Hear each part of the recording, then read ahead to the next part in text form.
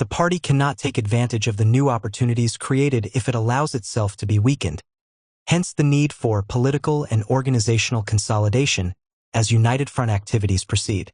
Dimitrov's address was directed to his own comrades. Since it was to be used as a source of authority for the communist leaders throughout the world, it had to be reasonably explicit. Doubtless, if its full contents had been generally understood, the great psychological coup which followed the Congress would have been thwarted, or at least made more difficult. For the communists, the new policy offered freedom to practice deception on an unprecedented scale. This was true both on the ideological and the organizational front. Perhaps the most striking aspect of the former was a new emphasis which marked the beginning of multinational Bolshevism. In discussing the ideological struggle against fascism, Dimitrov said, "We communists are the irreconcilable opponents, on principle of bourgeois nationalism of every variety. But we are not supporters of national nihilism, and should never act as such. The task of educating the workers and all toilers in the spirit of proletarian internationalism is one of the fundamental tasks of every communist party. But whoever thinks that this permits him, or even compels him, to sneer at all the national sentiments of the broad toiling masses is far from genuine Bolshevism, and has understood nothing of the teaching of Lenin and Stalin on the national question. We must at the same time prove by the very struggle of the working class and the actions of the communist parties that the proletariat in rising against every manner of bondage and national oppression is the only true fighter for national freedom and the independence of the people. Out of this directive grew Earl Browder's Communism is 20th Century Americanism, and similar slogans throughout the world. On the organizational front, the new turn permitted a wide range of targets, a multiplicity of new devices and maneuvers, unrestricted by the need continuously to repeat revolutionary phraseology. It opened up a whole new arena for political intervention from which the communists have not retreated despite subsequent major shifts in the party line. During the left period of the Stalin-Hitler Pact, and that following the expulsion of Browder, this version of the United Front tactic was not abandoned. Indeed, the first major success of the American Party in building a non-communist national political party, the Progressives in 1948, occurred during the latter period. Similarly, the coalitions established as forerunners of the dictatorship of the People's Democracy in the post-war period carried forward the basic tactic first clearly delineated at the 7th Congress. These experiences have shown that communism supports other parties in the same way. As Lenin once said, "As the rope supports a hanged man," Dimitrov's speech and the resolutions of the Congress reflected a permanent effort to break through long-standing isolation by the free use of deceptive symbols and organizational techniques. The front in unity tactics. With this background in mind, we may now proceed to consider the role of communist peripheral organizations as they reflect the ubiquitous striving for unity. The older peripheral groups were simply a means of establishing organizational control over individuals who were close to the party ideologically. But now they were conceived of as weapons which would permit the party to gain organizational access to and control over broader sectors of the population having no ideological commitment to communism or even to Marxism. The use of the term front to characterize communist peripheral groups, and the relation of the latter to United Front tactics, may be the source of some terminological confusion. The word front in the phrase United Front refers, characteristically, to the military context, in the sense of an alignment against an enemy formation. It is in this sense that the word is used by the communists themselves. On the other hand, the phrase front organization is not a communist one, and is derived from the architectural idea of a facade. The peripheral organization is a front to the extent that it functions as a cover behind which the political activities of the party are carried on. Although deception is by definition involved in the use of front organizations, it was not always a dominant aspect of United Front tactics. Just as in the case of the early peripheral organizations, the communists did not hide their participation in United Front actions. On the contrary, it was deemed essential that the party openly present its banner and its leaders, for the early history of communism, after the founding of the International, was one of direct appeals to rally the masses behind its banner. In 1935, however, this orientation underwent a basic change. It was a change which is generally regarded as a shift in political line, i.e., the relaxation of aggression against Western democracy. In fact, however, the shift represented something additional and even more fundamental, the historic culmination of the logic of Leninism, wherein deception became recognized as communism's most useful and characteristic tool. Bolshevism was now to wrap itself in any ideological banner, or to infest as a parasite any expedient host, which would yield increments of power to the party, even though this power could not be exercised in its own name. Thus, after the 7th Congress, the United Front became essentially deceptive. The party retreated from open participation, relying more and more on the covert maneuverability of its cadres and on the use of peripheral organizations as shields for this secret penetration and control. Hence, the old open peripheral organizations, when used to implement the new unity tactics, inevitably became fronts. This pattern is well exemplified in the case of the American League Against War and Fascism, whose history reflected the major shift following the 7th Congress. The League was originally formed in 1933 as a peripheral organization with open communist participation. There was no secret about its auspices, though as usual formal independence of the party was maintained.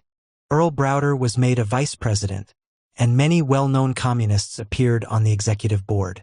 Although even then conceived of as a United Front organization, the Communists were in fact the only political party affiliated with the League. This was consistent with the general tactic of the so-called Third Period, in which the party would unite with its own periphery to form a propagandistic United Front. At the 7th Congress, however, stress was placed on the importance of using the widespread anti-war sentiment, which had nothing to do with communism, as a base from which new increments of covert communist power could be gained. In emphasizing the need for anti-war propaganda, the organizational aspect was not neglected. We must penetrate among the pacifist masses and carry out the work of enlightenment among them, using forms of organization and action which are adapted to the level of consciousness of these masses and which give them the possibility of taking the first step in the effective struggle against war and capitalism. We must take two things into account. The first is that the organization of the pacifist masses cannot and must not be a communist organization. The second is that in working in this organization, communists must never give up explaining with the greatest possible patience and insistence their own point of view on all the problems of the struggle against war. The organizers of the League responded to the directive of the 7th Congress by retiring the Communist Party from open participation. By 1937, a proposal was adopted to prohibit any political party from having delegates at the League's convention. There was no objection from the Communists, the only political group which had been affiliated, and Browder said that for their part they were perfectly satisfied to have our representation through those who are elected as representatives of non-party organizations through their own recognized work in those organizations. I myself am not only a fraternal delegate from the Communist Party, but also am an official delegate from the International Workers' Order, a fraternal organization of 135,000 people, and in that capacity I want to take my part in this Congress and the work of the League hereafter. Thus, the party would be content to exercise control through the manipulation of representation from the many organizations affiliated with the League. Of course, this had been the source of control even earlier, for the party had no official authority over the League. But now the party was to hide its face, though of course not sacrifice control. At the same time, the name of the League was changed to American League for Peace and Democracy. This change of name in part reflected new political slogans, from isolationism to collective security, but it also made possible a fresh start for the organization as a true front, i.e., one in which the role of the Communist Party was discernible only to the careful observer. The party did not have to cover its tracks completely, because the innocent affiliates, both organizations and individuals, were not accustomed to close inspection of the programs or personnel of those who proposed these broad cooperative ventures. Earl Browder called the League the party's most successful application of the United Front. In fact, of course, it had nothing to do with the classic position of uniting organized segments of the working class against capitalism, but rather it functioned as a great pressure group which gave the party access to the American middle class. Eugene Lyons sums up the work of the League in this way. In 8 years of existence under changing names, this League probably reached more Americans with its propaganda than any other foreign agency in the whole history of our country. By a generous definition of the democracy it ostensibly defended, the organization worked busily with all other communist stooge groups.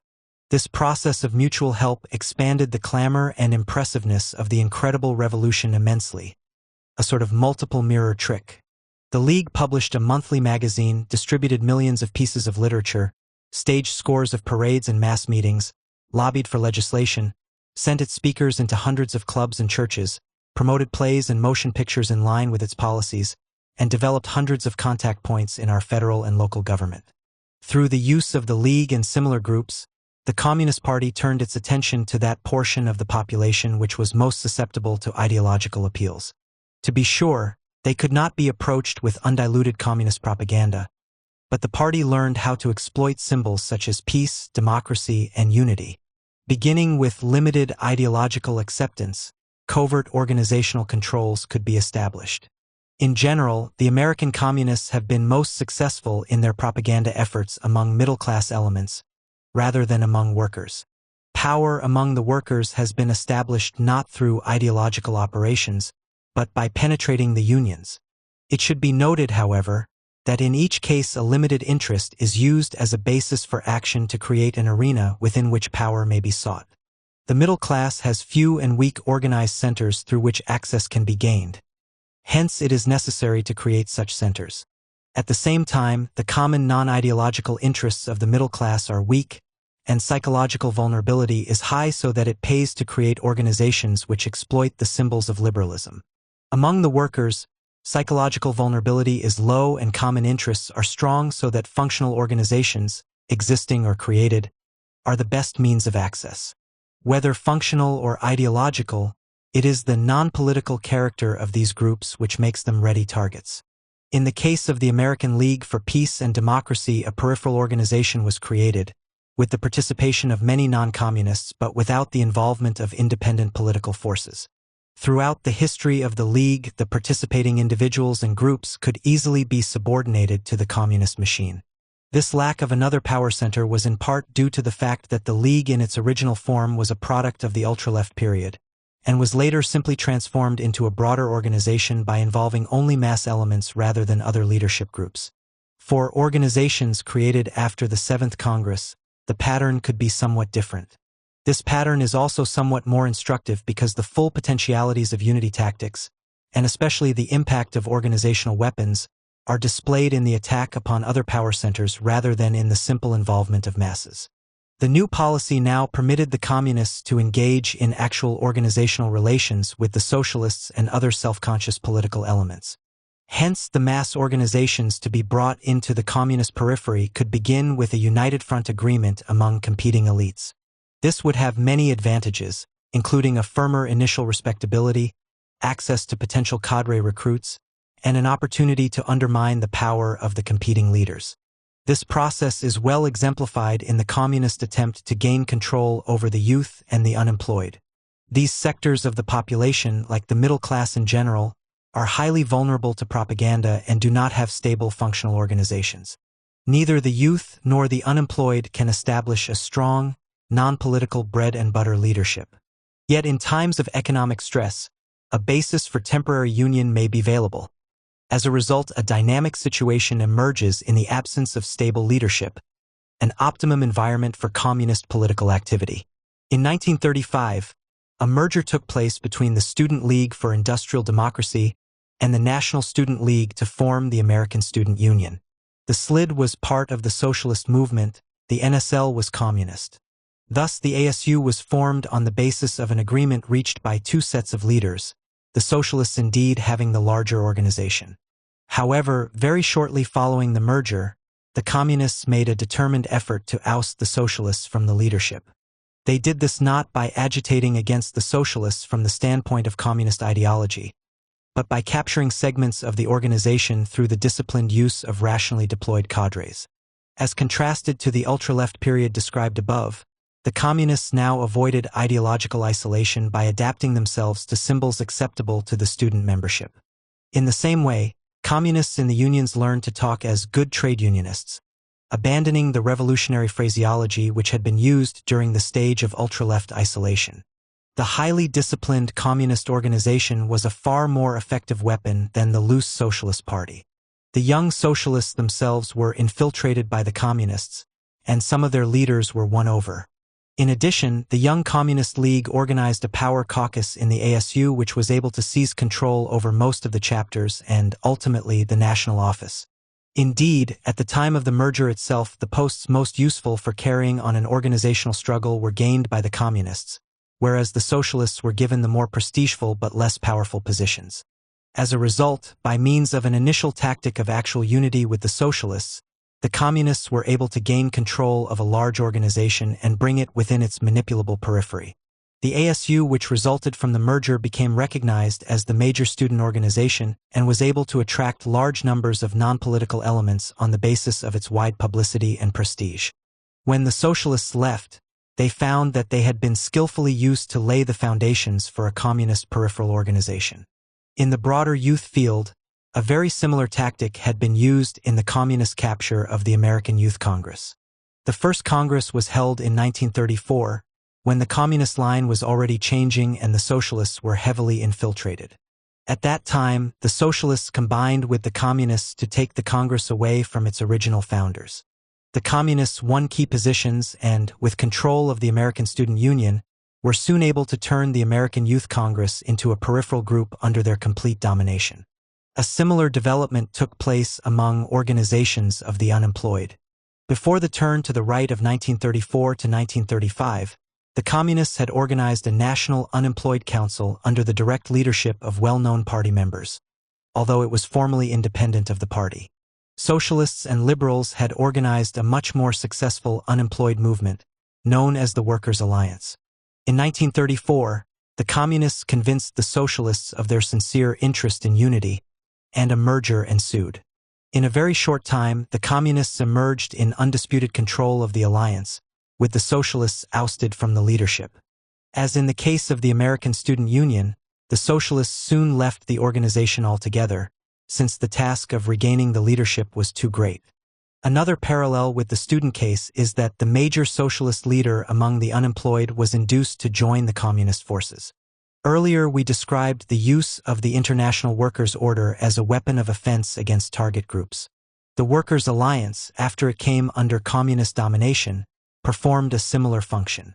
An example is available from the struggle for control of the Minnesota Farmer Labor Association.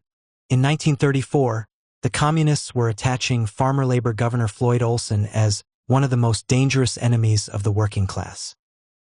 The executive head of capitalism's state machinery in Minnesota. By 1936, however, a new policy called for support of the Minnesota farmer labor movement, the Communists joining the organization to build it and make it a more effective instrument of the working people.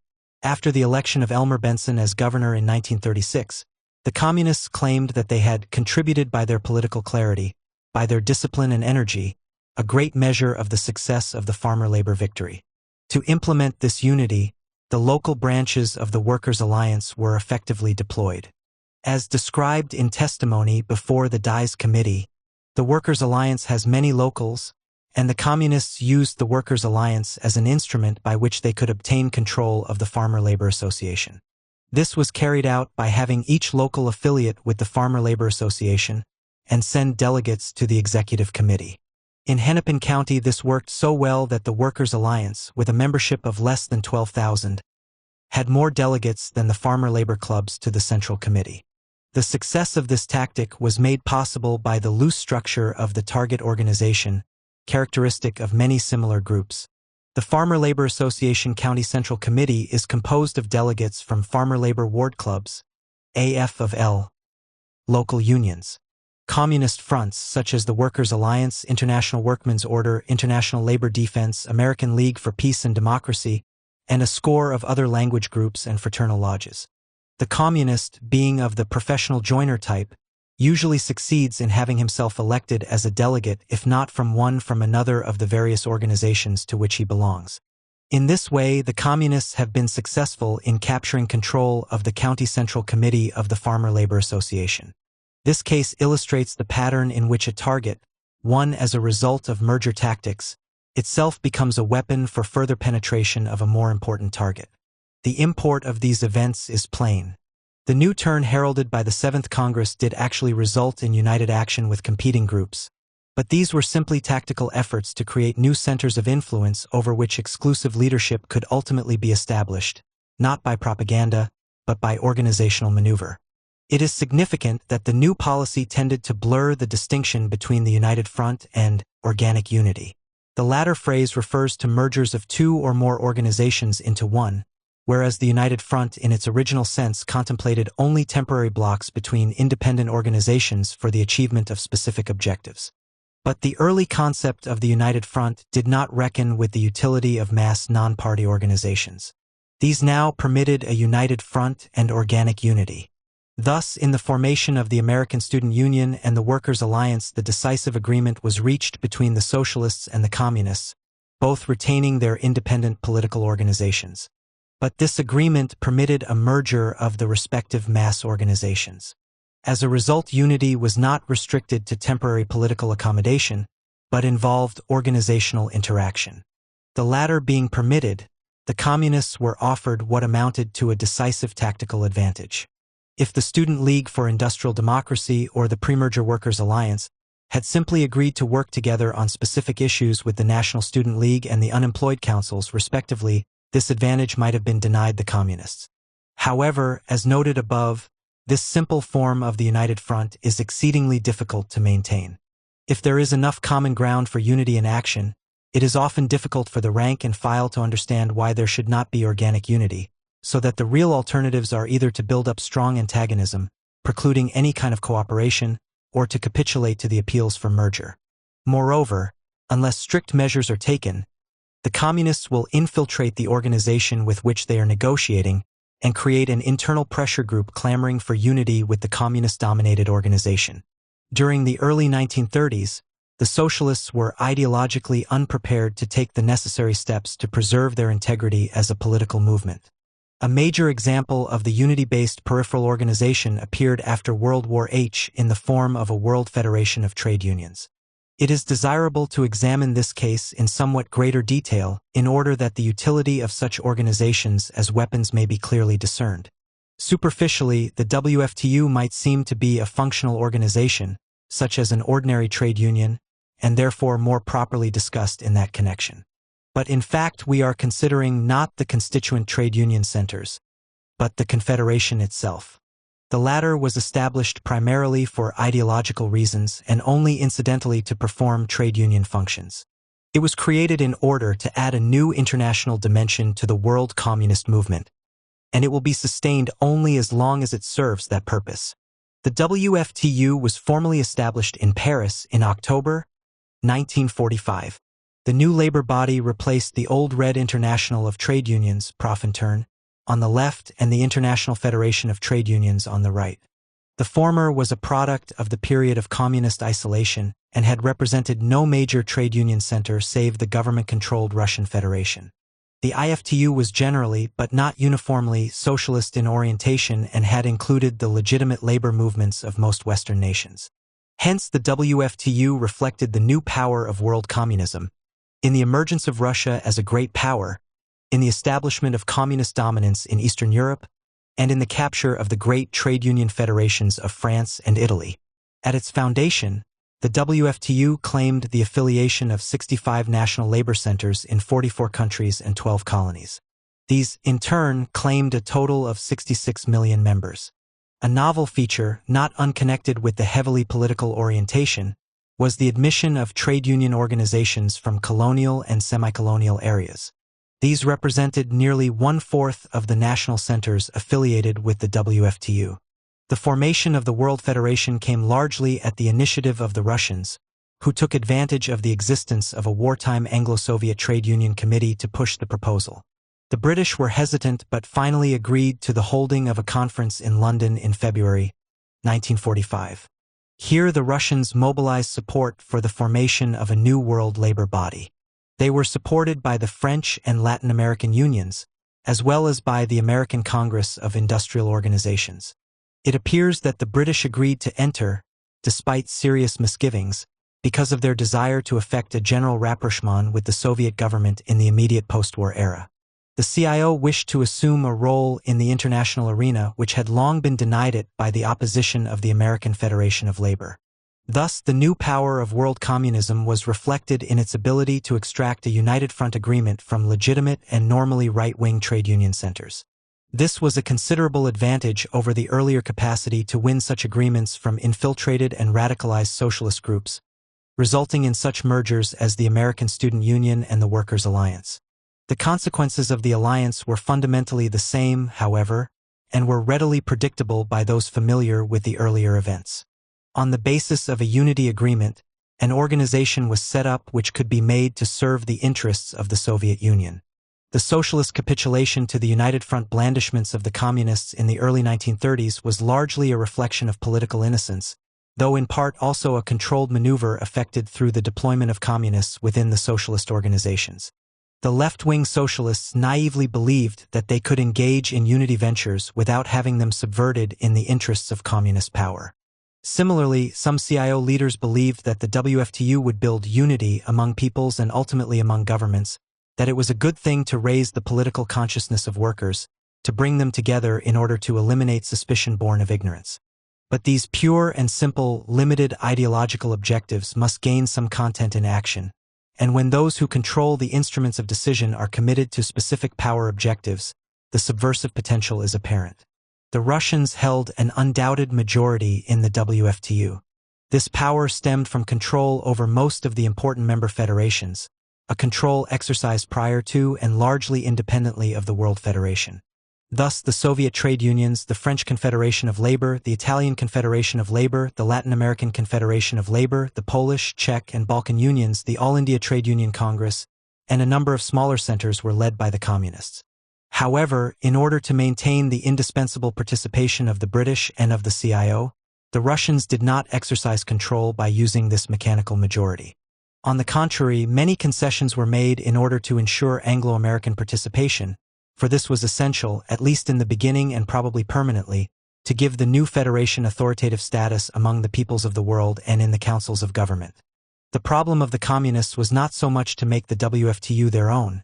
Indeed, it is a defeat for them that it should now assume the role of a new and enlarged version of the Profintern, but to use it. For this purpose it had to remain useful, i.e., still within the framework of an actual alliance with other forces. Therefore, rather than bring to bear their direct political weight within the organization, the Communists relied on indirect means of making the WFTU an effective organizational weapon. This is not to say that the techniques were subtle or unrecognized, but that the problem of decision was never posed explicitly. Characteristically, reliance was placed on organizational sources of power. First, control over the Secretariat, located in Paris under the direction of Louis Saillant, was ensured. The latter was also secretary of the communist-led French Confederation of Labor and could be expected to so staff the Secretariat and to so execute his office as to fulfill the tactical and strategic objectives of the Communists. Thus entrenched, they could rely on the exercise of administrative discretion so that, in the fulfillment of generally agreed-on objectives, the incidental political consequences would be controlled. The most obvious utility of the WFTU for communist aims is as a propaganda vehicle. This role is especially important in the colonial and dependent areas of the world. Because of the vulnerability of the Western world to charges of imperialist exploitation, the WFTU has paid special attention to these areas, as reflected in the representation given them in its organization and in the investigating commissions sent to politically unstable areas such as Indonesia and Iran. The WI7U functioned as a means of access, permitting partisan propaganda to be disseminated under the auspices of a recognized and accepted agency of world labor. Important here is the opportunity available to exercise discretion in the choice of propaganda issues. The WFTU was quick to seize upon issues which would reflect discredit upon the Western democracies, but it avoided any problems which might embarrass the Soviet Union. In order to expedite such purposes, it was not difficult to arrange for appeals from the national centers on political matters, e.g., the appeal of a communist trade union conference in North China asking the WFTU to demand early withdrawal of American troops from China. Not less important than the propaganda potential, although less readily apparent, is the utility of the WFTU in pursuing specifically organizational objectives having political import. This arises from the opportunity available to the WFTU leadership to intervene in local situations selectively, in ways that will strengthen the hand of the Communists. Thus, the WFTU group sent to Korea in March-April 1947 identified itself with the Communist faction of the labor movement. The activities of this mission have been described as follows. The program of factory inspection tours and conferences with key government personnel and Korean labor leaders which had been arranged was ignored, and the delegation promptly met with a small group of leftists headed by a local communist who announced himself as the delegation's official interpreter. During their stay in Seoul, the delegation, accompanied by the Soviet liaison officer, visited leftist leaders in their homes. After ignoring the request of the public relations officer for a press conference, the delegation finally agreed to meet with representatives of the non-communist Labor Federation. This meeting apparently impressed the CIO delegate, Townsend, who apologized for the actions of his fellow delegates. The Korean Federation of Trade Unions, Chunpyeong, which is under CP influence, appeared to be well informed regarding the WFTU, and the delegation seemed to have been well briefed on the key figures and facts regarding the Federation. The delegation appeared more interested in establishing liaison with the leadership of the Federation than in discovering for itself the actual labor conditions, and declined to confer with the local U.S. Department of Labor representatives on any matter. In this way, the WFTU lent the weight of its prestige to the communist faction. Although this would not be of great importance in the United States, it could be influential in countries having weak labor movements or where the ideology of working-class unity has taken firm root. The possibilities of direct pro-Soviet propaganda were not neglected.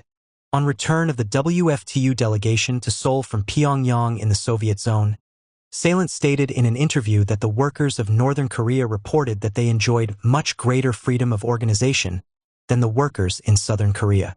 He also stated that the WFTU delegates were leaving Seoul with the feeling of unwanted guests, while Northern Korea they were warmly received. He did not mention that the SCAP representative who accompanied the delegation and his interpreter were detained in their hotel rooms during their stay in Pyongyang. Similarly, in Iran, a WFTU delegation arrived under the leadership of a Lebanese communist who, in turn, looked to a Russian delegate, in close contact with the Soviet ambassador, for direction. The activities of members of the mission, with the exception, were of such a character as to make it clear that they were endeavoring to strengthen those elements of the population of Iran which depend on Russia for support and to undermine the prestige of the Iranian government among the Iranian workers. The WFTU has done its part to lend support to the communist effort to gain control of the German trade union movement. A commission which visited Germany in February 1946 gave its stamp of approval to developments which were questionably democratic but were consistent with communist power aims. The commission ignored evidence that while it was visiting Germany, a series of rigged elections were being held in the Berlin and Soviet zone FIDGB, culminating in the Berlin Convention of February 2nd to 3rd and the Soviet Zone Convention of February 10th to 11th. In these elections, the previous Soviet-appointed officials, mainly communist, were given every advantage and no legal opposition to them could exist. Although the majority of FDGB members was anti-communist, the allegedly non-partisan electoral procedure did not permit them to know in most cases that they were voting for communists. Moreover, in certain places in the Soviet zone where an unusually large number of non-communists was elected, the results were simply falsified.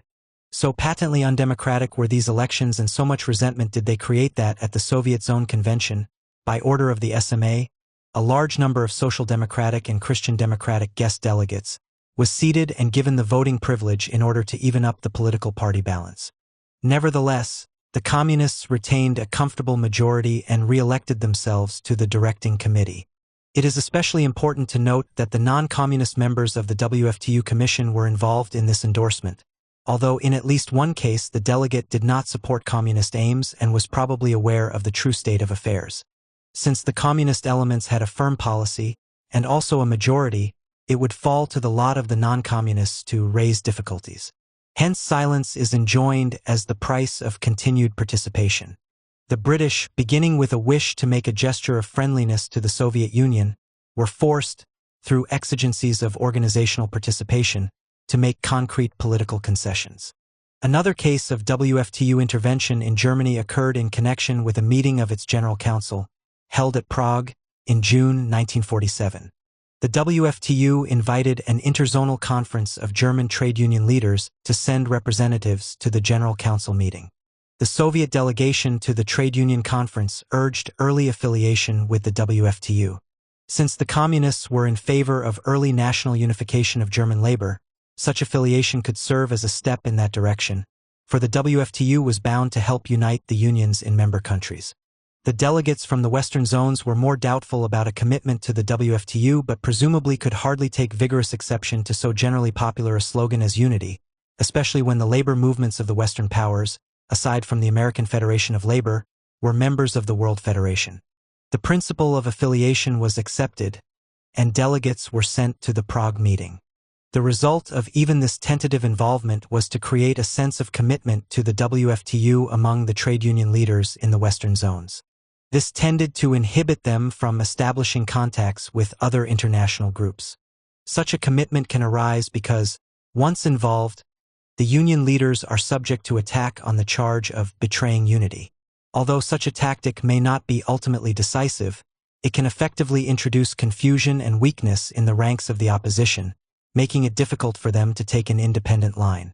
The ability to intervene selectively in a situation charged with conflict is a normal, if usually incidental, prerogative of broad administrative discretion.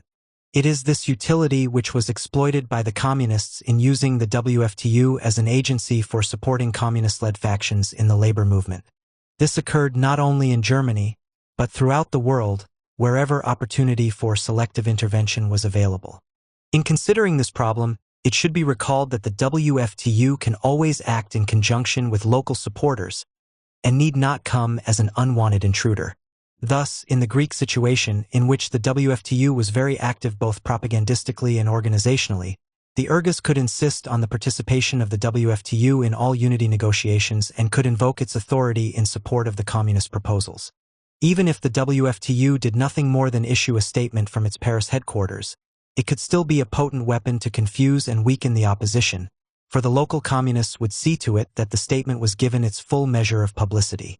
In other words, the power of the WFTU, as of all communist peripheral organizations, is considerably enhanced by its ability to rest upon the organizational machinery of the communist parties for vigorous grassroots support.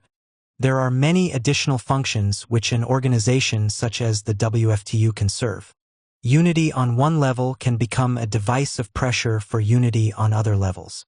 Thus, the participation of the British labor leaders in the WFTU probably increased their vulnerability to the demand by the British communists that they be permitted to enter the Labour Party. And ultimately, if it could be firmly established, the communists would not hesitate to use such a federation as a means of exercising centralized control over the world labor movement. In 1945, at the foundation of the WFTU, the Russians wanted to construct a centralized organization whose decisions would be binding on all member unions. They were restrained by the opposition of the British and Americans. What is important is not that any non-communist unions would bind themselves by formal commitments to an international organization under communist domination, but that a national trade union center under communist control could use the decisions of a WFTU to justify pro-Soviet action. The World Labor Federation would then become a means of transmitting the decisions of the communist leadership. Given communist domination in Europe, the WFTU would take its place among the instruments of mass control as a coordinating center through which Russian power could be exercised. Indeed, the life history of peripheral organizations may be viewed in the following way. 1. As devices for mobilizing non-party communists and sympathizers. 2. As instruments and products of unity tactics. And 3. As devices for establishing control over the mass once power is achieved. Just as the trade unions begin as vehicles of mobilization for offense but end up, under communism, as organs of control, so too are peripheral organizations useful, in the period after power has been won, as means of establishing effective control over the citizenry at large.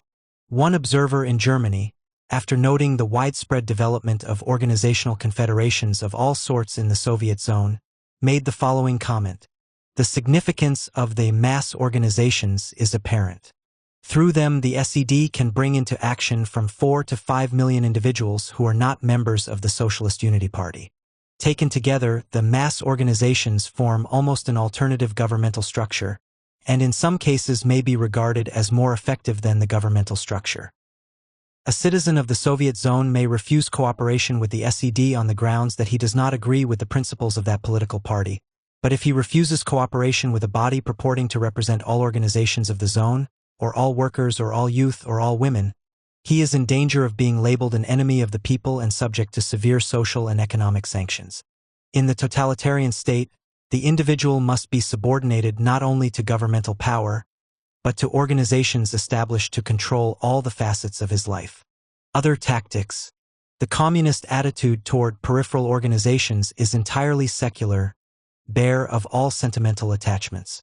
Only the party, and not even the name or the external form of the party, but its aims, basic methods, and leadership, is the object of idealization. Other organizations may be freely created or dissolved, depending on the exigencies of the political struggle. This is in keeping with their status as tools, whereas the power of the party is an end in itself.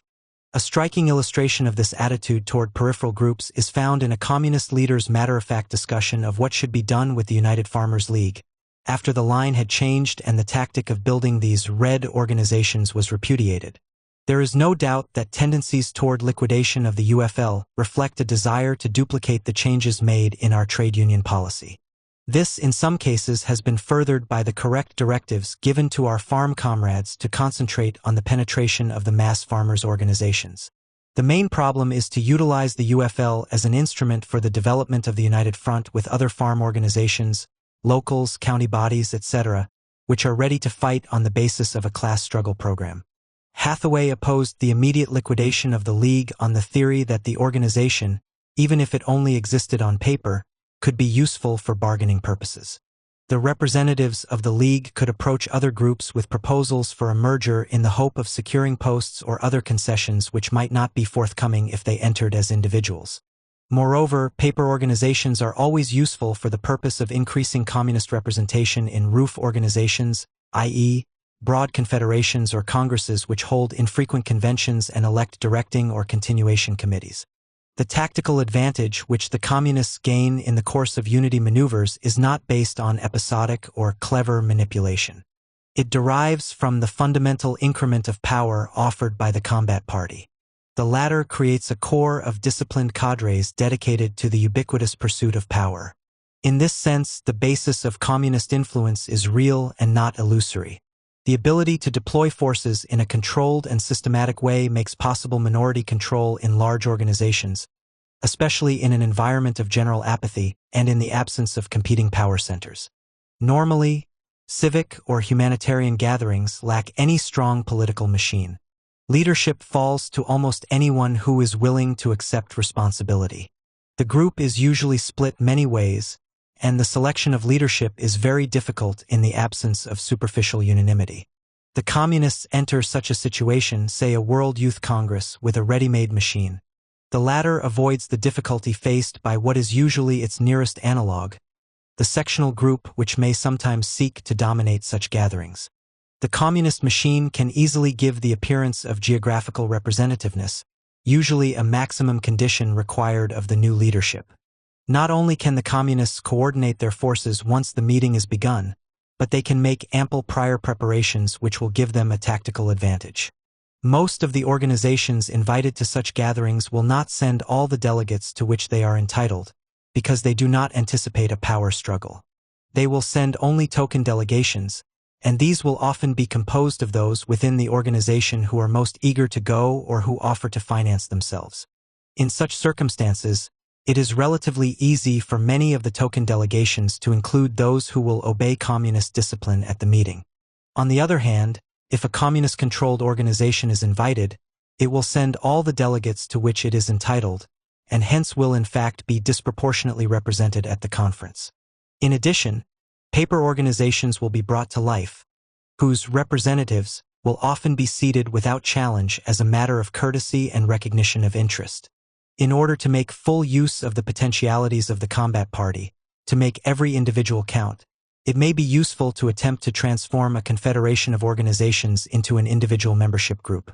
According to a report issued by the nationalist government in China, this tactic was followed in the Democratic League.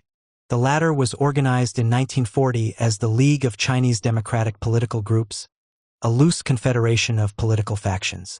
A reorganization took place in 1944 which changed the conditions of membership and tightened the organizational structure. These changes permitted the communists to join the League as individuals and made it easier to harass an opposition and to create conditions which would make continued participation by unwanted groups exceedingly difficult and ultimately intolerable. From a loose grouping which would tolerate many differences and permit varying tactical orientations, the League became more disciplined, permitting the expulsion of member groups which did not follow the line of the leadership. The change in the conditions of membership gave the Communists full freedom to deploy their forces within the organizations, and the tightened structure made it possible to eliminate other power centers and absorb the League into the Communist periphery. As in the instances cited above, an initial united front with other power centers was the basis for the eventual creation of a peripheral organization. Although the tactic of individual affiliation may often be useful, especially as a means of gaining access to an organization, it does not follow that the Communists will always use it. This was an issue in the struggle for control of the New York American Labor Party in 1943 to 1944. The victorious group, composed of the Communists plus Sidney Hillman's forces in the New York labor movement, had proposed a plan which was characterized in the following way by a right-wing leader. Mr. Hillman has proposed a plan for the ALP which, if successful, would place the Communists in effective control of the party. The Hillman plan ignores the New York election laws for the democratic composition of all political parties.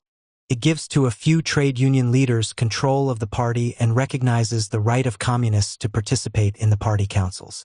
It would deny a voice in party affairs to those numerous middle-class liberals who have voted the party ticket and who have worked with devoted enthusiasm. Criticism has led Mr. Hillman to agree to make a place in his scheme for non-union groups, but only as window dressing. Final authority would still reside in the trade union superstructure. Our county and district organizations would be dummy organizations, shorn of the rights given to them by the New York election laws. In this situation, the problem was not one of access already available, but of finding a means to establish tight control over the organization once power had been captured. The large number of communist-controlled unions in the New York area made possible reliance on control of the ALP by the union representatives. At the same time, the middle-class liberals who might ultimately be able to recapture control of the party would be effectively neutralized. As a rule, control of peripheral organizations will be maintained by granting large powers to a secretariat, dominated by the communists, which is able to give decisions political import. The work of such permanent officials is not restricted to neutral administrative affairs. This was the case, for example, in the World Federation of Democratic Youth, established at a World Youth Conference at London in 1945. The permanent officers who controlled the Secretariat held the real power in the organization. They settled questions of representation and procedure, made up the agenda, guided the discussion, possessed the knowledge upon which the infrequently meeting bodies of the WFDY would have to depend. Moreover, the Secretariat can busily turn out resolutions, sponsor delegations, and carry on factional activities against an existing or potential opposition. Its press can be used for partisan propaganda, and leading opponents can be forced out, either by arbitrary expulsion or by creating conditions which leave no alternative but resignation. It is interesting in this connection that in communist-controlled organizations the catalogue of crimes which merit expulsion includes any effort to organize an opposition to the existing leadership. The communists tend to carry over into their peripheral groups the opposition to internal factions which characterizes the party itself. But it would be a mistake to conclude that Bolsheviks never deviate from the policy of seizing the organizational apparatus. This is uniformly the ultimate goal, but often any concession will be made, including temporary self-restraint in seizing key organizational posts, in order to gain access to the membership of a target group. Thus, in discussing the negotiations of the Trotskyists with A.J. Must's American Workers' Party, Cannon pointed out, "We proposed that Must should be national secretary and that I should be editor of the paper. We knew what it meant to them, with their overemphasis on purely organizational matters, to have the secretaryship because the secretary theoretically at least controls the party machine. We were more interested in the editorship because that shapes directly the ideology of the movement. Similarly, with the posts of labor secretary and educational director. We proposed to take the latter and give them the former or vice versa, as they saw fit. This flexibility was based on the assumption, 1. That the Bolshevik faction under Cannon would maintain itself intact after the merger had taken place, so that the power of the national secretary would always be limited by the prior allegiance of the Trotskyists to their factional leaders. 2. That in preparation for a struggle for control of the organization, it might be more important to conduct the fight on the ideological front, and hence it would be better to have the advantage of control of the paper and the educational machinery. 3. That the Mustyites, wary of Bolshevik organizational tactics, could be disarmed by granting them the coveted secretaryship, while preparing the way for eventually taking it away. 4. That the real point of the merger was to win new cadres, an ideological task, and not to wield the practically non-existent power of the splinter organization. For any of these reasons, communists can be expected to adopt a tactic of disinterestedness with respect to organizational power when that seems expedient. In order to understand this, it is essential to recall that in making such a gesture they would not be abandoning the permanent source of their own power, their own disciplined membership, which could, at some later time, be utilized in a frontal struggle for power within the organization. Other evidences of this flexibility in using peripheral organizations include, for example, the apparent paradox that the less obvious the communist relations with a group, the tighter their control may be. Consider the following report. In October 1945, at the 7th Congress of the KKE, it was decided, apparently because IPON's true character was becoming so publicly known as to reduce its value as a front, that all ostensible ties between EPON and the KKE would be severed. Accordingly, the KKN was formally dissolved, and secret orders were given that all Communist Party members under 22 years of age were to relinquish party membership and to join the EPON. In this manner, while outward evidences of the integration of EPON with the KKE were artificially removed, by making EPON membership an acceptable substitute for party membership, the EPON became even more firmly a party instrument. In this transformation, the peripheral youth group became a substitute for the party youth organization even though formal ties with the party were severed. In considering any particular peripheral group, it must be remembered that once control is established, the organization is absorbed into a network of groups which follow the party line. With the party performing general staff functions, it then becomes possible for members of the network to reinforce each other. For example, an important advantage of control over an office workers' union is the opportunity to create reliable office staffs, whose first allegiance is to the party, in the peripheral organizations and controlled functional groups. Usually, the latter will sign a contract with the controlled office workers' union and will use its placement service in the hiring of personnel. The union understands that it is its function to send only politically reliable persons to work for the peripheral organization. The non-communist members of the union are sent to politically unimportant jobs, and the communists can be readily concentrated where they will do the most good. The communist office staff will provide an additional arm of party control. The communists are highly sensitive to the importance of an arena, and it is that which they may be defending and publicizing at any given time. The CIO has been important for the communists, not because they control it or ever did, but because it offered a field within which the struggle for power could be carried on. And the most bitterly attacked opponents of the communists are those who threaten to deny them access to a target group in which they are interested. Chapter 4. Penetration of institutional targets. The peripheral organizations discussed above are, in general, devices for establishing access to and control over unorganized sectors of the population. In creating such weapons, the communists seek to generate a useful mass by transforming an unstructured segment, youth, unemployed, intelligentsia, into one which has an established leadership and effective channels of communication and mobilization. But the unstructured quality of these target sectors is not accidental. It is a product of the natural instability of the groups in question, of their tenuous relation to the anchoring points of the economy and the social structure. Hence, there is always a forced and artificial aspect to these peripheral organizations. They have usually been created or sustained only to serve the aims of the communist movement. They have no firm basis apart from those aims. Ideological currents and direct political demands normally constitute the effective content of their programs, and these, in themselves unstable, reflect the temporary unity and weak commitment which binds the group together. It is not surprising, therefore, that the peripheral organizations, although they absorb considerable energy and have many advantages both in building the party and in propaganda work, are not the major source of communist power. Communism in its political strategy seeks to base itself on forces set in motion by permanent and reliable tensions within modern industrial society. These forces, moreover, are those important to society because they can strike paralyzing blows at the economy. The communists seek to place the party's agents at the leadership of whatever social forces set masses in motion. This means an orientation first toward the labor movement, secondly toward the peasantry where oppressive semi-feudal conditions remain, and, beyond these, toward any objective situation which generates resentment.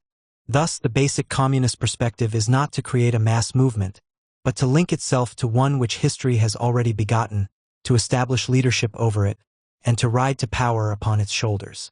Although the communists may help to build the labor movement where it is weak, in order to create a source of power, organized labor under capitalism is born and grows to maturity independently of communist activity. It achieves a recognized status in society, develops a stable leadership, and fulfills a needed function in economic life. We may speak of labor unions as functional organizations, in the sense that they exist to fill some gap in the institutional structure, to serve a purpose which helps to maintain the society as a going system. Although often supported by ideologies, they are not the products of ideological commitment and do not depend for sustenance on their ability to service a political elite. These functional organizations, business, government, labor, church, traditional political parties, are the established value-impregnated associations which fulfill enduring needs and which, taken together with the systems of belief and practice that sustain them, constitute the institutional structure of a society. Those portions of this structure which are vulnerable to communist attack become the institutional targets against which organizational weapons are directed. It is just because these institutions are important to society that the penetration and exploitation of them may yield significant increments of power. The communists understood very early the importance of labor for this purpose. But in recent years, a more flexible and varied approach has been apparent. The new tactics have emphasized especially an offensive against the state itself, in which an older rejection of bourgeois government has been modified tactically to permit covert penetration of its agencies. The term most frequently applied by the communists to what we have here called peripheral and functional organizations is mass organization. In line with the preceding discussion of the communist attitude toward the mass, this general designation is acceptable. The key quality of the mass is its manipulability, and it is upon this that the communist interest in these organizations is focused. In both types of organization, the foundation of manipulability is the same. The stated goals are proximate, emphasizing immediately urgent problems or limited by the need to fulfill specialized functions, whereas the ultimate commitments remain undetermined.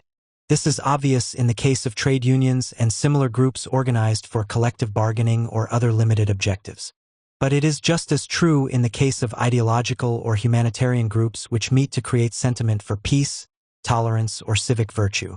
In both cases, participation is gained on the basis of limited agreement, but the very existence of the organization creates the opportunity to use membership loyalty as a basis for further ventures beyond the originally stated aims, as well as the possibility of exploiting the incidental prerogatives of administrative discretion.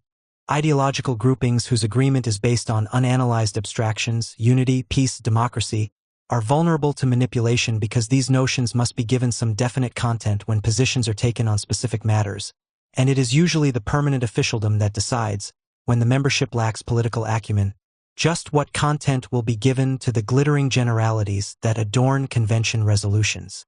Similarly, the unavoidable political consequences of trade union activity leave an area of significant decision to the discretion of the union leadership. And in general, the leadership of any organization is invested with the incidental responsibility of maintaining morale and of creating and preserving the organization's traditions. In carrying on these educational functions, a politically self-conscious leadership can provide its own emphases and thus lay the basis for more general commitments than those upon which the group was founded. These considerations are not lost to the communists. Indeed, a very similar analysis was made by Foster in 1939 in a series of articles devoted to instructing the membership on the potentialities of various types of mass organizations and the attitude which communists should take toward them. As usual, the problems were posed elliptically, avoiding direct statement, but the articles could form the basis for more explicit discussion in face-to-face educational meetings. In one of these articles, Foster distinguished between the primary and secondary aspects of mass organizations in the following way. The primary purposes of mass organizations of workers, farmers and other toilers are the fundamental aims for which they are organized. Their secondary aspects are the effects, intangible or concrete, produced within them by the impact of other movements and social forces. The secondary aspects are of special interest, for these define the area within which the communists can make their special contribution. Foster distinguishes further between the ideological and functional secondary aspects. The former include capitalist illusions, religion, Americanism, racism, discrimination against women and youth. The latter include politics, social activities, fraternal insurance, when promoted incidental to primary purposes, as a stabilizing factor, social activities, and education. These secondary aspects may be found in all organizations in varying degrees, no matter what the primary purposes may be. They are, further, usually uncontrolled elements left to the discretion of the leadership, which may invest them with a special content if it is disposed to do so. The communists, being always so disposed, are directed to exploit fully the incidental advantage thus offered to those who assume leadership ostensibly to promote the primary aims of the organization. This leadership provides access to the members, whose attitudes on social and political matters may often be manipulated, and it offers the opportunity to make decisions that will gain for the party the maximum benefit from whatever incidental political impact the organization may have. The utility of existing mass organizations for the communists may be summarized as follows. 1. They may command access to decisive sources of social power, as in the capacity of unions to halt production. All have incidental or secondary aspects, such as internal education, which may be exploited for the benefit of the party. 2. They represent areas of untapped political potential, in which the relative weight of even small communist groups can be very great. In the political community at large, there is ample contention for power, and the basic trends of opinion are reflected in the established political leadership. But inside a student body or a trade union, or even in a church, the centers of power are few, and the chances are good for small cliques to exercise influence far beyond the weight of their numbers. Functional organizations are not normally considered arenas of political struggle, yet their political potential can be considerable. Hence, they represent areas of political vacuum which power-oriented minorities can readily exploit. In the United States, it is of first importance for the communists to have such an arena of action. Since they are largely excluded from direct appeals to the citizenry on the basis of the communist program, they can play but a small role in the general electoral arena. Therefore, the possibility of gaining power within functional groups is especially important. Labor unions as institutional targets. Lenin had no illusions about any natural relation between trade unionism and communism. Indeed, it was for him a fundamental tenet that workers will not of themselves arrive at revolutionary conclusions. The functional organizations of the workers, he saw, become an integral part of the existing order. Since the development of an independent ideology among the workers as a result of their own struggle is out of the question, there is thus possible either a bourgeois ideology or a socialist ideology, and the question is, which of the two shall it be? The blind unfolding of the labor movement can lead only to the permeation of that movement with a bourgeois ideology, because the unconscious growth of the labor movement takes the form of trade unionism, and trade unionism signifies the mental enslavement of the workers to the bourgeoisie. Therefore, our task as social democrats is to oppose this blind process, to divert the labor movement from the unconscious tendency of trade unionism to march under the protective wing of the bourgeoisie, and to bring it under the influence of social democracy instead. The unions had to be acted upon if they were to serve the revolution. They were to be targets against which the combat party was to be directed. What Lenin identified was the revolutionary and power-creating potential of the unions, and this could be exploited only if the party retained its independent and disciplined existence. The source of this potentiality is readily discerned. 1. Although the unions are, in general, adaptable to the status quo, nevertheless they are from time to time set in motion against it. Strikes are threats to public order, and, in carrying out its function of maintaining order and the continuity of essential production, the state may be cast in the role of strikebreaker. The economic struggle, even for conservative unions, may then have explicit political implications, with significant consequences for the attitudes of the workers and the actions, however reluctant, of the leadership. Normally, acute social cleavages of this sort are only episodic, and basic loyalties, buttressed by practical compromises, ultimately prevail. But the communists see the revolutionary possibilities of mobilizing a great social force against the state if partial crises can be generalized and if their party can assume the leadership. 2. Even if the communists were not interested in revolution through mass upheaval at all, and latter-day Bolshevism is not necessarily committed to that road to power, penetration of the unions would still be a vital source of power for the party. It would be a means of intervention into a significant political arena, especially when other forms of intervention are unavailable. This is the primary role of communist activity in the trade unions in the United States. With its agents deployed as the leaders of some labor organizations, the party's headquarters in New York becomes more than a center for a small ideological grouping. The Trade Union Committee of the Central Executive comes to function as a board of strategy. It can split the CIO, call a crippling strike in an essential industry, merge one union with another, break a strike in order to undermine a political opposition, and these decisions will be effectively communicated and promptly executed. No other political group in America has this kind of power. An organization of liberals, such as the Americans for Democratic Action, might have considerable ideological support from powerful elements in the unions, but if it set up a trade union committee, this committee could only make studies and give advice. It would not have the power to issue directives to an ADA-minded union leadership, say the United Automobile Workers, as to how union decisions should be made. There are other political influences in the labor movement, but only the Bolshevik cadre party has the kind of linkage, based on the discipline of agents whose only commitment is to the party, which can give a central leadership the power of strategic and tactical command. In order fully to understand the nature of modern communism, it is essential to bear in mind that the sources of, and techniques appropriate to, revolutionary action contribute to the power of the party regardless of whether or not it takes the revolutionary road. The penetration of institutions that have important social functions, the stimulation of mass action as a means of political intervention and of establishing the leadership of the party over the unemployed or the youth, and the mobilization of the party cadres for political combat, these were, for Lenin, indispensable elements of proletarian revolution. But actually they may have a more limited function, simply that of placing unconventional but weighty sources of influence in the hands of a political elite. Within broad limits, this elite can dispose of this power as it sees fit. Hence, a Bolshevik party using Leninist tactics may function merely as an effective pressure group, as an adjunct to power based on Soviet arms, and even, from time to time, as an overtly legitimate participant in a bourgeois government or parliament.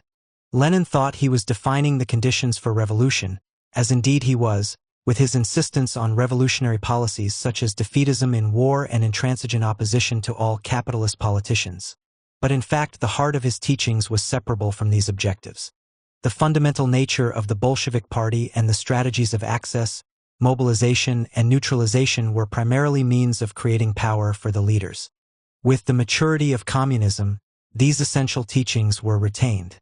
Programmatic objectives could be sloughed off in the interests of a more flexible approach and complete subordination to the interests of the Soviet Union. The latter might or might not at any given period require the seizure of power. At the same time, the traditional revolutionary objectives remain consistent with, although not indispensable to, modern Bolshevism. They can be brought into focus whenever required. The point is that Bolshevism in its maturity has achieved freedom from specific programmatic objectives, although some are, of course, congenial to it and will be utilized in the absence of conflicting opportunistic needs. The import of recognizing the separability of Bolshevism from revolutionary objectives is this: if it can be shown that at a given period the communists have apparently set aside their revolutionary goals, it does not follow that the nature of Bolshevism as a social force has changed. Quite apart from the justifiable assumption that the ultimate goals have been only temporarily set aside, it must be understood that the communists will seek to establish their power monopolies wherever they can gain a foothold. The inner dynamic of Bolshevism drives it on to build the cadre party, and this process is inseparable from a continuous struggle for power in the community. They may avoid a frontal attack upon the state, but they will not abandon pursuit of total power in more limited areas. In seeking to maximize its impact upon society, Bolshevism concentrates effort in key industries. This has never been a secret. The party should concentrate all its forces and energy to build shop units, first of all in the basic industries. Basic industries are those upon which the whole economic system depends. They include 1. Those which produce material for production like steel, mining, oil, chemicals. 2. Those which deliver material to the place of production or consumption, like railroad, trucking, marine, etc. 3. Those which produce power for running the wheels of industry, electric power plants, steam and hydroelectric plants, etc. It is also important to concentrate all our energy to build the party in the auto, textile, and packing house industries because of their strategic importance in the economic system. Strong party organizations, shop units, in these basic industries with a mass following could really influence and lead the millions of workers engaged in these as well as in all lesser industries in their daily struggles and deliver decisive blows to capitalism. The main targets against which organizational effort is to be directed are identified by the political strategy of Bolshevism, which links the party to the proletariat on the theory that the latter, having access to the instruments of production, can wield decisive social power. But the focus on power aims, rather than simply vague or propagandistic identification with the workers, calls for sharper distinctions. Not all segments of the working class have equal potential for social power. The coal miner, the seaman, the steelworker, the teamster, the trainman and the like are more important to the revolution, or for the power of a pressure group party, than are the textile workers or retail clerks. As always, Bolshevik sensitivity to the importance of key industries means more than generalized support of union organization in those areas, or verbal broadsides to the workers in them. The political principle identifying the source of power is implemented by diligent organizational measures. Existing communist forces must be effectively exploited. The stronghold, the fortress of the revolutionary movement, is in the factory. But in order to build the revolutionary movement there, we must organize all party members working in one factory into a shop unit. The main difference between the Communist Party and the Socialist Party form of organization is that the Socialist Party organizations, branches, are built on the basis of bourgeois election wards and districts, while the Communist Party is built on the basis of the place of employment. Party members who work in the same shop cannot belong to different street units. If such forms of organization were permitted, party members working in the same factory and not knowing each other would carry on their party work in an anarchistic way. Each one individually would try to give leadership to the other workers. The first step, therefore, in building the unit in a factory is to find who the party members are. This can be done by checking the membership registration or by getting information from the fraction of the union. If we find 3 or more members, a shop unit should be immediately organized. First, individual forces in the shop are consolidated. Then, the local party organization is mobilized to support their work. 2 or 3 unaffiliated individuals who would like to carry on political work in a shop can be very lonely indeed. Not so with the communists where a party organization exists. The handful of communists can receive advice, sometimes funds, and auxiliary political support, such as the distribution of party literature at the factory gates or defense in case of trouble. Thus, the Peters Manual points out, besides these organizational measures, there are various other effective methods for organizing and strengthening the shop units.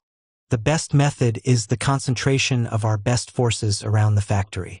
This concentration work consists of systematic mass agitation and propaganda among the workers in the selected factory through distribution of the Daily Worker, party pamphlets, and other literature at the factory gates or at the workers' homes, combined with the holding of shopgate meetings.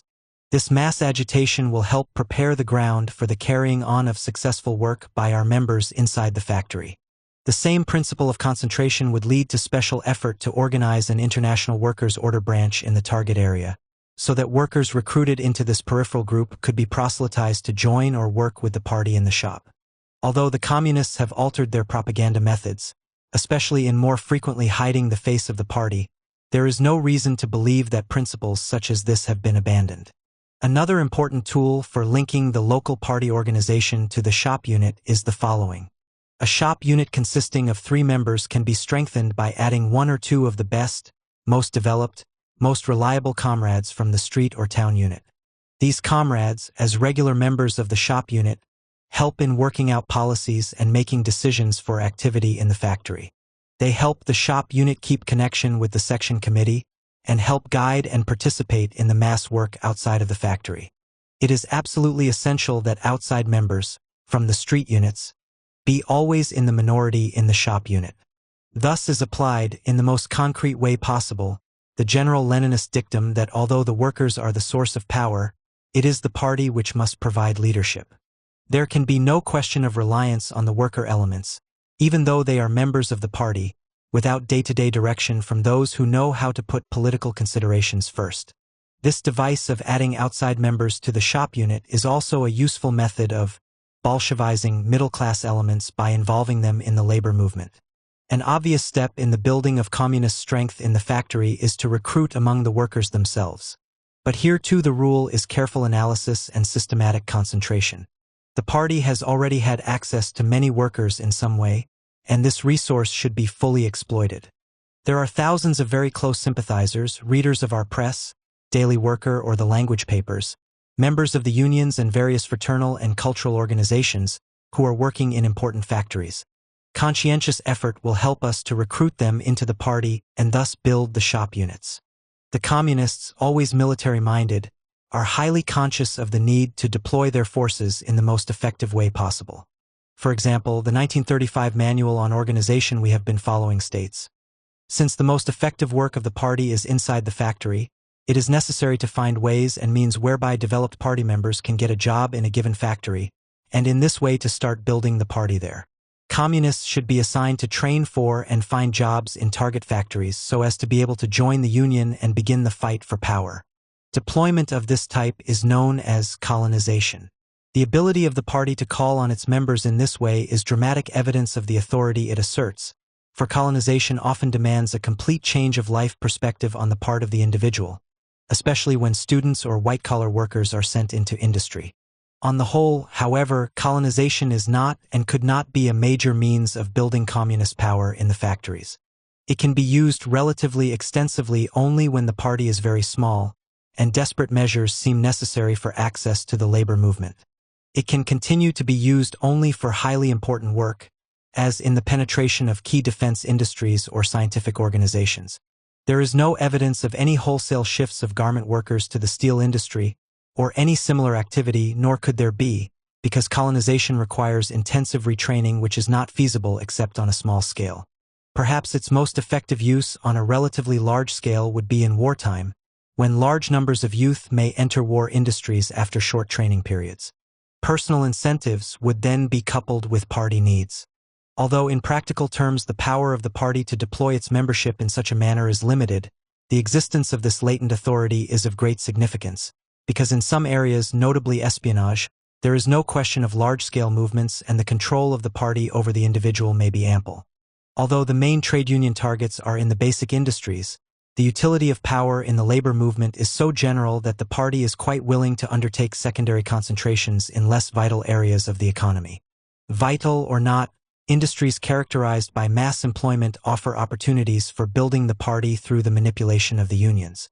As the Peters Manual states, while it is of the utmost importance to concentrate all energy of the party to build and strengthen the units in the basic industries, the other industries cannot be neglected. The party systematically builds units in light industries, clothing, shoe and leather, etc., in offices, stores, laundries, hotels and restaurants, etc. The party could not well avoid work in the service and light industry fields, since these are so important a source of mass employment in great urban centers such as New York, and it is precisely in these centers that the ideological influence of the party is greatest. Penetration of the unions in these areas is therefore not a means of achieving commanding positions in the economy but of serving more immediate political needs of the movement. Control of urban light industry unions makes possible, 1. The mobilization of mass backing for current political aims, especially through support of peripheral organizations and publicity-oriented demonstrations, calling for a large turnout in the streets or in great assembly halls. 2. The recruitment of party cadres, more readily than from other unions because of the general atmosphere of political self-consciousness and the easier acceptance of pro-communist ideology.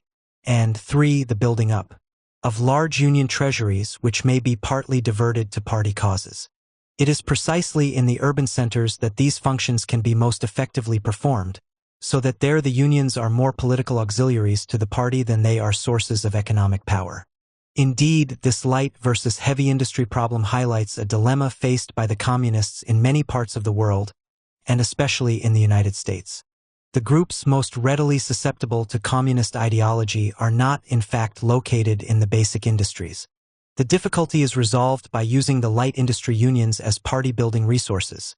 The party thus strengthened can then be used to assault those areas where ideological influence is small, but where potential social power is great. These assaults are organizational and covert. They are, essentially, forays into a hinterland where power must be based on contrived and tenuous devices, drawing its main sustenance from localized but substantial centers of ideological strength. The party is strongest in the less decisive areas of the economy, and this emphasizes the need to rely on organizational measures to win strength in the key centers of industrial power. Tactics in the maritime industry. A good illustration of communist technique in target unions is afforded by the maritime industry. Here, the development of specialized techniques has been particularly important, and information is available as a basis for describing in some detail the practices that facilitate penetration and control. Seamen have always occupied a special and honored place in the communist movement. The revolt of German sailors at Kiel during World War I, Revolutionary Kronstadt, support by foreign merchant seamen of the Soviet cause against the Allied Expeditionary Force, the general way of life which detaches the sailor from society and may easily pit him against the forces of law and order, the enormous power which small crews can wield in embargo operations, the opportunity for international communication. All of these elements give the seaman an aura of revolutionary power. In 1943, at a meeting of the Communist Waterfront Section in New York, Earl Browder is reported to have said, "Seamen are the most basic section of the working class the Communist Party cherishes and is proud of them. They are the truly international members of our party and the vanguard of the vanguard. They are socialists at heart, internationalists by occupation, the backbone of international workers' solidarity, and the leaders of the revolution throughout the world. This status is not without its privileges." Communist leaders in the maritime industry are granted special respect as well as more autonomy than are other industrial groups under party discipline. Doubtless this autonomy is also related to the peculiar international status of the maritime sections, some of whose key leaders in the United States have been trained in Moscow and have spent some time in the Soviet armed forces. Party work in the maritime unions follows the classic Leninist formula of combining legal and illegal work, with an open organization paralleled by an underground one. The legal organization is made up of waterfront sections, bringing together a number of different branches that can be coordinated for penetration of a port area. A section may include the following branches: 1. Seamen, 2. Longshoremen, 3. Teamsters, 4. Maritime communications workers, 5. Communist youth, 6. Shipyard workers, and 7. Women's auxiliary, composed of wives of seamen, female maritime workers, and office employees of the maritime unions. Thus, the administrative groundwork is laid for mobilizing all the vital elements of the port, supplemented by auxiliaries such as the youth and women, for a communist-led labor offensive. Full-time, paid functionaries lead the sections and the large branches. Many of these men are communists who have been exposed and who are no longer able to operate covertly in the unions.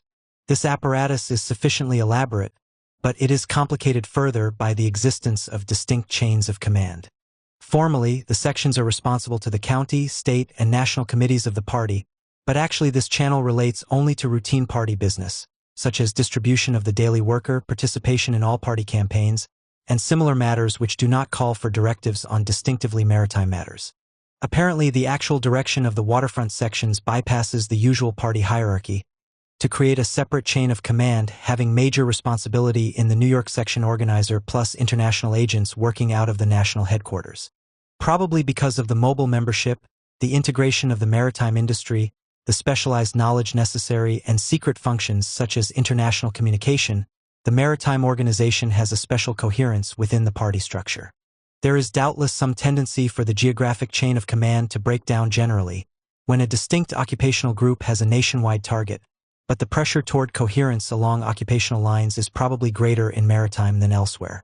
The technique of colonization has been especially important in this industry, because of the importance of the target, the relative ease with which it is possible to become a seaman, and the many opportunities for carrying on party work which the irregular life, with its long full-time stretches on the beach, affords. On colonization in maritime, Gitlow reports, the party overcame the deficiency in seamen by sending large numbers of selected Communist Party members to sea. Most of them made just one trip in order to acquaint themselves with the seaman's lingo and to learn just enough about a ship and the sea to pass off as a bona fide sailor. These synthetic sailors, trained communists, who knew what the party was after on the waterfront, became the backbone of the party among the seamen and the drive to get them all organized into a powerful national seamen's union. This not only created the basis for strong communist fractions in the unions, where they might otherwise not have existed at all, but permitted the party to avoid reliance on native elements in the industry by sending in men who could be trusted fully to grasp and obediently to execute the policy of the party. The problem of deployment is especially acute in maritime, because the floating shop is subject to continuous reorganization. Opportunities for establishing nuclei of communists among the crews are afforded by the constant shifting of personnel, and the neatly isolated and mobile targets call for special controls. The more the crews change, the more necessary it is to maintain an adequate system of intelligence and to establish a party center to guide the activities of the communist seamen. Hence, the latter ship out under orders of the waterfront organizer. Whereas seamen may normally use purely personal interests as a basis for deciding where choice is available, upon destination and ship, the party moves in to introduce political organizational criteria into the decisions of its members. In this way, the organizer can plan to have a nucleus of adequate size on each important target, and the composition of the nucleus itself can be controlled.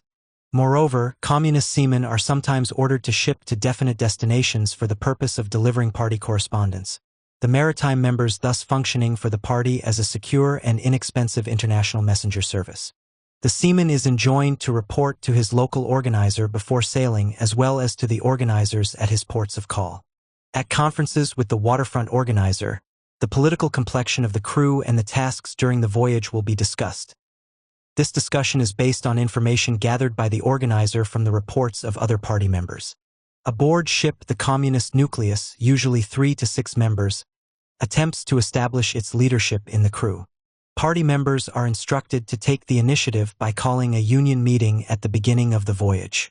The very fact of assuming the initiative helps to establish their role as union leaders aboard the ship, even though they might have no official standing in the union. Beginning with simple non-political objectives, such as the enrollment of all members of the crew in the union, the communists are to institute political action. As a basis for initiating political discussion, resolutions are to be introduced at the ship's union meetings. These may then be followed by the establishment of political and educational committees whose leadership, usually falling to volunteers, can readily be assumed by the communists. Using these committees, the party members attempt to lead the crew from unionism to acceptance of the party's ideology. In the course of this work, individuals who might be especially valuable for development can be identified and given special attention on the homeward journey. At the end of the voyage, the communists may attempt to have the crew donate to the party any funds remaining in the ship's treasury. These activities on shipboard can also be supplemented by such tactics as having a party member volunteer to act as ship's librarian, a position which makes it possible not only to weed out books under the party's interdict, but also to incorporate the party's own literature into the library. When the voyage is completed, the communist seamen are expected to turn in a ship's report to the waterfront organizer. This provides information on personnel, new sympathizers as well as avowed anti-communists, and a review of political activities. General intelligence on the ship's officers, cargo, and working conditions is collected, all of which is useful for determining the relative utility of assigning men to the ship. During the war, the organizers also gathered data of military importance: troop movements, cargoes, convoys, and similar matters. Not only do the communist seamen serve the international organization, but the latter is itself helpful in establishing the party in the industry. With communist organizations in most major ports, the party member need not share the feeling of being alone in a strange country. He has ready-made affiliations, friends, and an exciting job to do. American seamen are sometimes enrolled as honorary members of foreign branches, and these associations are useful as inducements in recruiting, the party card being recognized as a means of admission to a social circle when few, if any, alternatives exist. Common affiliation to the International Party provides a basis for communication that readily overcomes language barriers. Thus, far from being a disintegrative force, the dispersion of communist seamen reinforces their allegiance to the movement. During periods ashore at home, the activities of the communist seamen do not abate. Those not assigned to tasks in the Union may be detailed to work in the longshore, teamster, or other branches of the waterfront section. Volunteer work at party offices, in peripheral groups, and in support of current party campaigns can also absorb available energies. Opportunities for training are also offered during these periods ashore. In New York, a party school supplies instructors for the waterfront section, and seamen are admitted to courses at such communist schools without charge. It is reported that some waterfront party members are enrolled in every session of the secret National Committee training courses. The party's main target in the industry is, of course, the Union. The struggle for control is unrelenting, and all of the party machinery is dedicated to that end. But even prior to control, especially when the existing leadership is non-political, the communist fraction will attempt to exploit the untapped political potentialities of the Union organization. This may begin with the creation of the position of educational director, later that of political director. The communists will seek to control these posts and thus have a means of influencing the membership and of involving the Union in political activity. Control of the Speaker's Bureau, Union Library, and bookstore will be sought, and they are often available simply for the asking. Given communist control, these positions will all be preempted by party members, ensuring proper education of the ranks. This is another instance of the principle suggested above. The organs of mobilization become instruments of control. As in the case of peripheral organizations, the effective coordination of communist forces is well exemplified in the use of office workers' unions. The latter can, by selective placement, staff the maritime union's offices with party members. These form a spy network for the party which can be exceedingly useful during a struggle for control of the Union, since confidential information is then available to the communist opposition. In other words, an approach to the Union's own employees is a good auxiliary tactic supplementing the main effort to win the leadership through parliamentary channels. Once in control, the party can use the Union machinery for building its own organization. Communist organizers can be placed on the Union payroll, a type of patronage which is useful not only for maintaining control over the Union, but to increase the number of full-time persons furthering the party's interests. Such positions as that of waterfront patrolman are especially useful for recruiting and fundraising, since the patrolman has special access to the crews and, speaking in the name of the Union, may promote party causes. The communist leadership may also tap the Union treasury by proposing, with decisions often involving minimal member participation, donations to communist peripheral organizations, or even to the daily worker. One device for milking the Union treasury is based on the ability of the leadership to exercise discretion in administrative matters. For example, it is reported that the communists own 2 printing corporations in New York, occupying the same premises and sharing equipment and personnel. One of these corporations printed party literature at little cost to the party, its deficit being made up by the other corporation, which accepted printing contracts from communist-led unions and peripheral groups. Since the awarding of such contracts will be made by party members, prices paid may be only indifferently inspected, so that the Union ultimately helps to pay for the cost of publishing open party materials. The establishment of interlocking directorates linking party and Union leads naturally to devices not unusual in such combinations. After his break with the Communists, Joseph Curran revealed some of the tactics of the party during its leadership of the National Maritime Union. Thus, on the relation of the Union leaders to the party, Curran states, "Certain leading NMU officials in New York meet regularly with top party leaders to discuss policy and program for our Union. The fact that these party leaders are not members of our Union, and have no right to interfere in our affairs, is of small concern to the NMU officials who meet with them. The decisions of these secret meetings of the party bosses are then relayed to other Communist Union officials, and to paid party organizers in every port, where party meetings are then held to organize to enforce these decisions upon our Union, whether the rank and file agree with them or not. In communicating these decisions, the party can use the Union machinery not only in such minor matters as telephone service, but more significantly, In major matters, when the party wants to get their outpost officials into New York, it is easy for them to call a special council meeting for this purpose, or to call them in to headquarters to discuss union business, with the union paying transportation and expenses. The proof of the system's operation is shown, for example, by the many instances when the same resolution, sometimes with the exact wording, has been submitted at membership meetings all held on the same day, in a dozen different ports separated by thousands of miles. Another example is the fact that more than one party member may be nominated for the same post in a union election, but it will be noticed that all but one will withdraw according to plan, and the final slate of party candidates will be uniformly circulated throughout all ports.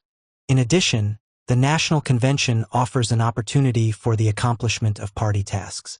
Many party members attend the union gathering as delegates, so that secret conferences of the communist fraction from the entire country can be held at union expense. These are important occasions, since they permit personal discussion of tactical problems and effective communication of the party's directives, as well as morale-building activity. The secret meeting has an air of special authority because it is attended by the prominent union executives who publicly deny affiliation with the party and by the international agents who guide the party's maritime activities. In the National Maritime Union, as elsewhere, the communists wielded the full power of their disciplined membership to impose a minority will. The following report by Curran is typical of many others. The record of membership meetings in New York shows that the communists show up in force, including members working ashore whom they permit to retain their union books. They come early and stay late. Their patrolmen are the ones to count the votes. Whenever one of their people is chairman, only party members are recognized, although they constitute a small minority of the members present. Their booing squads harass all non-communist speakers. The meetings are filibustered until it is necessary to recess or adjourn before vital work or resolutions are discussed and acted upon. These tactics of delay and harassment are often reported. Sometimes they involve heated debates and even violence, with organized and systematic effort to deny the floor to the opposition. At other times, the tactics are those of what might be called attrition through tedium, which is perhaps even more effective. These tactics are described by one union leader as follows. By wearing them down I mean this. For instance, if an election whereby a change of officers may occur is held, and the commies were to be unseated, they would arrange for that evening a very lengthy agenda, and at the tail end of the agenda they would have the election. The meeting may start at 6:30, and it may wind up at 12 or 1 o'clock in the morning, depending on how successful they were in wearing down the right-wingers, causing them to leave and go home. They are usually successful in doing that because the average individual who is not union-conscious sufficiently, or is not diligent enough to want to overthrow these commies, they want to in a lackadaisical way, but they will not spend 5 hours or an evening to sweat it out to unseat them. Or, when the agenda is read, they will not challenge the agenda and have additions or corrections made on the agenda so that the all-important thing, the election, may come up first, and the lesser things come up secondary or last. They wear them down. They tire them out. And they embarrass and scream down the opposition so that they lose heart and go home, and the different commies at strategic places take account, and if they find out they are in the majority, then they give the signal to the chair to proceed with the agenda, and come to the final decision, the election. They spring the election, and the minority is the majority. Whether by disruption or attrition, the result is minority decision. Thus, Curran continues, the following day they hold continuation meetings in the hall, during the morning or the afternoon, when the majority of the membership is working or not available. At these continuation meetings, the communists, who always show up in force, jam through their disruptive policies and programs. These same methods are used in all other ports where the communists have control. The powers of special meetings or continuation meetings to decide policy or commit our union to any program must be drastically curbed. The Leninist subordination of all practices to the extension and maintenance of the party's influence leaves no room for inhibitions induced by respect for democratic procedure. This does not reflect on the abstract idealism of the Bolshevik cadres, for they can preserve that by the simple expedient of arrogating to the party the right to decide upon the historical interests of the workers. This decision uniformly supports whatever means may be necessary for placing party members in positions of authority. Actually, of course, cynicism and corruption are a normal outcome when moral principles have no restraining consequences, and the actor is his own judge. For the Bolsheviks, Democracy implies no restraints and, indeed, reaches its fulfillment with the establishment of a monopoly of power by the party. A review of the rise and fall of party influence in the National Maritime Union offers some insight into the possibilities and limits of communist penetration and control. Early concentration in the maritime industry was effected through the Marine Workers' Industrial Union, a product of the ultra-left Third Period, which was able to play a significant role in the San Francisco dock strike of 1934. With the organization of the CIO and the communist shift to participation in the accepted labor movement, the communists liquidated the Marine Workers' Industrial Union and helped to set up in its place a National Maritime Union. The communists took control of the new organization from its inception, but their problem was complicated by the existence of an opposition known as the Mariners' Club. Since the active defense of its regime required an appeal to the membership, the small communist fraction found it necessary to lean on the support of a non-communist seaman, Joseph Curran, who was personally popular among the rank and file. Curran agreed to work with the communists and became president of the union. Since he had no independent machine, he became completely dependent on the party. The party did not fear this arrangement, which was by no means unusual, because with a majority of the powerful National Council and control of key posts such as treasurer, it could make Curran its prisoner. If necessary, he could be presented with the alternative of capitulation or resignation. The block between Curran and the party lasted until about 1944, when the first indications appeared of an impending split. At that time, Curran was virtually helpless, having little effective support against the communist fraction. Without relinquishing his post as president, however, he turned to the ranks to begin building an independent group, and began to establish personal contact with Philip Murray, president of the CIO. It is doubtful that he could have prevailed had it not been for events that were taking place within the party itself during that period. A combination of difficulties beset the party, beginning with a personal conflict within the New York waterfront section and continuing with a series of disaffections from the party that took place after the ousting of Earl Browder. It appears that a conflict between two leading communists in the waterfront section led finally to a major break in the communist ring around Curran when the Union treasurer left the party. At the same time, or soon thereafter, other prominent communists in the Union resigned, on political grounds. Their reasons for leaving the party were not uniform. Some split off as Browderites, others with those who believed the party had not gone far enough to the left. But regardless of these differences, they allied themselves with Curran in the struggle to oust the party from its leadership in the Union. Following their victory in 1948, the Daily Worker, July 28, 3948, pointed out that the main instruments for Curran's caucus were the renegades from communism. Of 32 top officers and port agents elected, 17 are former communists.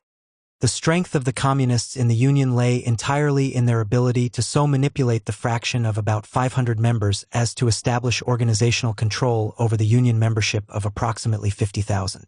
But the weakness of the party lay in its dependence on these organizational measures.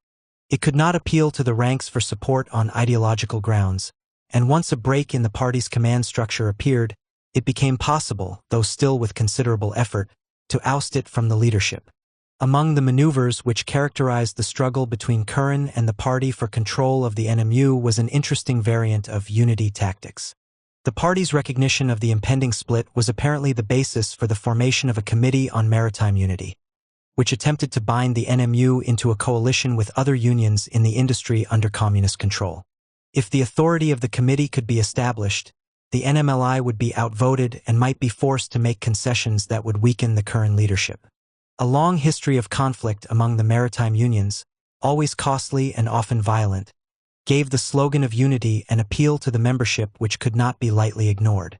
This device was unsuccessful, however, although its failure did not inhibit Harry Bridges from proposing, in 1947, a merger of his longshoremen's union with the NMU. Since the break had already occurred, this proposal could have only a propaganda value, that of attempting to endow the communist elements with a halo as unity supporters. Like other American workers, the seamen have not accepted communist ideology. This is the ultimate foundation of the party's weakness and results in the tendency for communist influence to be of an all-or-none variety. Since the party is completely dependent on the power it can generate through manipulation of its disciplined ranks, and the isolated positions which communists as individuals can gain are easily rendered untenable, the party must rely on the protection of its inroads by establishing monopoly control. Once that control is lost, it is likely to be swept out completely. Because the party must rely on organizational stratagems, having no secure base in public opinion, it must bid for complete ascendancy or accept an insignificant role. The paradox of non-political unionism. The communist tacticians and their opponents must deal with a continuing dilemma. Their power rests on the exercise of non-political functions. If they introduce overt political criteria into trade union decisions, they are in danger of alienating the membership. If they fail to do so, their goals will be compromised. This difficulty is posed in an obvious way for the communists, whose very program calls for the politicalization of labor. It is important to the anti-communists as well, however, whenever the political initiative of the communists demands countermeasures which meet them on their own ground. If the unions were completely manipulable, there would be no difficulty. But the difference between unions and fronts, peripheral groups, lies precisely in the more limited maneuverability of the former. Union members are not recruited primarily on ideological grounds, but on the basis of economic self-interest, although, of course, this has some ideological components. Hence, there is strong pressure to justify decision on the needs of the union as a collective bargaining instrument. All the political elements in the labor movement must bow to this imperative, with the result that political contention takes place in an atmosphere of ambiguity, a shadowland of maneuver under the cover of simple trade union activity. The paradoxical position of the communists in relation to non-political unionism is emphasized by their special need to seek cover in a narrow emphasis on bread-and-butter issues. For tactical reasons, these most severe critics of trade union neutrality will be found advocating just that, or something close to it, when the exigencies of the struggle for power in the unions require it. This has become increasingly true as the communists have learned to rely on covert organizational measures in the struggle for power rather than on a frontal ideological appeal. The utility of this tactic is 1. To avoid self-exposure, and 2. To place the struggle on an apparently non-political basis so that the secret activity of the disciplined party members can gain its greatest relative weight. The desire to avoid self-exposure is especially important to a communist leadership when it gains control of a union on the basis of organizational strategy, but does not have firm ideological support among the membership. This is the typical case in the United States and is, as noted above, the basic source of communist weakness even in those unions over which they exercise a monopoly of power. For although they can assume command over all the sources of influence within the union, they cannot control, although they can often neutralize for long periods, the pressure of the community at large on the minds of the membership. As a result, the communist leaders must present themselves as simply good trade unionists, insisting that their continued tenure depend on their effectiveness as unionists rather than on their political views. The importance of the ideological isolation of the communists and the need to avoid exposure was clearly demonstrated in the case of the Transport Workers' Union, which was torn from the communist orbit in 1948. In this case, the ideological element was especially important because of the large Catholic membership, with its special alertness to communism. With the help of a strong leading personality, Michael J. Quill, the communists were able to maintain control for many years. But when a counterattack was launched in an organized way by Jesuit-trained elements within the Union, and Quill broke with the party, the communist fraction was unable to mobilize any significant rank-and-file support.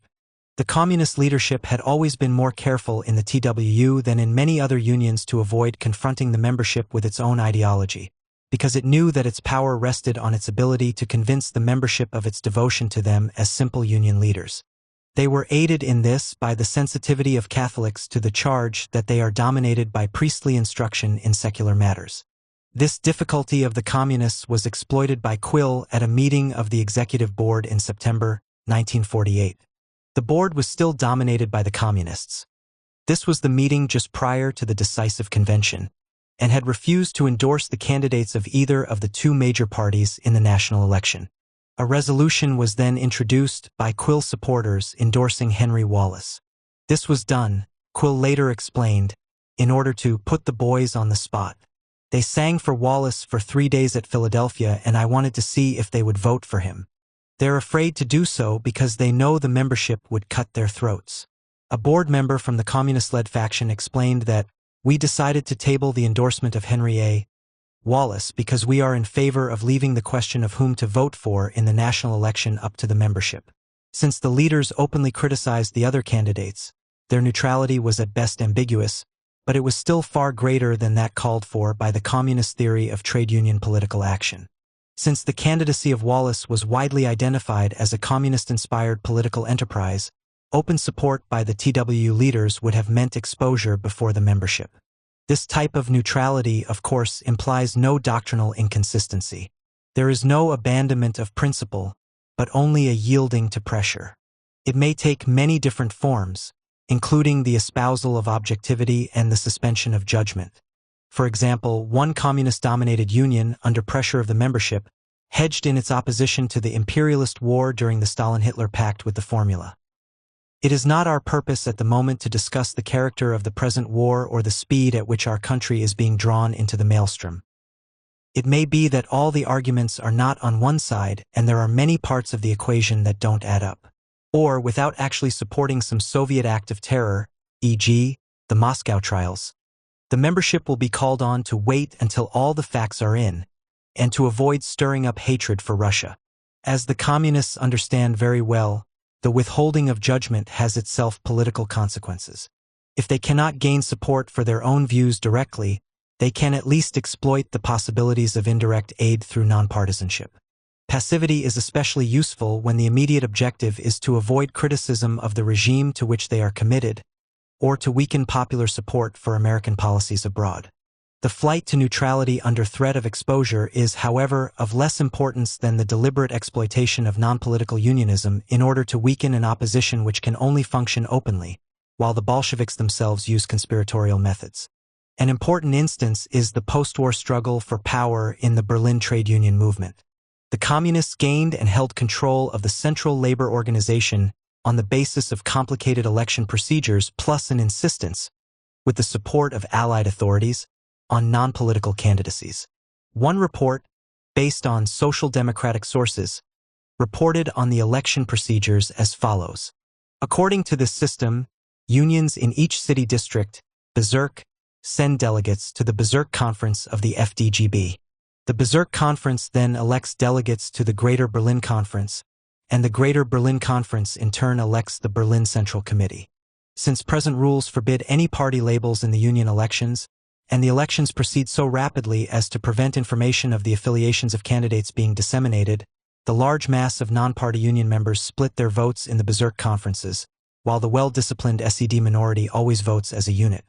Consequently, in every unpolitical election to the Greater Berlin Conference, union members find that they have elected an overwhelming majority of SED adherents. Nor was this non-political tactic forced on the communists. Critics of the system urged revision to permit political designations, but the FDGB leadership insisted on the principle of nonpartisanship.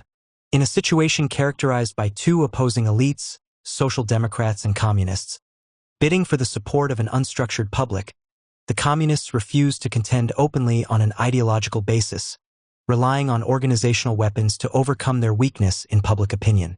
Neutrality in the unions offers the same kind of cover as that supplied by another generality, unity. In each case, attention is focused on practical objectives, so that only those who operate conspiratorially are able to continue the pursuit of ultimate power objectives. The enemy is disarmed, his open, conventional weapons of political controversy rendered useless, while the secret communist apparatus continues to function. A whole army may march through the escape clauses in these Bolshevik bargains. The difficulty is that often only the communists possess the requisite political regiments. Despite their ultimate program of politicalization, the communists have gained much from the very tradition of trade union neutrality which they have so scornfully attacked. The atmosphere of political neutrality affords immunity from open attack by anti-communists, as well as a freedom of movement which permits the party fractions to exploit incidental opportunities for political advancement. This is especially significant where a union carries on activities beyond practical bread-and-butter issues. As we have seen above, in the case of the maritime industry, the communists quickly moved to take over educational and political work, creating these functions where they do not exist. These tend to be areas of secondary interest to the practical-minded leadership, and the communists are quick to take advantage of this indifference. Similarly, the communists have been especially active in such auxiliary groupings as the state and city CIO councils. These bodies have primarily a civic function, do not engage in collective bargaining or make policy on urgent trade union matters, and hence are of relatively little interest to the ordinary union leader. For the communists, however, these are additional weapons that can be added to the party's arsenal in the labor movement. In important centers like New York and Los Angeles, communist control, now removed, of these councils made it possible to use them as sounding boards for the current party line, to help raise funds for party causes, to lend dignity and a semblance of community support to statements actually representing the opinions of only a small minority in labor. To the citizen unversed in the intricacies of union politics, the pronouncements of these councils would seem to be the official views of the CIO as a whole. Control of such a central body, moreover, even if it has few formal powers, can help the communists gain and hold control of local unions. In addition, the work of affiliated unions can be coordinated in ways that maximize the influence of the party. The difficulties of functioning in an ideologically unyielding environment have driven the communists to full use of conspiratorial methods. These have required that a new twist of meaning be given to the original demand that the unions be brought under the banner of communism. The party fractions have often found it advisable to avoid open political identification of the unions under their control, through a bid for the ideological support of the membership, and have contented themselves with the exploitation of whatever incidental advantages may be gained for advancing the party's influence. Unable to base their strength on direct influence among the members, they have had to rest on covert devices for the establishment and maintenance of minority control. As a result, they have had to act on the basis of legitimate trade union aspirations. This is sufficiently obvious in the case of a communist fraction that agitates for more insistent pressure on employers, but it is less clearly understood as a factor in controversies within the labor movement itself. The general consequence of this half-hidden contention is to give a political color to decisions in the labor movement. Not only do the communists decide ordinary trade union matters on the basis of political criteria, but their opponents are forced to do so as well.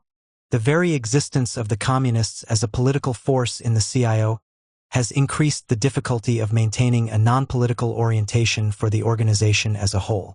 This means that controversies over apparently simple union matters, e.g. jurisdictional disputes, must be inspected for their political implications. An instructive example of internal controversy in which a political struggle is presented as a conflict over purely trade union matters, incidentally also a variant of communist unity tactics, occurred in the course of the fight for leadership in the Automobile Workers' Union.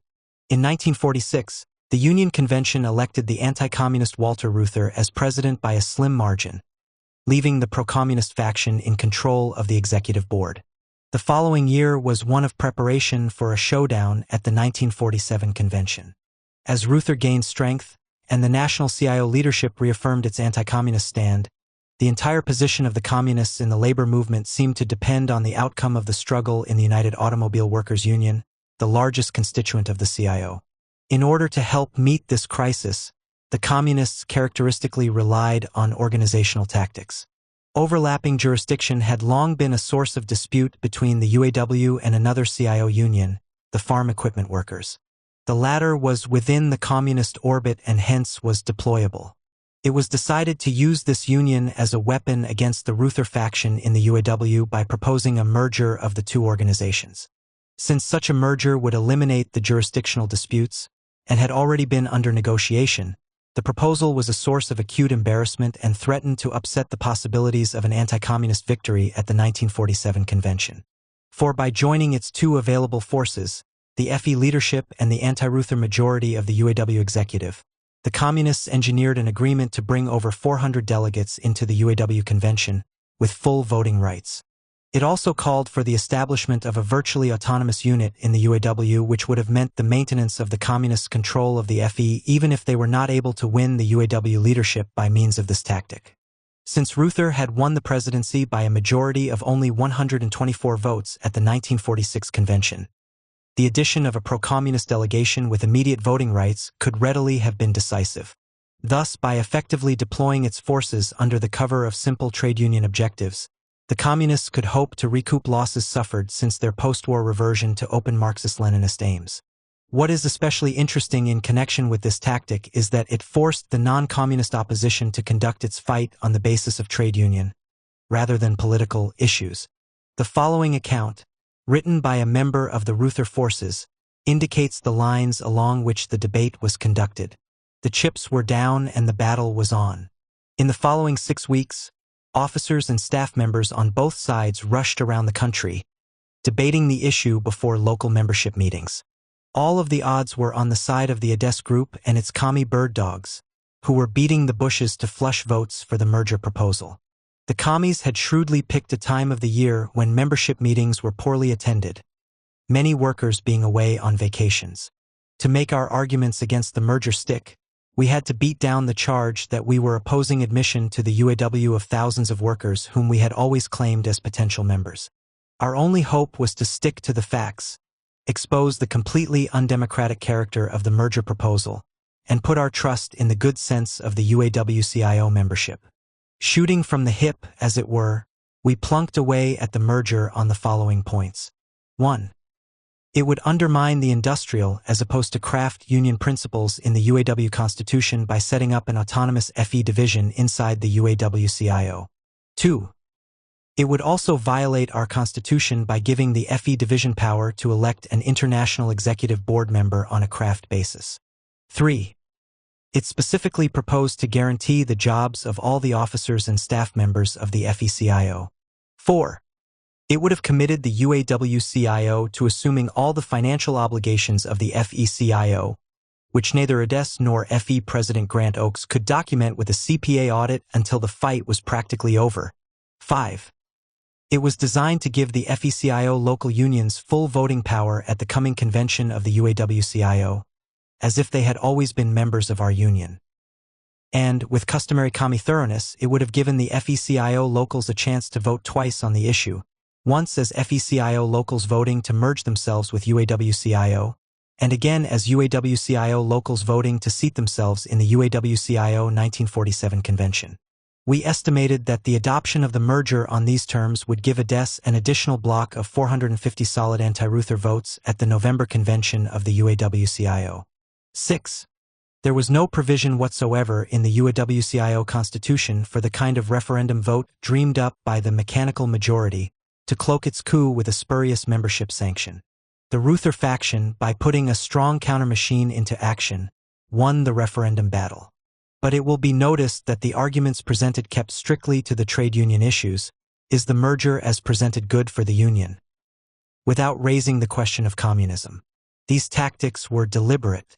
We knew, wrote Reuther in 1948, that the FE merger maneuver was communist-inspired. But to base our opposition to it on that ground would have confused the membership by involving them in a vague debate on the merits of communism. We had beaten the Stalinists on the merits of the issue, but the issues were rescued from the fog of double talk and presented to the membership by hard work. That is the way to beat the communists. It is not to be supposed from this that, in fact, the communist issue was never raised. Cold turkey talks among union leaders and key rank-and-file elements must certainly have put the matter sharply, in terms of the ultimate character of the union. But the leadership was apparently convinced that the mass membership would be impatient with, and could not understand, a controversy which struck at the underlying question. Shall the Communist Party add our union to its deployable forces in America? This estimate of the situation is shared by other anti-communist tacticians. For example, a brochure issued by the U.S. Chamber of Commerce poses the problem as follows. Union elections do not precisely parallel civic elections. In the latter case, a sound attack upon the ins often brings a large protest vote to the polls. With labor, the attacking of officers as communists is more likely to produce confusion and lethargy. The communists themselves will not normally admit the charge. They will smear and discredit the opposition. The average worker becomes so puzzled that his reaction is, "A plague on both your houses." Of course, if, in an exceptional case, it can be proved that most of the officers are really communists, such an attack will be effective. But it is one thing to be certain of a fact, and another and different thing to be prepared to prove it in public controversy and to an untrained audience. Ordinarily, communist charges are best reserved for the inner caucus and for word-of-mouth reports spread throughout the plant by the anti-communist opposition. This policy is based on the assumption, for which there is some warrant, that the communists are unable to be good labor leaders because of their consistent effort to make political capital out of their positions in the unions. However, with the basic role of a union in the community at stake, it is likely that political considerations will effectively control the actions of the anti-communists as well. They cannot consistently choose to support policies which, good in themselves, have the consequence of perpetuating communist power. Until the union membership becomes politically alert, it is likely that an emphasis on trade union neutrality will be useful to the communists, and not the barrier it might superficially seem to be. Dual power tactics. It has been said that revolutionists in modern society do not so much seize power as destroy and recreate it. We shall explore this insight further in considering Bolshevik tactics in the coup d'état. At this point, however, it is desirable to indicate how the communists apply the principle of dual power within mass organizations. The Bolshevik tacticians are keenly sensitive to the value of undermining existing leadership in ways that result not in chaos, but in the emergence of new organs of control. Contrary to popular impression, the communists never rely on the simple creation of disorder, for they know that power will not come automatically into their hands but may go to other emerging elites. The fomenting of confusion and chaos, therefore, must always be controlled, always accompanied by the careful construction of new instruments of order which can be prepared to fill the power vacuum. This involves an effort to divest the existing leadership or government of the basis of its power by approaching from below to capture the institutional supports on which governance rests. The formal leadership, reduced to an empty shell, can then be disposed of with ease. The communist apparatus differs from the ordinary political machine in a number of important respects, among which is the ability of the party fraction in a union or other association to function on a rank-and-file basis. The party membership, including large numbers who are scarcely of cadre caliber, plus the periphery, can be deployed to attack an organization from below. The party may then avoid dependence on top-level maneuvers. Ideally, the party's key people do not work alone, relying on their individual capacities and the shifting sands of bureaucratic influence, but rather are supported by a mass base. This base need not be large to be effective. It is necessary only to create small forces well placed which participate diligently and follow a uniform policy. The attack can then be launched on the ultimate sources of power, the local branches. The compliance of the latter is sufficiently reliable in most organizations, so that factionalism tends to be of the courtier variety, largely confined to the struggle among cliques at headquarters. But it is precisely this reliability which the communists seek to dissolve. They are prepared to do so because the weapon they have constructed is adapted to political combat at the grassroots. The activities of the party fraction in an organization create power where it did not exist before. At the same time, they undermine the established lines of authority. As this new power becomes available, it may be found desirable to establish a focal point around which the scattered areas of influence may gather. This new center, counterposed to the formal leadership, can become a stepping stone to total control, or a vehicle for splitting off and maintaining in another form the local influence which has been won. Armed with its own press and personnel, this competing center becomes an agency of dual power. Its objectives may be very limited, as to intimidate the leadership into concessions, or it may seek itself to become the real center of authority in the organization. Normally, however, the use of this tactic is limited to situations in which the overall organization is not really subject to capture, the problem being to consolidate whatever local power can be achieved. An attempt to build such a power block for the purpose of isolating the established national leadership from a large segment of the membership took place in the United Retail, Wholesale, and Department Store Employees of America. This union had a firm anti-communist leadership, but several New York locals under communist domination sought to establish a coordinating center which, in addition to normal non-political activities, would help to undermine the authority of the right-wing leadership. It was reported that a group of department store locals, in collaboration with a large shipping clerks union, formed a power block that insulated itself from the international union. Within the past year or two, these 5 department store locals have organized what they call the Department Store Joint Board, which is, you might say, an organization within an organization. The International Union has a joint board in New York City, But the 5 department stores have now formed their own joint board, and more, according to their publication, they are working together as one group, rather than 5 different groups on all sorts of projects. The coalition published its own paper and was apparently able to exclude the International from collective bargaining arrangements in its area. In addition, attempts were made to change the practice whereby employers remitted checkoff dues payments to the International, which then deducted its share and sent the rest to the local. The proposed change would permit the local to interpose difficulties in the payment of dues to the International, or even to withhold them altogether.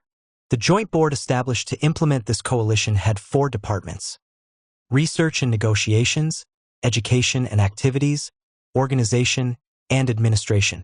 In effect, therefore, a separate administrative center had been established to perform functions normally undertaken by the International. In establishing this center, the leadership of the dissenting locals freed themselves from dependence on the staff services of the International and at the same time laid the groundwork for eliminating the latter from all influence in the area. Communist infiltration of the American Legion after World War II sought to use a similar device.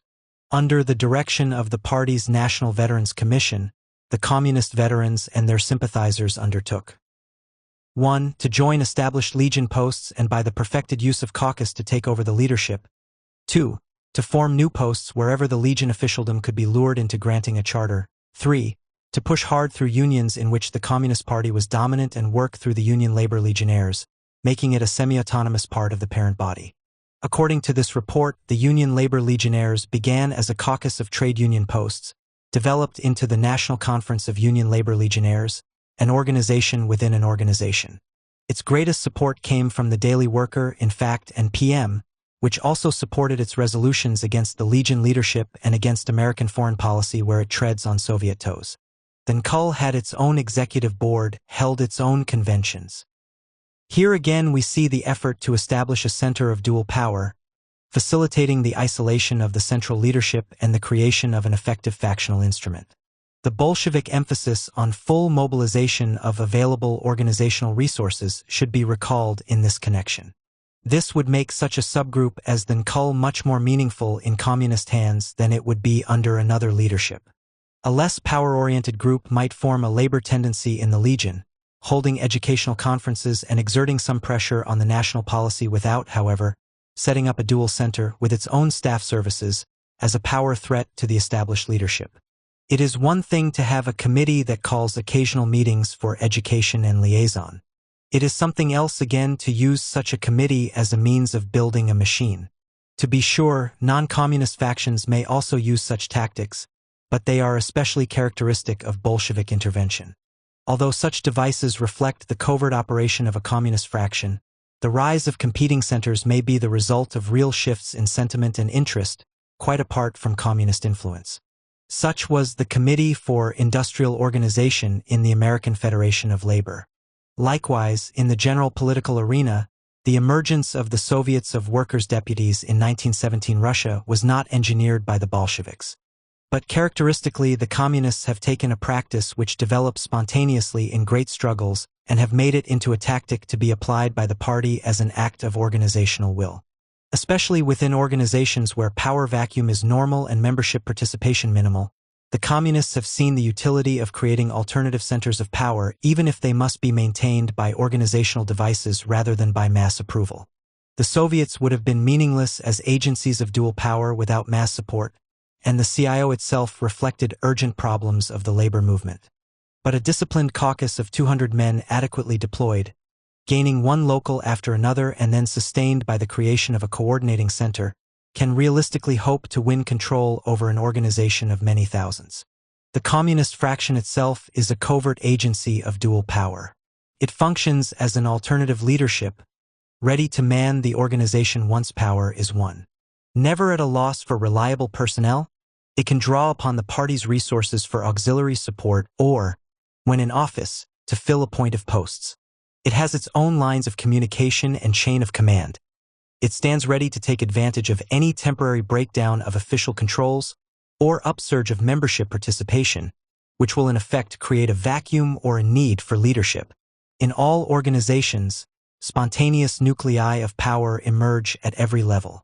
These are usually well dispersed and torn by conflicting interests, whereas the communist fraction strives to become a parallel organization, bidding for power at all levels but guided by its own center and having independent sources of support.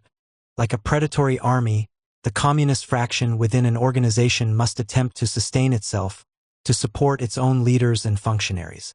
The best way to do this is to win power in a portion of the organization, thus permitting the use of official positions for factional purposes. Hence, concentration is an important tactical principle even if the area selected is not especially valuable for itself, i.e., as a source of social power.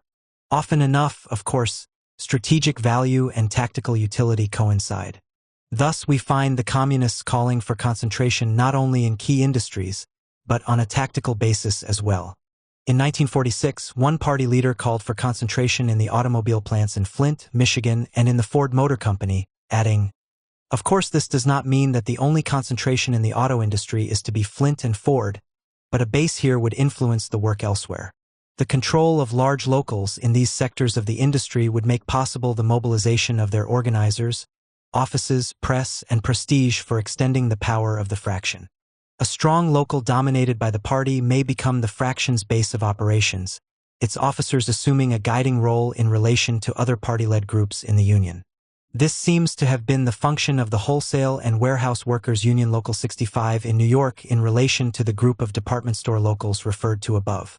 All were affiliated with the same international union, but according to the testimony, the department store locals looked to 65, rather than to the international for leadership. The informal coalition was symbolized and strengthened when the department store locals abandoned their own newspaper and accepted that of Local 65 as their organ. This paper served to bind together the communist-led elements in the Union. Dual power tactics are, therefore, inherent in communist penetration of mass organizations. The communists seek to create power by building their own machine fraction, by seeking allies to form a faction controlled by the fraction, by winning local centers of power which may then be used as bases for further operations, and, when expedient, by establishing a formal center to isolate the captured areas from the official leadership as the basis for a split if that should become necessary. Such a coordinating center may take many forms and may not exist at all in any overt form. It is in any case only a penultimate step in the process of dismemberment which is basic to communist tactics, for it is the basic aim of communist activity to create blocks of power that can be detached from community ties. The subversion of institutional loyalties and creation of new allegiances is part of the stock-in-trade of Bolshevism, and this is applied within mass organizations as well as in the community at large. Dual power is a name for potential split. Its organs are always subversive, undermining old forms of authority and creating new ones. The objective is not simply to displace existing leaders, but to destroy them. In this process of destruction, physical liquidation of opponents is of minor importance compared with the corrosion of the institutional foundations upon which their authority rests. Communism and machine tactics. Before leaving the discussion of communist tactics in voluntary associations, it is necessary to introduce a brief note of caution against the simple identification of communism with normal political machines. To be sure, the use of disciplined forces for the achievement and maintenance of minority control in large organizations is hardly unique to Bolshevism. Indeed, all political forces employ devices which at many points resemble those of the political boss and the bureaucratic clique. The communists, moreover, are especially prone to use patently undemocratic tactics because of their inability to depend on winning victories in a free political arena.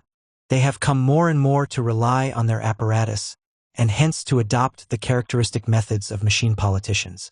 Reliance on membership apathy, arbitrary expulsions, milk treasuries, and centralized control is the hallmark of the communists, just as it is of racketeering leadership in trade unions and other voluntary associations. The racketeers look to their own personal advantage, the communists to the political advancement of the party. But it would be a serious error to think of communist tactics as simply machine tactics. There are major differences, both of structure and of method. In the first place, spontaneously developed power groupings are local, each tending to form a quasi-feudal domain in which a group of retainers becomes dependent on some leader and serves him in a disciplined way. Where alliances are made, these are always loose, being subject to dissolution when the interests of the local machine are no longer served by them, or are based on threats of violence. But in the Bolshevik movement, the local party machine is nothing, the party center everything. Hence predictions, based on criteria of survival, as to what would happen to ordinary machines in given situations might not be applicable to the communists. Not only can the party center manipulate the local apparatus, say a union fraction, to suit its overall purposes, but it can also reinforce it and otherwise deploy a network of organizations. The organizational weapon, although it has its own strategic and tactical problems, is always ultimately subordinated in communism to political ends. Secondly, communist organizational tactics are always qualified by a keen awareness of leadership as a political process. In a way that is foreign to the ordinary political machine, the communists display a high sensitivity to the role of the mass in society as a whole and in specialized organizations. Although they are quite prepared to assume the classic bureaucratic role when that seems expedient, as in minimizing participation in decisions, the Bolsheviks are equally prepared to mobilize mass participation when that can be effectively controlled. Like other machine bosses, the communists depend on apathy, but they are also willing to appeal to the membership for support. A narrow machine hesitates to assume mass leadership and restricts itself to clique maneuvers. Government infiltration. In the revolutionary politics of classical Leninism, communism is related to the bourgeois state as a bomb to its target. A major training document, Lenin's State and Revolution, is devoted to the thesis that the capitalist state apparatus must be smashed, that there can be no question of simply taking over the existing institutions of government. Whereas trade unions are to be captured, the state is to be destroyed. The essence of this strategic perspective has been maintained, but with important tactical modifications, in that era of Leninist maturity which is referred to as Stalinism. Post-Leninist Bolshevism has learned how to exploit more fully the tactical flexibility which the use of organizational weapons allows. As these potentialities have been grasped, the image of the state has changed, although the ultimate objective of total subversion has remained. Lenin saw his movement only in its narrow revolutionary dimension. For him, the party and the working-class organizations were outside the pale of capitalist society.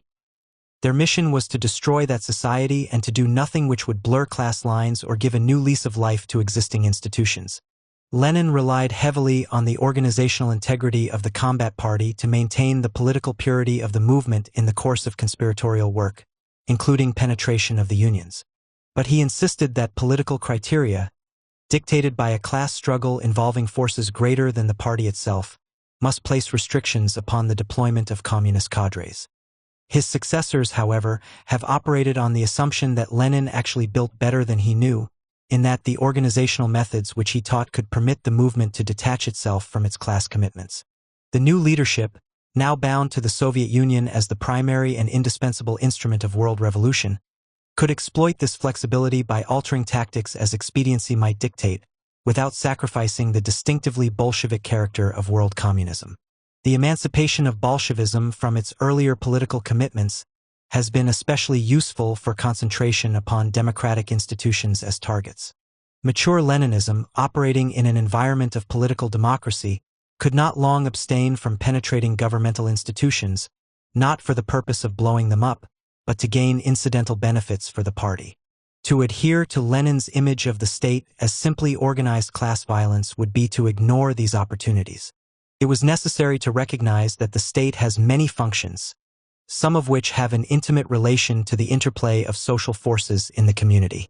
Any pressure group having special access to government agencies can use this privilege to bolster its own political strength. Hence, penetration of such agencies, using the discipline and deployability of the combat party, as well as the tactical support of auxiliary organizations, can be a means of gaining added influence. Like all power based on organizational weapons, this is contrived and tenuous, but it is important as a way of bridging the gap between what is often meager ideological support and the influence necessary for significant political intervention. This orientation to democratic governments is, however, only a supplement to and not necessarily a contradiction of Lenin's formula. Taking advantage of present opportunities to gain special influence for the party by working within the government does not preclude smashing the state apparatus at a time of revolution. For a non-conspiratorial group, it would be very difficult to hold on to this long-run perspective. But so long as the insulation of the combat party is maintained, the short-run tactics will not be self-defeating. The firmly laid-down character of the movement as a world within a world makes possible a tactical flexibility which would not be available to more loosely defined groupings. Stalinism has made Leninism more flexible, so that all opportunities for power aggrandizement may be seized, even if this means working for the bourgeois state.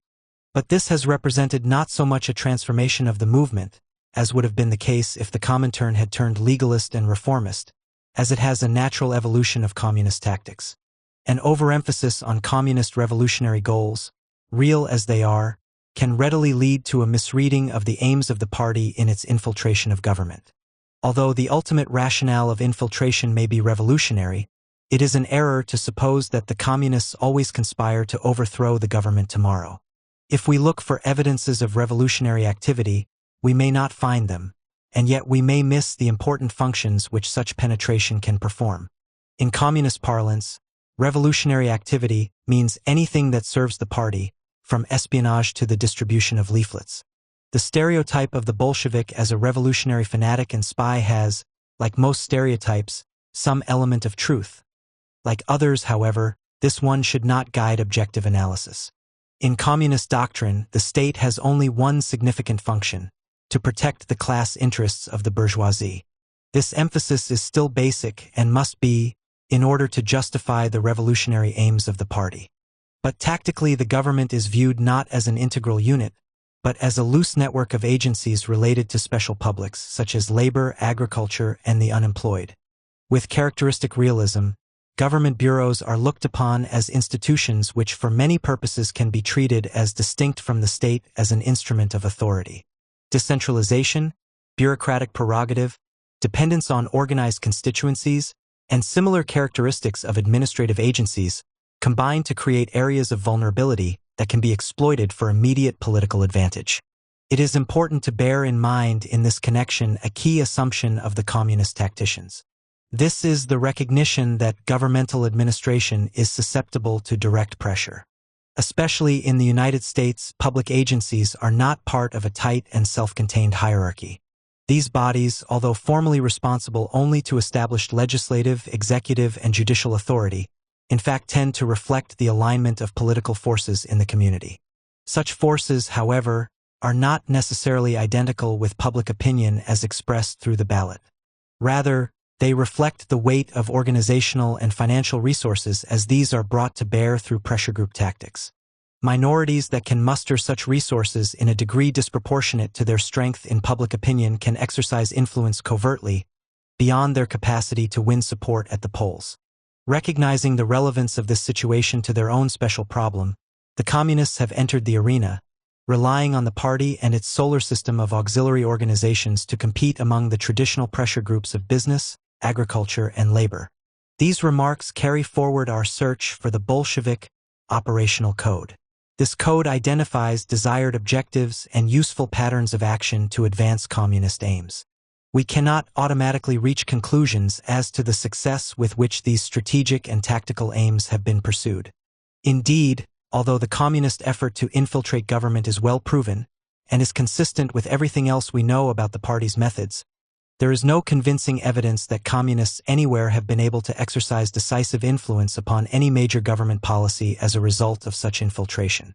This assertion is not meant to include the infiltration that parallels open political control of key government offices, as in the case of the Spanish Republican government during the Civil War or of the coalitions established in France, Italy, and Eastern Europe immediately following World War II. It does refer to the evidence regarding the deployment of communist forces, the party being a minority and wholly divorced from official participation in the government. Bearing in mind our interest in the Bolshevik operational code, it is possible to indicate what the communists would like to accomplish as a result of government infiltration. No conclusions are to be drawn regarding their actual achievements. We shall be concerned here with non-revolutionary situations, when the direct political influence of the communists is relatively slight and there is no question of a bid for state power. Espionage apart, the political utility of government infiltration is twofold. 1. To influence the actions of such special public agencies as can, through the exercise of administrative discretion, give auxiliary support to the communist struggle for power among labor, youth, and similar publics. And 2. To influence specific decisions, especially on matters of less than central interest to the target government, which may help a communist faction abroad or may increase vulnerability to Soviet diplomacy. It is noteworthy that neither of these functions requires that communist agents in government act as propagandists. In the first area, the issues are always related to some specialized subject matter, such as labor relations. In the second, the issues are equally far removed from communism as such, having to do with immediate questions such as the recognition of alternative opposition groups in Spain or the honoring of a labor leader in Mexico. On the other hand, conspiracy is essential to the fulfillment of these political functions. The agents who assume these tasks must not resemble the communist stereotype, yet they must be dedicated to the party and subject to its discipline. Hence, although the overt acts of communist agents in government are not directly related to communism, they are indirectly so, and the exploitation of these incidental opportunities for furthering the cause is probably the primary rationale for infiltrating government offices. In exercising discretionary power, administrative officials often have the opportunity to choose from among alternative courses of action, those having desired consequences for favored elements in the community. Every administrator qualifies his decisions, to some extent, by taking account of the incidental consequences of his acts for matters outside his formal responsibility but in which he has some special stake. Much of this bureaucratic deviation from the straight and narrow path of duty is trivial, but sometimes it is of grave consequence for the power structure. This is especially true where there are contending forces bidding for leadership of a public, agriculture, labor, and where recognition by a government agency may influence the contest. If bias is systematic, the full potentialities of using government posts as organizational weapons may be realized. It follows that the job of communist agents is not necessarily to foment revolutionary action as that is popularly conceived, and as it was understood by Lenin, but to use their positions in order to serve the immediate interests of the party and the USSR. For example, the main work of American communist soldiers during World War II was not to foment discontent but to gain positions useful to the international movement. In the army, communists gravitate to posts which have incidental political utility. They become, if they can, editors, political intelligence officers, and members of education units. In such posts, they may be more interested in foreign civilian populations than in influencing the troops.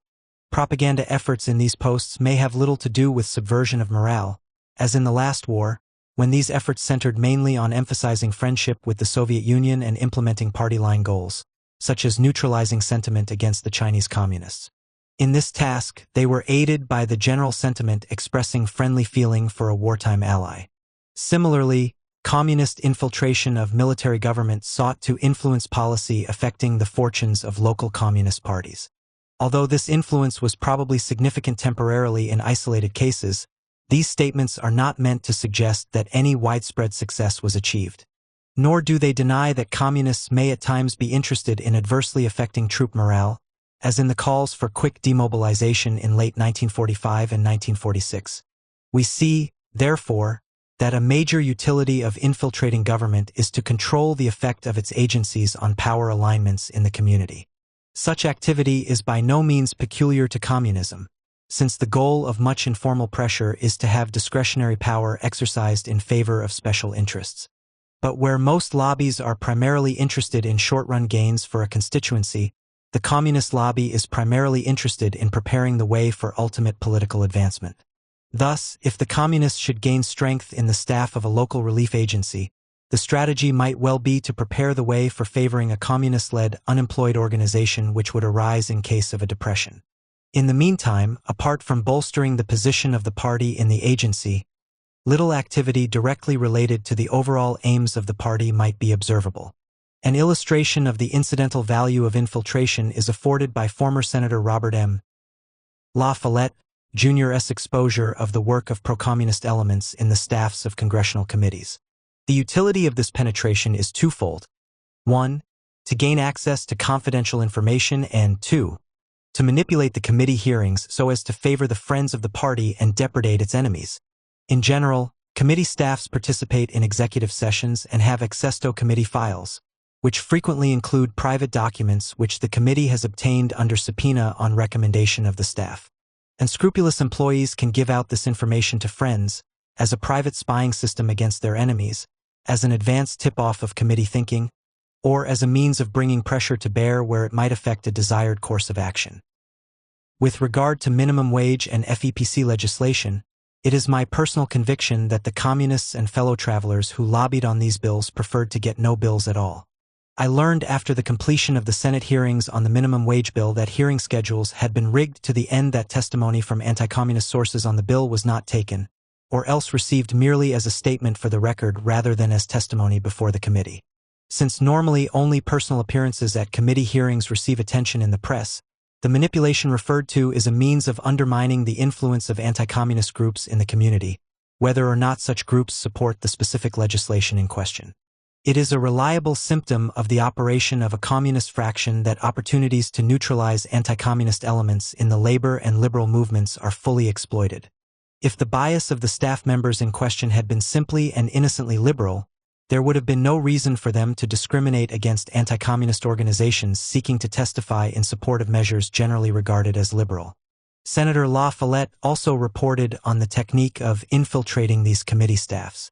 Given a base in some executive department, the pro-communist individuals could have themselves loaned out to the committee, without any direct lines of responsibility to either the Senate or to the government agency on whose payroll they are carried. This practice was later curbed by changes in the Senate rules to require that committee personnel be on the congressional payroll. It indicates, however, the possibilities available in the systematic use of administrative loopholes for the effective deployment of party agents, both those over whom direct discipline can be maintained and those who can be counted on to go along with advice from party circles.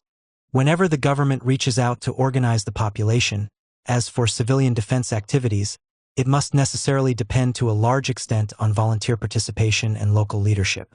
It may be expected that the communists, always sensitive to the opportunities mass mobilization presents, will seek to inject themselves into the system. Thus, during the war, the party attempted to gain access to the civilian defense organization by creating volunteer committees and then seeking recognition of these committees by the Office of Civilian Defense. If the administration of such an agency were politically unalert, these volunteer activities might be viewed as meritorious displays of civic virtue, with the result that communist-led groups might be appointed to act as plant guards in vital industries.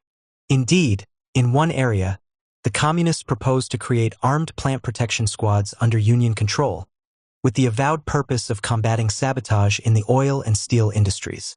A similar tactic of absorbing local groups into government bodies was more vigorously applied in France where, in the Marseilles area, as reported in October 1947, the state police reserves were rendered unreliable.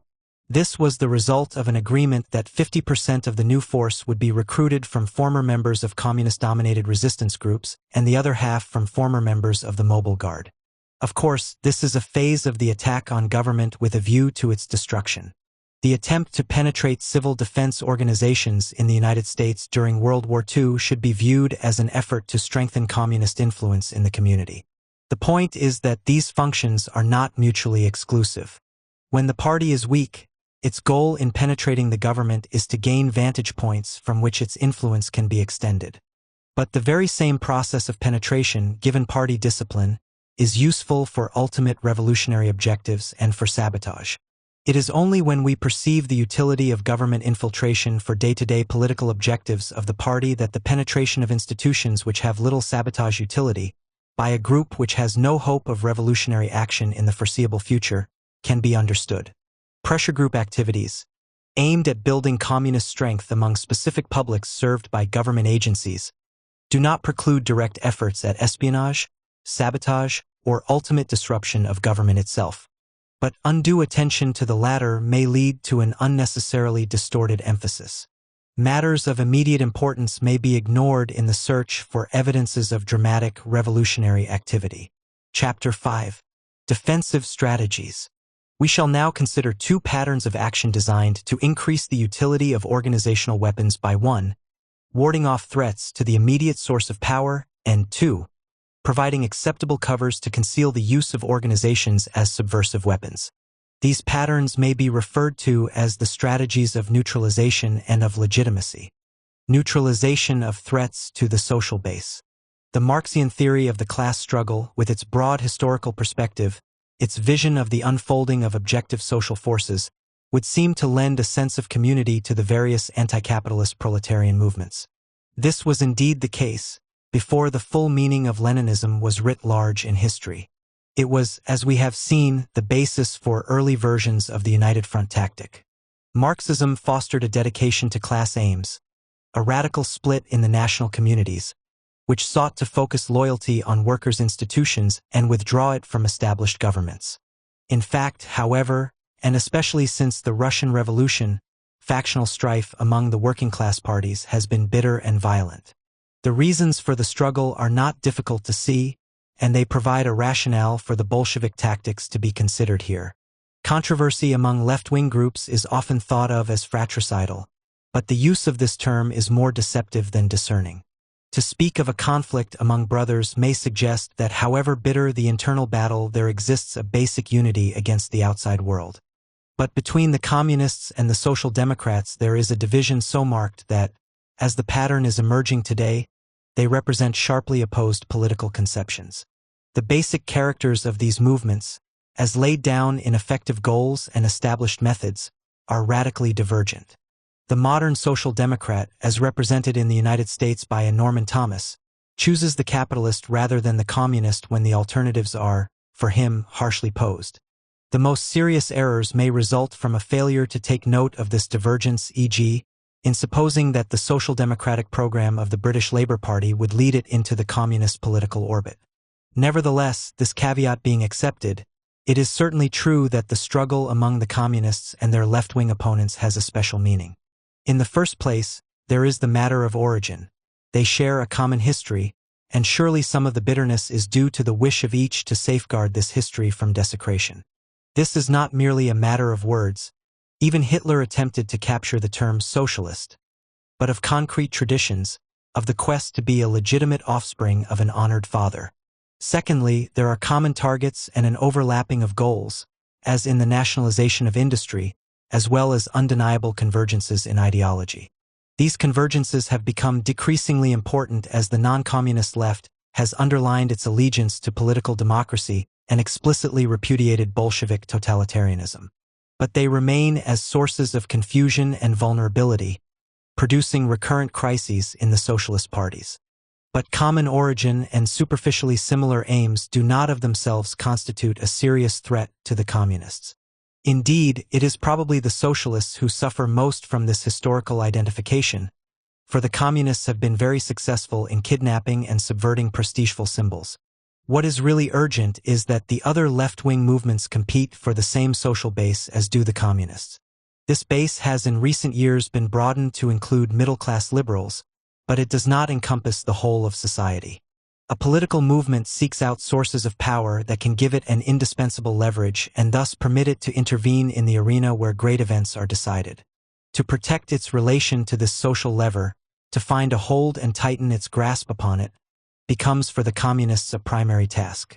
It is here that the party is most vulnerable, for without its base it is nothing. He who can expose the party before the relevant public, the labor movement and liberal opinion, is therefore its main and intolerable enemy. This is not a matter of emotional response but of the hard coin of politics. Programmatically, the communists may declare that the bankers and bosses or the imperialists are the enemy. But these forces do not challenge the communists at the source of power. They do not compete for the leadership of unions, they do not make appeals for the goodwill of liberal intellectuals, and above all they are not equipped to expose the communists as corruptors of the very ideals they claim to represent. The communists can compromise with the class enemy, they can even support him, but they dare not tolerate the political existence of those who may offer the target groups an alternative ideological leadership or who can effectively expose the totalitarian practices of Bolshevism in power. To be able to expose is not merely to know but to speak with authority, and only those who can appeal to workers and liberals in their own terms can gain a hearing. The communists in power after their coup in Russia had little to fear from pro-capitalist propaganda, but they were much afraid of those who spoke with authority in the name of the ideals of the revolution. When the opposition at Kronstadt demanded revitalization of the Soviets, this was not a call for return to capitalism, but it was a far more potent subversion. It challenged the Bolsheviks to put into practice what they themselves had demanded. So too with the anarchists, social revolutionaries, and Mensheviks whose parties were liquidated. So also with the workers' opposition and other inter-party groups which criticized the party regime. These elements were intolerable because they threatened the basis of communist power. They appealed to the same public in the name of the same ideals. Similarly, non-communist leftists in a union are a far more urgent threat than the employers. The worker may discount the latter's accusations but heed those of fellow unionists. Moreover, the employer does not usually offer an alternative leadership, whereas the inter-union opposition will do so. So too, frontal attacks by pro-capitalists on socialism as it exists in Russia are of little concern to the communists. They do not spend much time refuting such arguments. But when the social system in the USSR is attacked in the name of socialism or of labor or of progressive ideals, then there is a threat indeed.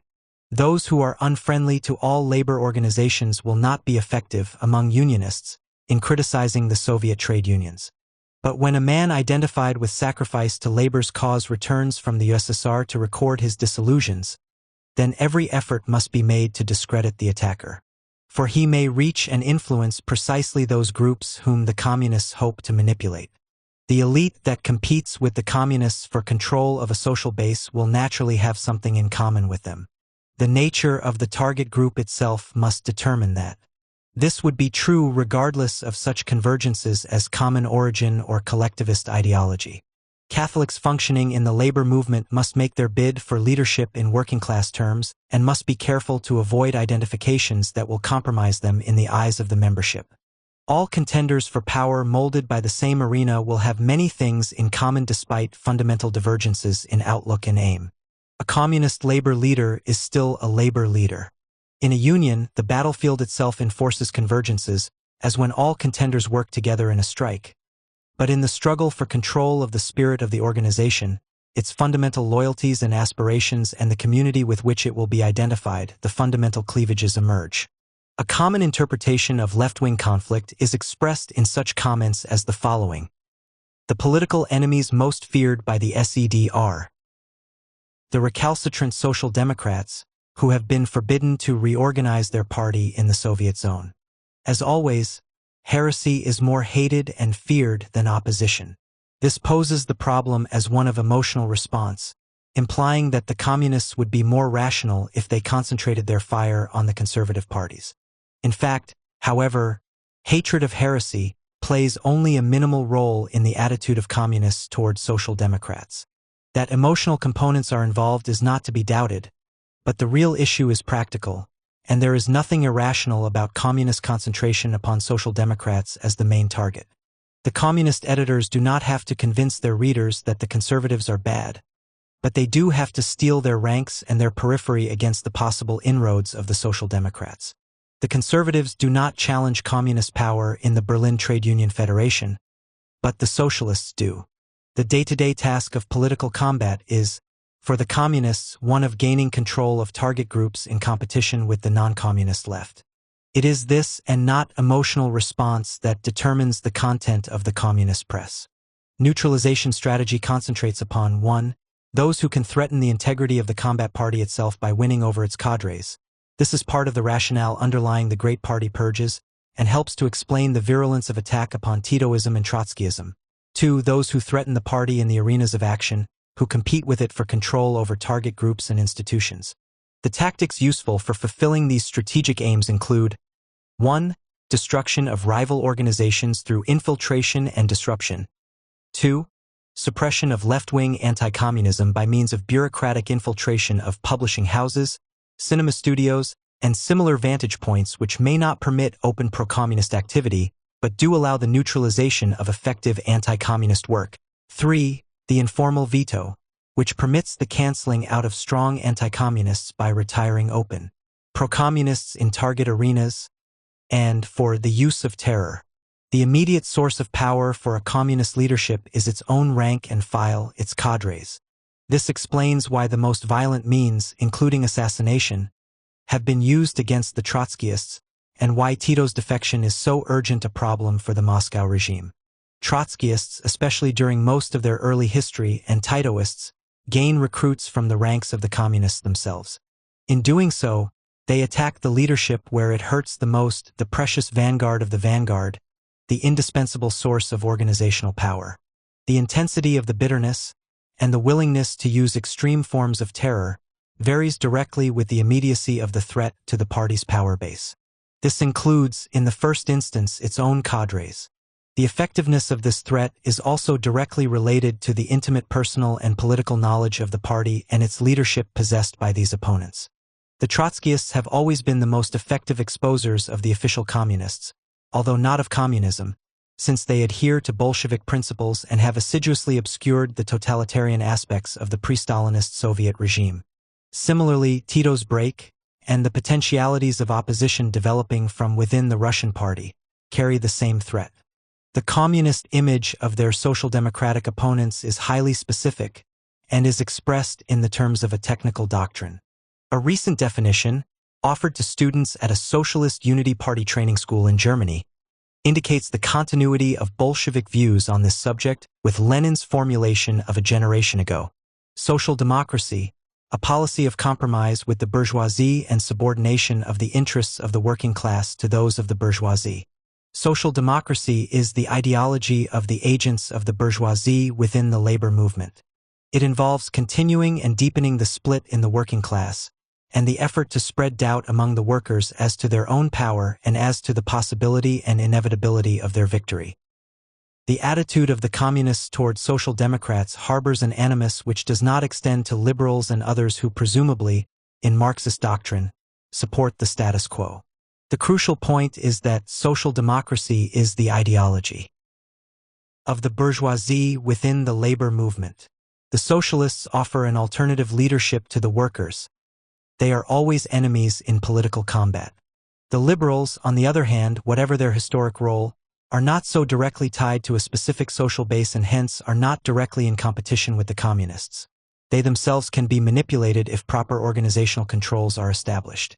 Therefore, it is always necessary, in interpreting communism, to keep in mind the concrete conditions of political struggle and to avoid reliance on the logical implications of general Marxist principles. The principles are always applied selectively, depending on the needs of the immediate situation. Liberals in the mass will not be thought of as agents of the class enemy, but anti-communist liberals functioning as an elite group will always be so designated. This process of applying principles selectively, qualified by the urgencies of combat, is known in the Marxist movement as thinking dialectically. In the neutralization of competing leadership groups, of whom, historically, the socialists have been the most important, the main strategic goal is their organizational and ideological annihilation. In his exceptionally frank discussion, Cannon makes the Bolshevik position clear. Partly as a result of our experience in the Socialist Party and our fight in there, the SP was put on the sidelines. This was a great achievement because it was an obstacle on the path of building a revolutionary party. The problem is not merely one of building a revolutionary party, but of clearing obstacles from its path. Every other party is a rival. Every other party is an obstacle. This is true, of course, for all rivals, regardless of their political complexion. Even an organization very close to the Bolsheviks in program would be marked for destruction because, competing in the same arena, it would be bidding for the limited number of individuals who can become effective cadres. The Bolshevik objective is power for a specific party, and this means that it is all-important under whose leadership the trade union militants fall. The existence of rival organizations is only tolerable when the drive to power is inhibited, when considerations of program are given priority over organizational aggrandizement. The task of destroying a rival organization is one to which the organizational maneuverability of the cadre party is especially adapted. The target is penetrated and a communist fraction is established.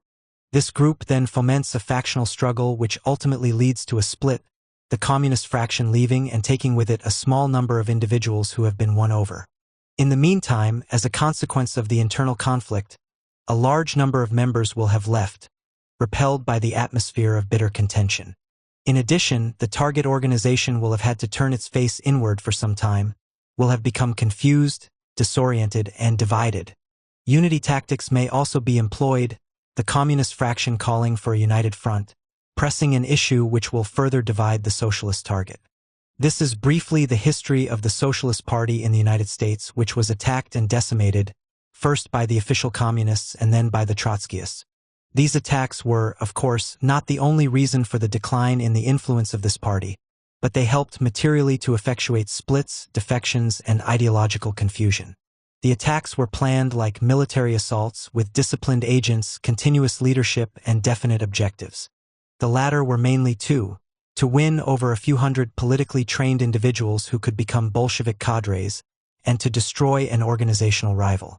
It is especially pertinent that neither the Communists nor the Trotskyists, both Bolshevik in method, sought to capture the socialist organization. They hoped only to salvage something from the wreckage and to remove an obstacle, an alternative center for the organization of radicals, a competing elite among labor and liberal publics. The cynical willingness to annihilate organizational rivals was most dramatically revealed in the response of the Russians to the Warsaw Rising of August-October 1944. During that period, after calls by the Russians for revolt against the Germans, and upon the Red Army's penetration to within 10 miles of the city's eastern suburbs, supporters of the London government in exile under General Borkomarovsky succeeded in capturing a large part of the city. But the Russians were opposed to this government, sponsoring their own Lublin Committee instead. They apparently decided to permit the extermination of Bohr and his followers rather than to suffer the increased prestige which would have accrued to the London government had Bohr been successful. The Red Army bypassed Warsaw and made no strong effort to help the underground forces or to capture the city. Bohr was attacked as a criminal, and even efforts by the Allies to aid the besieged rebels from the air were forestalled by Soviet refusal to grant them permission to land in Russia. As a result, the Germans had ample time to destroy Bohr's forces. The London government's most important hope for legitimacy and strength, victorious forces inside Poland, was effectively removed. Apart from direct political combat with competing elites for control of the social base, the Communists must attempt to neutralize attacks upon the party from any source. Since deception has become the keynote of communist activity, a large amount of effort must be expended to avoid exposure. This too requires major concentration upon the left-wing opponents of the party, for they are in the best position to conduct the kind of exposure which is most harmful. Benjamin Gitlow's story of the role of the anarchist leader Carlo Tresca offers a striking example. Tresca was a leading anti-fascist and had some influence among Italian Americans. After the communist attack upon the anarchist organizations in Spain during the Civil War, he devoted himself to exposing the communist underground, including the OGPU with which, according to Gitlow, he had earlier had some contacts. Tresca interested himself in the disappearance of Juliet Stewart Points, reputed to have been an OGPU agent, and then found an opportunity to frustrate communist intervention in a specific organizational arena, the government-sponsored Italian-American Victory Council. The council, to the communists, was of such great importance that orders were transmitted to the Communist Party to do everything possible to capture it. But Carlo Tresca stood in their way. The Mazzina Society, the leading organization of Italian anti-fascists, due to Tresca's pressure, had previously, in principle, adopted the policy of excluding all totalitarian and fascist elements from the society. Now Tresca, who successfully had excluded them from the Mazzina Society, took up the fight to exclude both the Italian ex-fascists in America and the communists from the OWI Italian-American Victory Council. Officials of the Office of War Information fought for their inclusion, but in Tresca's opposition they had an obstacle which they found difficult to overcome, for Tresca hurled damaging accusations, backed up by facts, against the communists and the ex-fascists parading as the champions of democracy.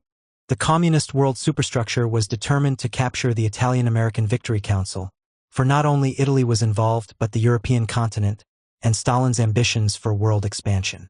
Moscow rounded up Italian communist agents by the hundreds and shipped them to the United States. The Comintern rep demanded that the American Communist Party settle its score with Tresca on the Points case and on all other matters. The OGPU claimed he had abused their confidence and had treacherously double-crossed them. Shortly thereafter, Tresca was mysteriously assassinated, possibly by fascist rather than communist agents.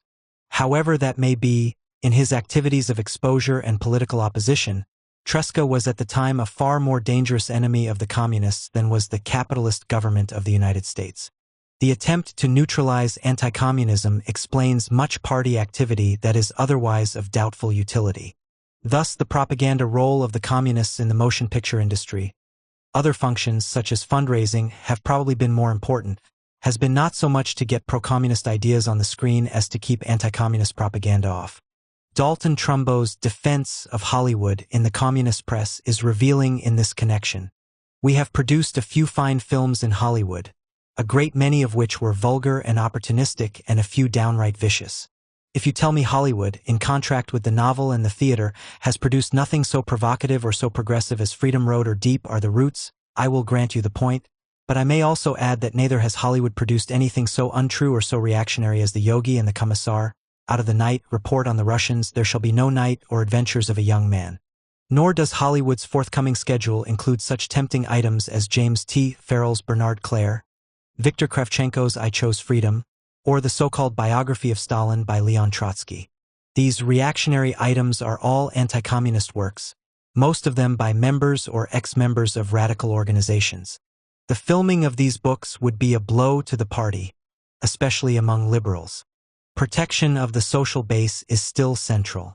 Similarly, the production of Mission to Moscow, with its apology for the Moscow trials, was a great help to the party because it assisted in shielding a most vulnerable spot, one to which the liberal public was especially sensitive.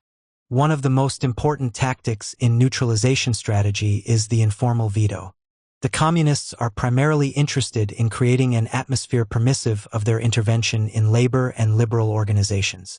This does not presume the open espousal of communism, but it does require the suppression of explicitly anti-communist activity in those circles. The answer is simple but effective. If a debate is to be arranged, the communists will avoid asking for open pro-communists and use this as a basis for protesting the invitation of explicit anti-communists. This tactic is predicated on conspiracy and deception.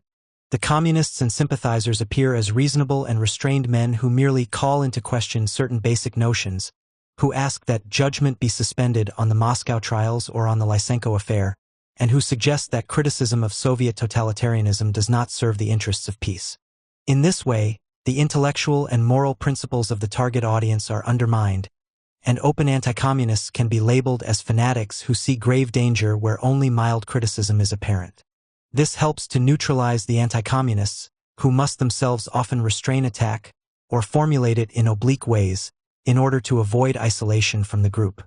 The informal veto is a useful byproduct of unity, where the threat of withdrawal can be used to suppress anti-communist criticism and to isolate leading opponents of the party and of the Soviet Union. Once communists are admitted into broader organizations, it becomes necessary, as a condition of unity, to limit forthright criticism of matters deemed crucial to the communists. Criticism of communism as a theoretical social system is not a serious threat, but exposures of the conspiratorial nature of the party, the Moscow trials, or Soviet foreign policy must be restrained. Hence, unity for specific objectives is made to result in a more widespread capitulation. The neutralization of opposition elements finds its ultimate expression in the use of terror.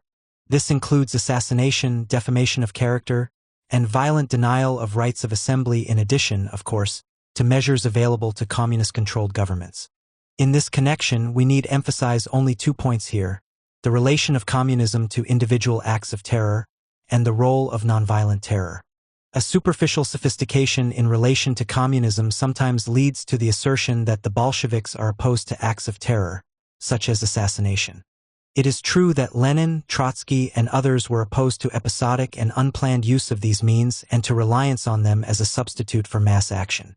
But they had no moral objections to them and were willing to use them if they were coordinated with the general strategy of the party. Trotsky's defense of the Red Terror is in point. Intimidation is a powerful weapon of policy, both internationally and internally. War, like revolution, is founded upon intimidation. A victorious war, generally speaking, destroys only an insignificant part of the conquered army, intimidating the remainder and breaking their will. The revolution works in the same way. It kills individuals and intimidates thousands. In this sense, the Red Terror is not distinguishable from the armed insurrection, the direct continuation of which it represents. And on the moral issue, if it is a question of seeking formal contradictions, then obviously we must do so on the side of the White Terror, which is the weapon of classes which consider themselves Christians. As for us, We were never concerned with the Kantian priestly and vegetarian Quaker prattle about the sacredness of human life. We were revolutionaries in opposition, and have remained revolutionaries in power. To make the individual sacred, we must destroy the social order which crucifies him. And this problem can only be solved by blood and iron.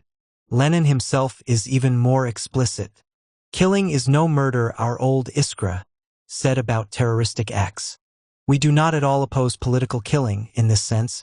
The servile written statements of the opportunists in Vorwärts and the Vienna Arbeiterzeitung are simply revolting. But as revolutionary tactics, individual attempts are both impractical and harmful. It is only a mass movement that can be considered a real political struggle. Individual terroristic acts can be, and must be, helpful only when they are directly linked with the mass movement.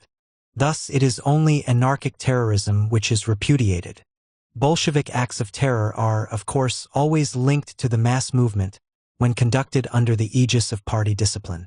The communists have been willing to use contrived riots to deny the right of opposition groups to meet. This is not simply a matter of anti-fascist activity, but of attempts to intimidate other left-wing organizations. Thus, in the early days of the Trotskyist movement in the United States, the official communists attempted to break up the gatherings of this new and threatening tendency, long before Trotsky was denounced as a fascist. A large socialist meeting at Madison Square Garden was turned into a riot by the communists in February 1934. And as late as 1944, the communists attempted to disrupt a pacifist meeting, addressed by a socialist leader and held under Quaker auspices. Activities of this sort have been episodic, apart from direct bids for state power, but they indicate the willingness of the party to attempt to eliminate oppositionist elements by any means, including direct efforts to deny them the streets. Of special interest here, because it is less obvious and more readily used in organizational tactics, is nonviolent terror. This is intimidation of the word, often more effective than violence against psychologically vulnerable individuals. The importance of terms of opprobrium for terrorization is extraordinary. This is not only the case in political struggle prior to seizure of power, but also after the establishment of the terror regime itself. Individuals can be effectively isolated by attaching some of the key public enemy labels to them. Characterization by such labels is an effective means of outlawing selected persons and intimidating their potential co-thinkers.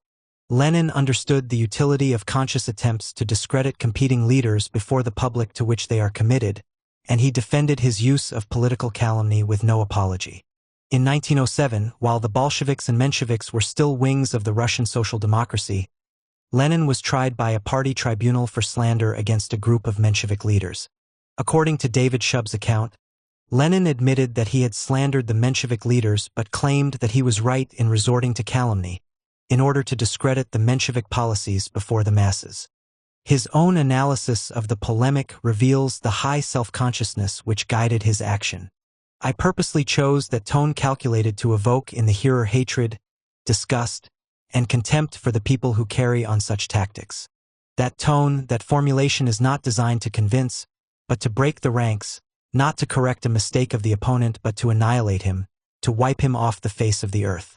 Indeed, that approach evokes the worst thoughts and suspicions against the opponent, and, it is true, instead of convincing and correcting, introduces confusion into the ranks of the working class.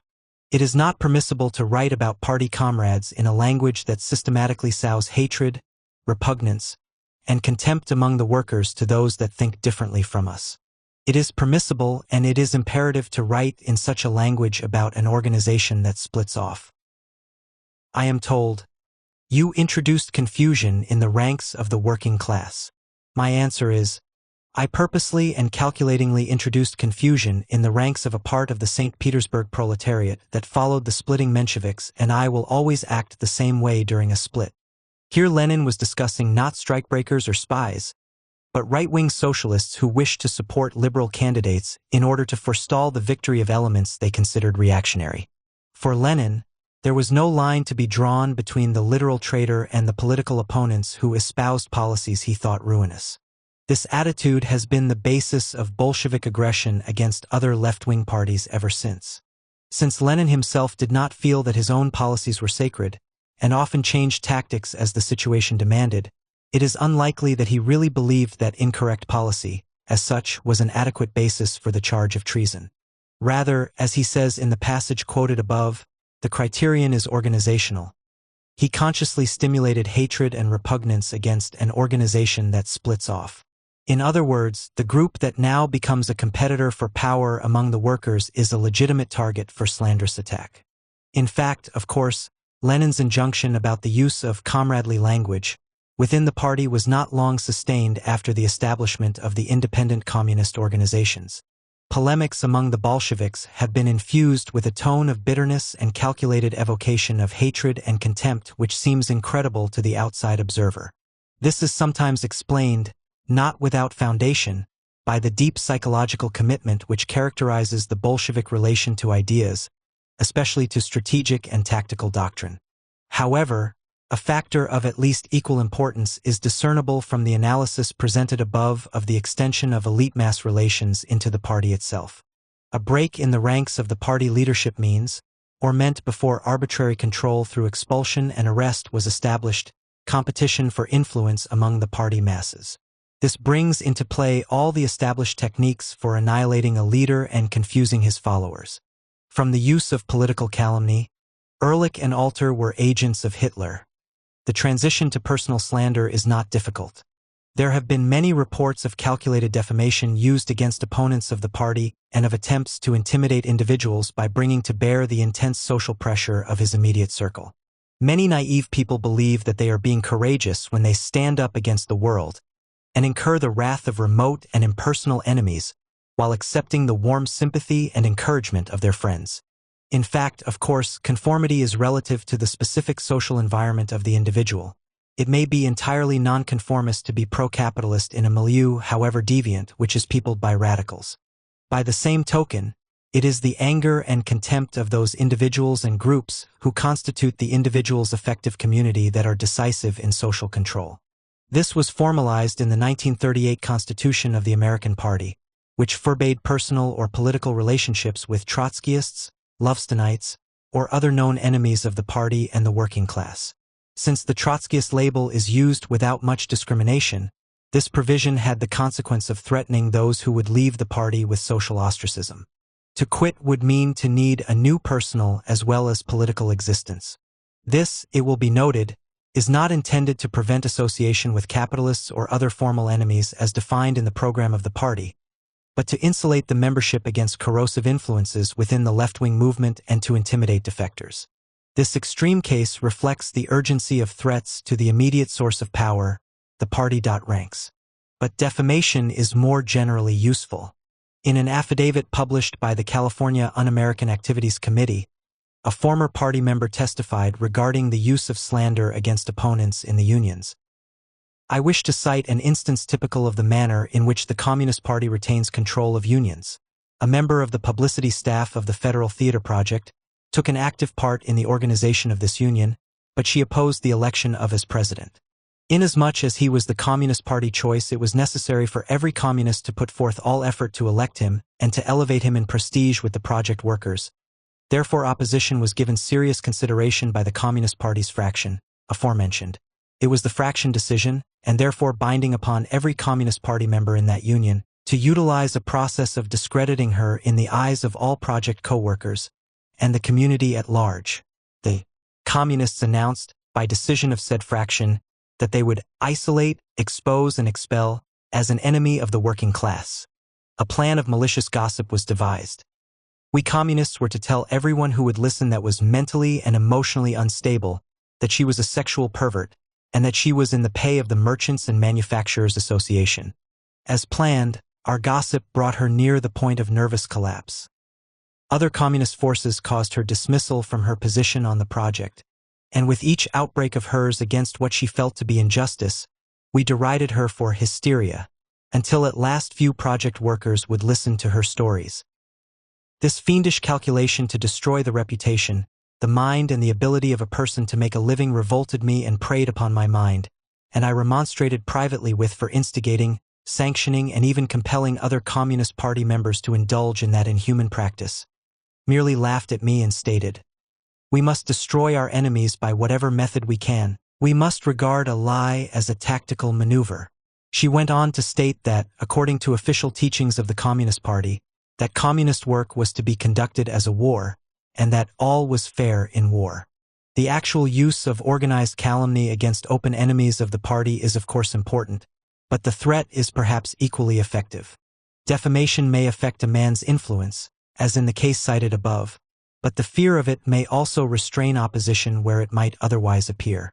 Individuals who are vulnerable to such charges as reactionary, fascist, Trotskyist, etc., will often remain silent, even though outside the party, for fear they will be forced to endure a long period of unpleasantness and the suspicion of their friends, to say nothing of the generally repugnant label, informer. There are a number of ex-leaders of the party who have remained silent, although there is no doubt of a basic shift in their political views. Many more, of lesser importance, have chosen to avoid the usually unfavorable publicity which comes to those who attack and expose the party. By a full and systematic exploitation of the social pressure which restrains these individuals, the party is able to neutralize many potential enemies. The party relies heavily on the tendency of people to believe that, where there's smoke, there's fire. This practice is akin to the promulgation of the big lie, a major tool of modern demagogy. The search for legitimacy. The rule is, those who wield power must establish their right to do so. This is not a pious wish or a peculiarly democratic canon, but a general political necessity. Every ruling group that presumes to gather prerogatives for itself, or to inflict deprivations on others, must identify itself with a principle acceptable to the community as justification for the exercise of power. Such doctrinal tenets are known as principles of legitimacy. Their function is to establish authority as distinct from naked power. A rule is based on authority when most of those who are supposed to obey do so willingly and need not be coerced. This implies that a principle is recognized which states why the rulers are entitled to rule. All rulers, whether traditional, democratic, or totalitarian, need such a principle of legitimacy in order to reduce their dependence on naked power. In this sense, to speak of hereditary monarchy as legitimate rule or illegitimate implies no moral judgment. It is merely an assertion of fact which, given known theory, establishes an antecedent probability that certain types of power will be effectively maintained or easily overthrown. Hereditary succession and majority rule are obvious examples of monarchical and democratic principles of legitimacy. Similarly, diplomatic recognition by key foreign powers helps to legitimize power won in a coup d'état. Less obvious is the traditional, but now insecure, principle which asserts the right of a conqueror to demand the peaceful submission and minimal collaboration of civilian populations. When this principle is accepted, military occupation of enemy territory is peaceful, dependent only on the outcome of the war as decided on recognized fields of combat.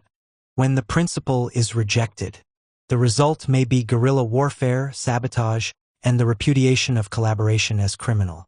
During World War II, the practice of mass treason, Quislingism, to facilitate enemy conquest, and the importance of ideology, did much to undermine the traditional rules which sanctioned the exercise of authority won by conquest. The revision of traditional concepts has culminated in the attempt, only partially successful, to stamp as illegitimate all gains won as a result of aggressive warfare. Although this effort is related to moral choice, its success depends on what people actually believe and hence also on the empirical consequences of relying on the new principle in action.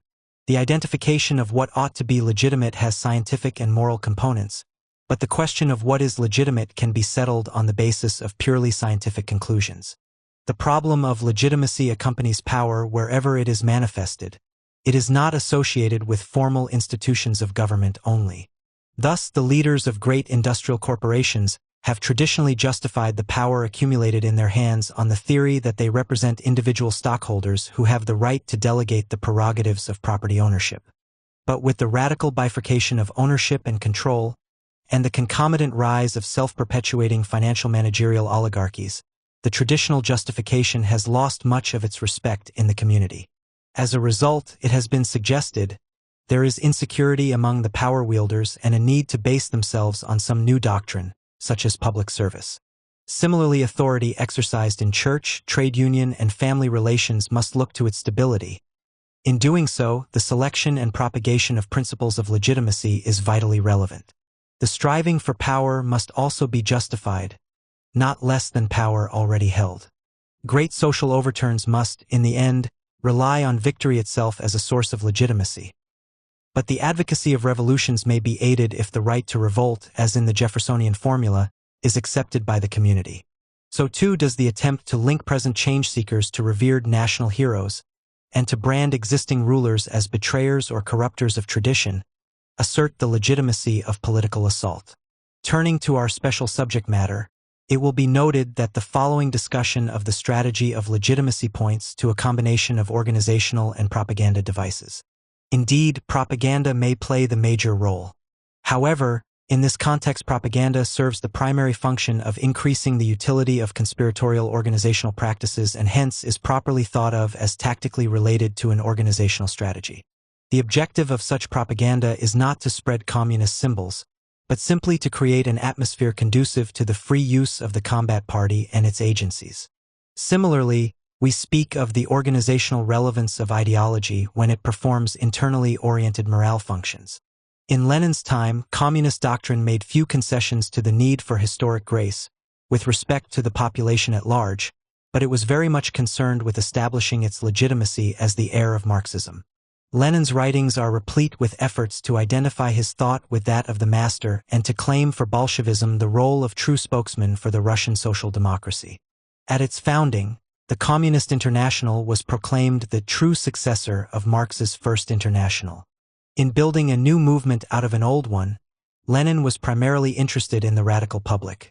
It was out of workers and intellectuals who had already been influenced by socialism that he planned to forge his party of revolutionary cadres.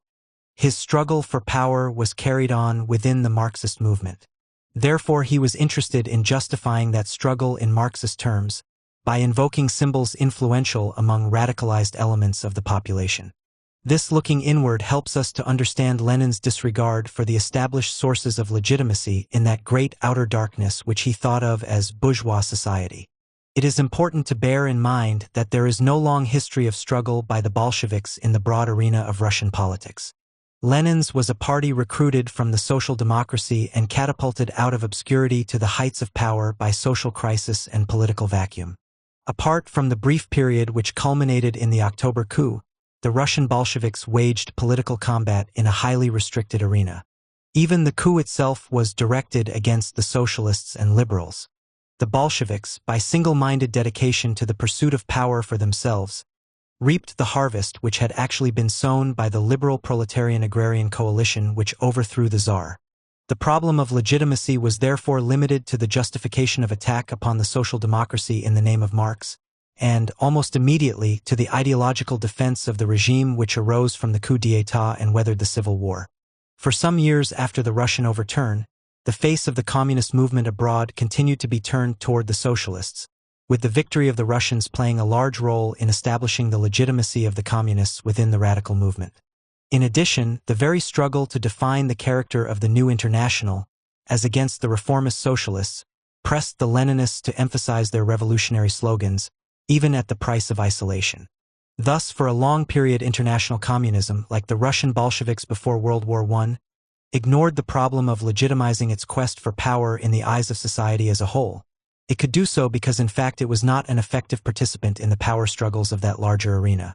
But the communists outside Russia were unable to find their way to a quick October. After 15 years of fiery manifestos and internal preoccupation, the movement began to give serious consideration to problems of legitimacy. The possibility of direct competition with the established bourgeois parties emphasized the usefulness of gaining acceptance as legitimate participants in the democratic process so that publicity, a place on the ballot, and other advantages might be gained. Even more important, problems of legitimacy became especially pressing as dependence on organizational weapons increased, for the latter required acceptance in the community as a primary condition for effectiveness. Whereas Lenin had developed conspiratorial methods to be used primarily, but not exclusively, under conditions of autocratic rule, his successors perfected his methods for use in democratic contexts. As reliance on conspiracy more and more supplanted open revolutionary propaganda, the need to appear respectable necessarily increased in urgency. Consequently, it is a mistake to assume that communist conspiracy is a function of repression. The latter is one source, of course, but the effort to elude open bidding for popular support is equally significant. Although all political contenders must heed the community's sense of propriety in the choice of candidates, the Bolsheviks are particularly sensitive on this score. The traditional parties choose the right man in order to win. The communists need a respectable name in order to protect the right of the party to function. Much activity otherwise inexplicable can be understood as part of the search for legitimacy. The influx of communists into the armed forces in World War II served, among other functions, to create a corps of party veterans who could be exhibited at appropriate times, as at the encampment in Washington in 1947, in order to spread the idea that communists did their share as good Americans. To think of communists in the armed forces as seeking primarily to undermine discipline or to get training for revolution is to miss the political import of this activity. Similarly, even brief participation in posts of influence or of public honor can increase the usefulness of a pro-communist spokesman. And the capture of Henry Wallace by the communist movement was an important triumph, not only because of his immediate pro-Soviet propaganda potential, but because a former vice president accepted the right of party members to function in a liberal organization. This is the significant fact that is often overlooked in the flood of controversy over who controls whom. The mere right to participate is invaluable to an organization which depends on covert devices for the attainment of positions of influence.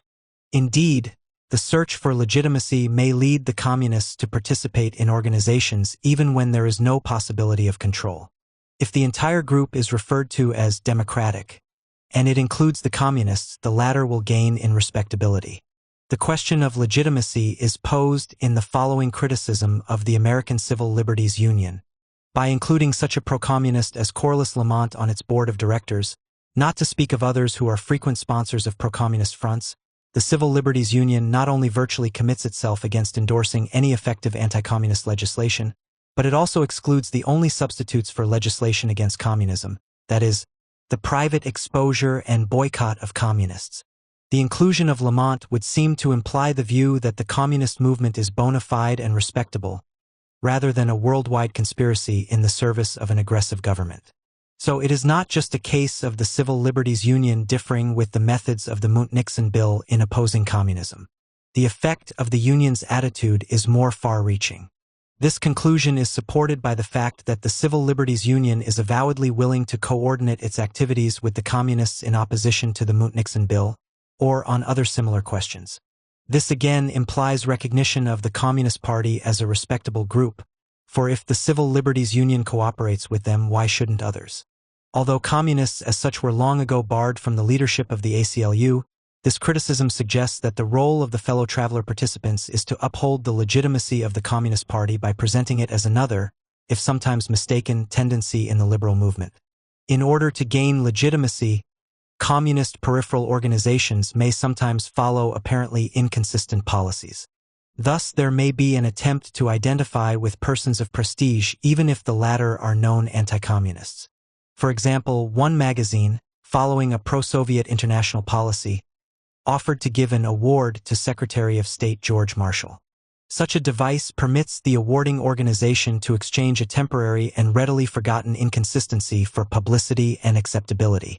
The same goal may lead to the avoidance of a definitive public break, as manifested in vigorous attack and, especially, defamation, with potential legitimizers who have strayed somewhat from the party line.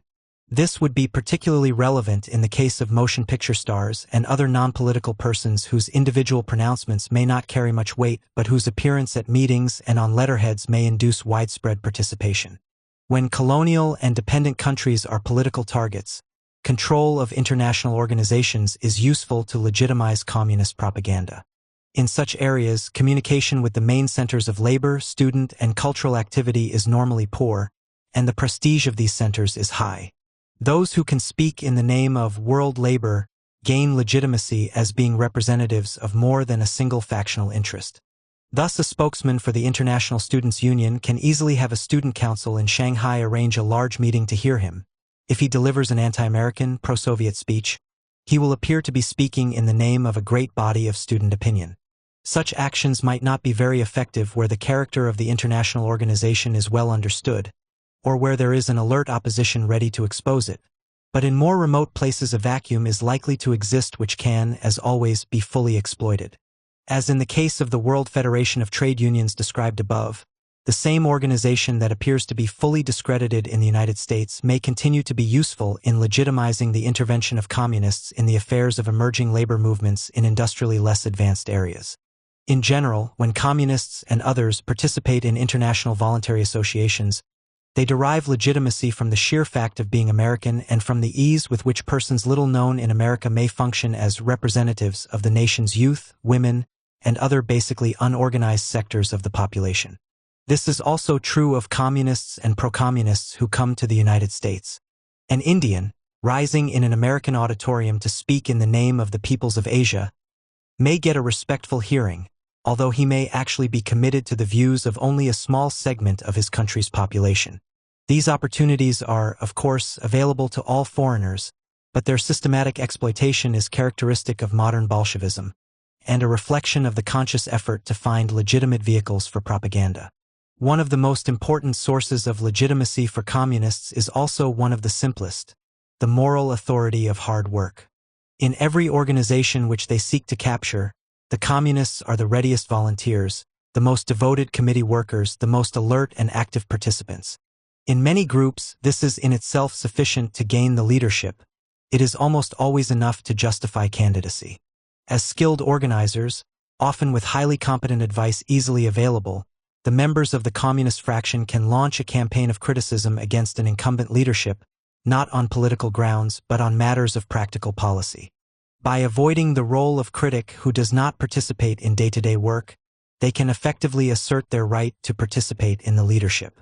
This source of legitimacy is especially congenial to the communists because hard work is a token of activism. The latter is a crucial component of the Bolsheviks' own principle of legitimacy, that which he would like to have accepted by the community. An interesting variant of the normal tactic of concealing communist affiliation in target groups is to have a few party members appear openly as such. If these selected individuals are especially careful to appear as loyal members interested only in the welfare of the union or other association, it may be possible to dispel fears of the party. The mere existence of the communist stereotype, the fanatical propagandist and saboteur, is helpful, for the presentation of individuals who behave conventionally and are nice people can do much to destroy the effectiveness of anti-communist attacks. The party is therefore interested in having some of its members, in addition to key leaders, openly accept the communist label in order to legitimize the right of communists to participate in the mass organizations. Ultimately, the best defense against attempts to identify various activities as communist is to create a so-what attitude. If communist participation is accepted as legitimate, then exposure will be effectively neutralized. These open tactics are associated with another useful cover for infiltration. In many contexts, tolerance of the party may be won if the belief is held that it has little influence. For example, refusal to recognize the extent of communist penetration of the CIO and naive equations of the party's strength with its vote in national elections have created a favorable environment for covert activities. This can be aided by the open appearance of a few communists, who lend weight to the impression that they represent only an insignificant minority having no power. The man who openly announces his affiliation does everything he can to offset the stereotype. At the same time, a larger group of concealed communists independently supports his policies. The open existence of the party, moreover, can absorb the frontal anti-communist attacks so that the more vital covert activity may continue undisturbed. In the United States, where conspiratorial activity to compensate for lack of popular support has been most essential, the apparent weakness of the Communist Party has been one of its important assets. In order to assert its right to function, therefore, it is in the party's interests to deprecate its own influence. From a propaganda standpoint, probably the most effective principle of legitimacy promulgated by the communists is that based on the distinction between ultimate and immediate aims. The right to participate, to have access to centers where power is created and transferred, is decisive for organizational weapons. This is aided by a doctrine of apparent compromise, the communists claiming that, although their program is ultimately the best, they will go along with lesser achievements. Given honest and straightforward political relations, it is not easy to refuse the help of hardworking individuals who make your cause their own. The communists, however, subvert these relations by keeping the struggle for power on the agenda permanently, making programmatic compromises without sacrificing the capture of an organization or a state whenever possible. Equally important is the consequence that the communists come to be viewed as standing at one end of a political continuum. They come to be thought of as favoring the social ideals of the liberals, only more so. This is an important psychological victory, for then the communists are accepted as being within the same basic community as all progressives, and hence rightful participants in its work. Actually, of course, the communists aim to make labor unions tools of the state and to deny civil rights to all. But this simple truth, which should set the Bolsheviks aside as among the worst enemies of liberalism, has been effectively obscured from large numbers of well-meaning persons by immersing the party in the struggles of less privileged groups in society. From the Bolshevik point of view, no inconsistency is involved. They are interested in these struggles only as means of gaining influence, of possessing the masses. The power thus gained is to be used, not for the immediate benefit of the grantors, but according to the dictates of history as reflected in the shifting interests of the international party. The inconsistency lies with the liberals, whose failure to understand the nature of Bolshevism as a power-oriented movement leads them to accept the public pronouncements of the communists as good coin. The result is the absorption of the party into the community of democratic idealism, a strategic victory of the first importance. If the confusion of communism with liberalism is, as we suggest, a way of legitimizing the party's activities, this confusion has often been considerably increased by the most articulate, though not the most effective enemies of Bolshevism. Indiscriminate attacks upon all left-wing movements, and even New Deal liberalism as communistic, is of great help to the party, reinforcing its contention that the fate of all progressives and radicals is bound up with that of the communists. Such an attack identifies where it should distinguish and divide, and may serve to increase rather than to diminish the influence of the party among those key groups whose leadership it seeks to command. Chapter 6. Dual Power and the Coup d'etat. The Bolsheviks came to power in Russia by assuming the leadership of a great revolutionary upsurge among the urban and rural masses. They did not create this sentiment, but took control of it away from the reformist parties. In this sense, the Russian Revolution of 1917 was, despite the transition from Kerensky to Lenin, a single historical event. When the Bolsheviks took power in October, they were riding the crest of a wave, always aware that their opportunity might be lost if they failed to gauge the running of the tide. That the historical moment might not be sensed was, indeed, Lenin's greatest preoccupation and anxiety. Because of his many written appeals to the Bolshevik Central Committee, in the period just before October, Lenin's views on the relation of party and class in the insurrection are readily available. In September 1917, in an essay addressed to the committee he wrote, "To be successful, insurrection must rely not upon conspiracy and not upon a party, but upon the advanced class. Insurrection must rely upon the rising revolutionary spirit of the people. Insurrection must rely upon the crucial moment in the history of the growing revolution, when the activity of the advanced ranks of the people is at its height, and when the vacillations in the ranks of the enemies and in the ranks of the weak, half-hearted and irresolute friends of the revolution are strongest." And these three conditions in the attitude towards insurrection distinguish Marxism from Blankism.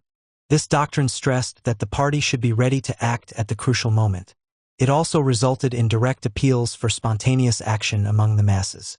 Lenin called on the peasants to exercise initiative to seize the land. He wanted the workers to arm themselves and to displace management in the factories.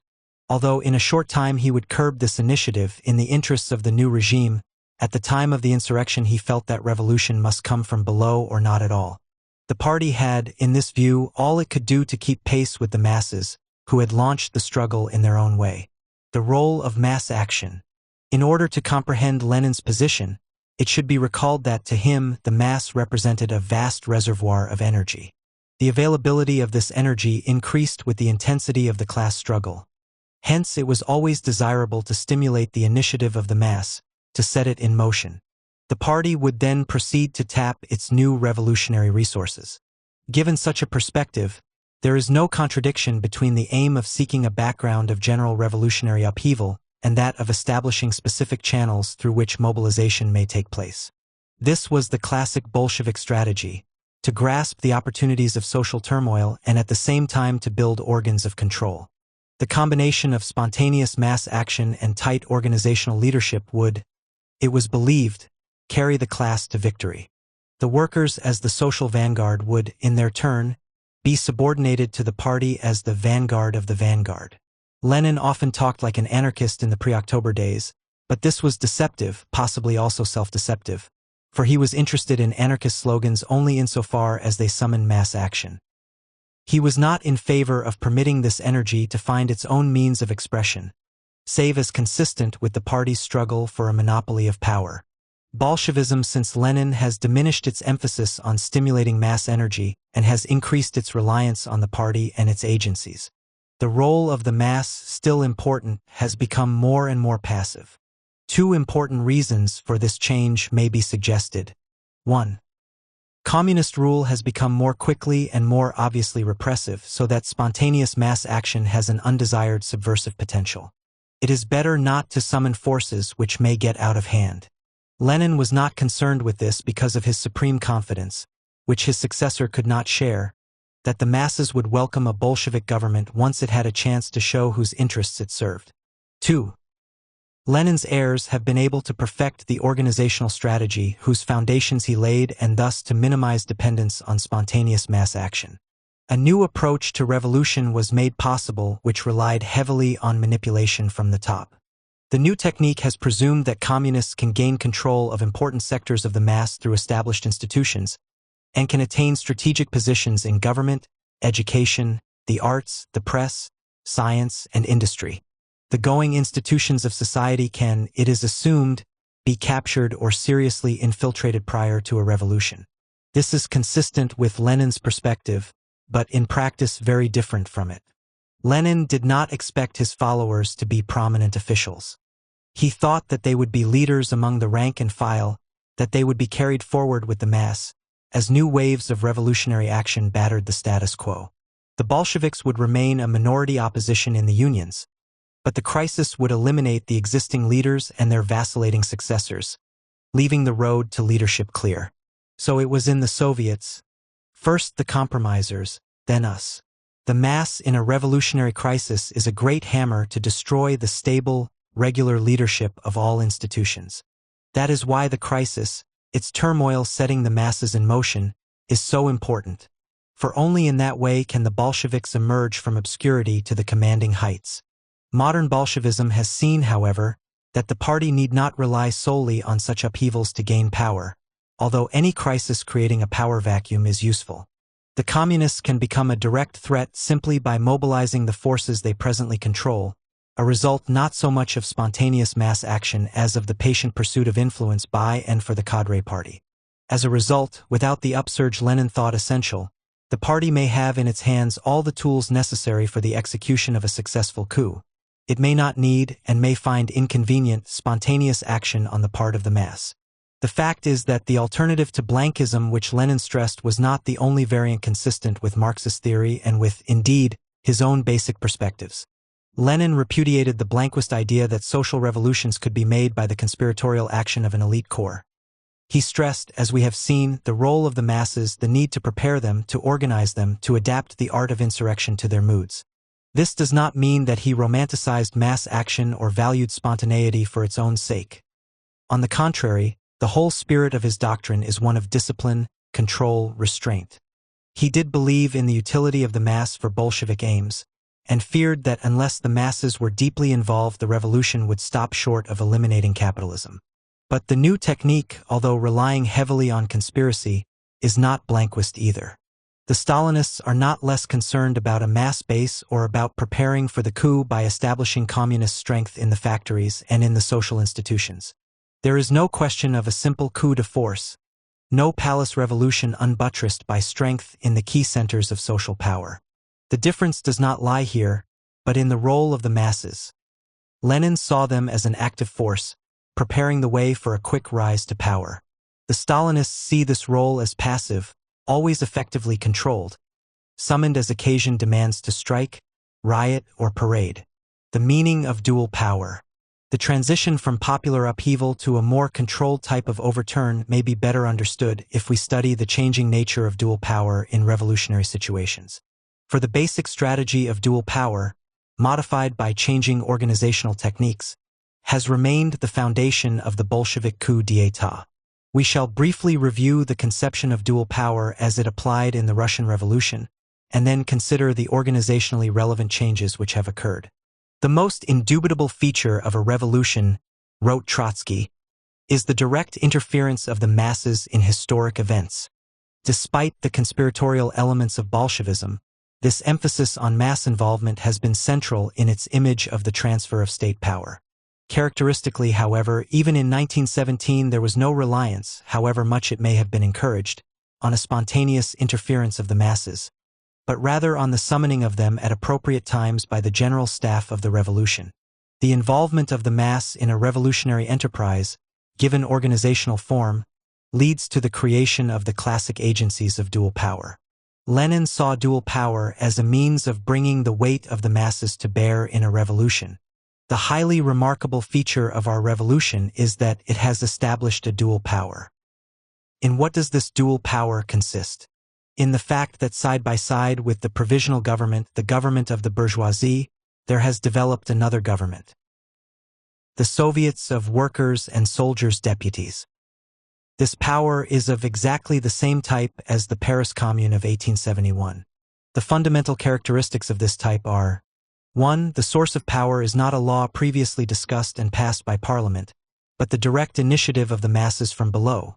2. The direct arming of the whole people in place of the police and the army, which are institutions separated from the people and opposed by the people. Order in the state under such a power is maintained by the armed workers and peasants themselves, by the armed people itself. 3. Officials and bureaucrats are either displaced by the direct rule of the people itself or at least placed under special control. It remained for Trotsky, however, to attempt a systematic formulation along Marxian lines. The political mechanism of revolution consists of the transfer of power from one class to another. The forcible overthrow is usually accomplished in a brief time.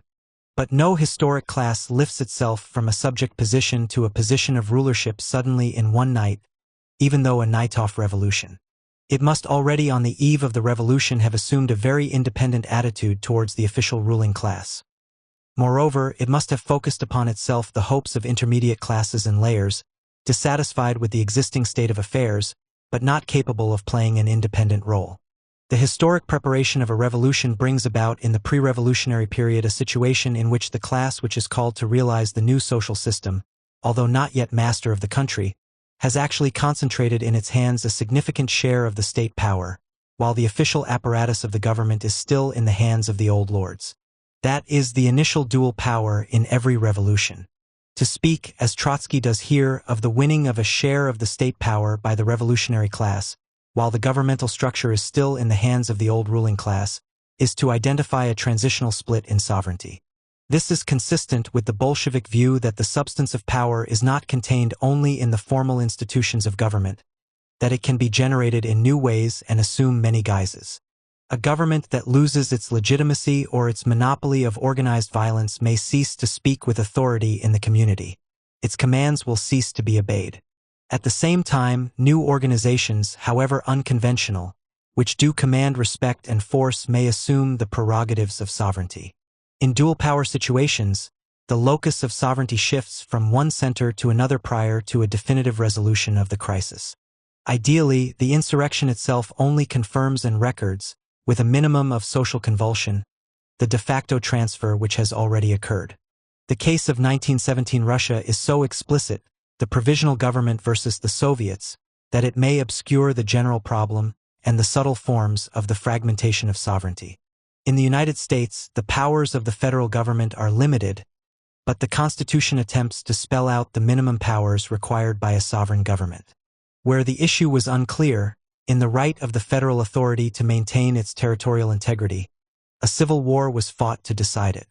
Since that conflict, the advocates of local sovereignty have not seriously challenged the supremacy of Washington on matters crucial to the exercise of sovereign power. The federal-state relation has not been one of dual power, for the basic allegiance of the major institutions of the society to the federal government is not in question. This tells us what dual power is not. It has nothing to do with a legitimized division of authority which is stabilized around a central focus of loyalty. Where that central focus no longer exists, where the allegiance of groups and institutions is divided among polarized contenders for supreme authority, a condition of dual power emerges. If, for example, a church were to arise which believed in its right to review, challenge, and reject the laws of the federal government, if it were able to attract considerable support among the people, to conduct its own education, to establish a private army, then, until some overall resolution of the conflict were achieved, a situation of dual power would exist. The question of sovereignty would suffuse all issues. Such a case would not necessarily be one of a few months charged with tension. It might characterize an entire political epoch. The strategy of dual power is an organizational reflection of the politics of class struggle. The aim of the Marxists has been to split the community, to undermine the principles of legitimacy upon which existing authority rests, to create new institutions to rally the total allegiance of the workers. In action, such a policy inevitably creates organs of dual power. If a union leadership believes that the boss's government is not to be trusted, then in a strike the union will be prepared to assume the functions of government on a local scale. If the official police are believed to be biased, the union may prepare its own means of maintaining order. If it is felt that the hospitals are being used to isolate union militants, special first aid stations may be established. Such manifestations of dual power are usually episodic. Nevertheless, even these indicate its basic nature, the assumption of governmental functions and prerogatives by private associations when the authority of the sovereign is in decline. Although a breakdown of the monopoly of organized violence and of control over key economic and social institutions may lead to embryonic dual power situations, the important point is not the collapse of practical control as such. That may occur in disasters, or as a result of external attack, without serious consequences for the locus of sovereignty. Ultimately, the issue turns on sentiment. The emergence of significant dual power depends on the alienation of sectors of the community, not simply on new upcroppings of powerful forces. Dual power and subversion. It follows that dual power may be created without the generation of new social forms. It may result from new combinations of disaffected institutions, the capture of local governments, agencies of a central government, or of labor federations permits the construction of a new state apparatus prepared to displace the old. The force which binds these elements together is the Revolutionary General Staff, the combat party. The state is dissected rather than smashed. By purging and indoctrinating the captured organizations, the communists change them in a fundamental way. They destroy the role and the loyalties of these institutions while keeping them organizationally intact. They then cease to be normal participants in a constitutional order but become, on the contrary, prepared bastions for a revolutionary coup. Thus we see that dual power may be the result of organized subversion.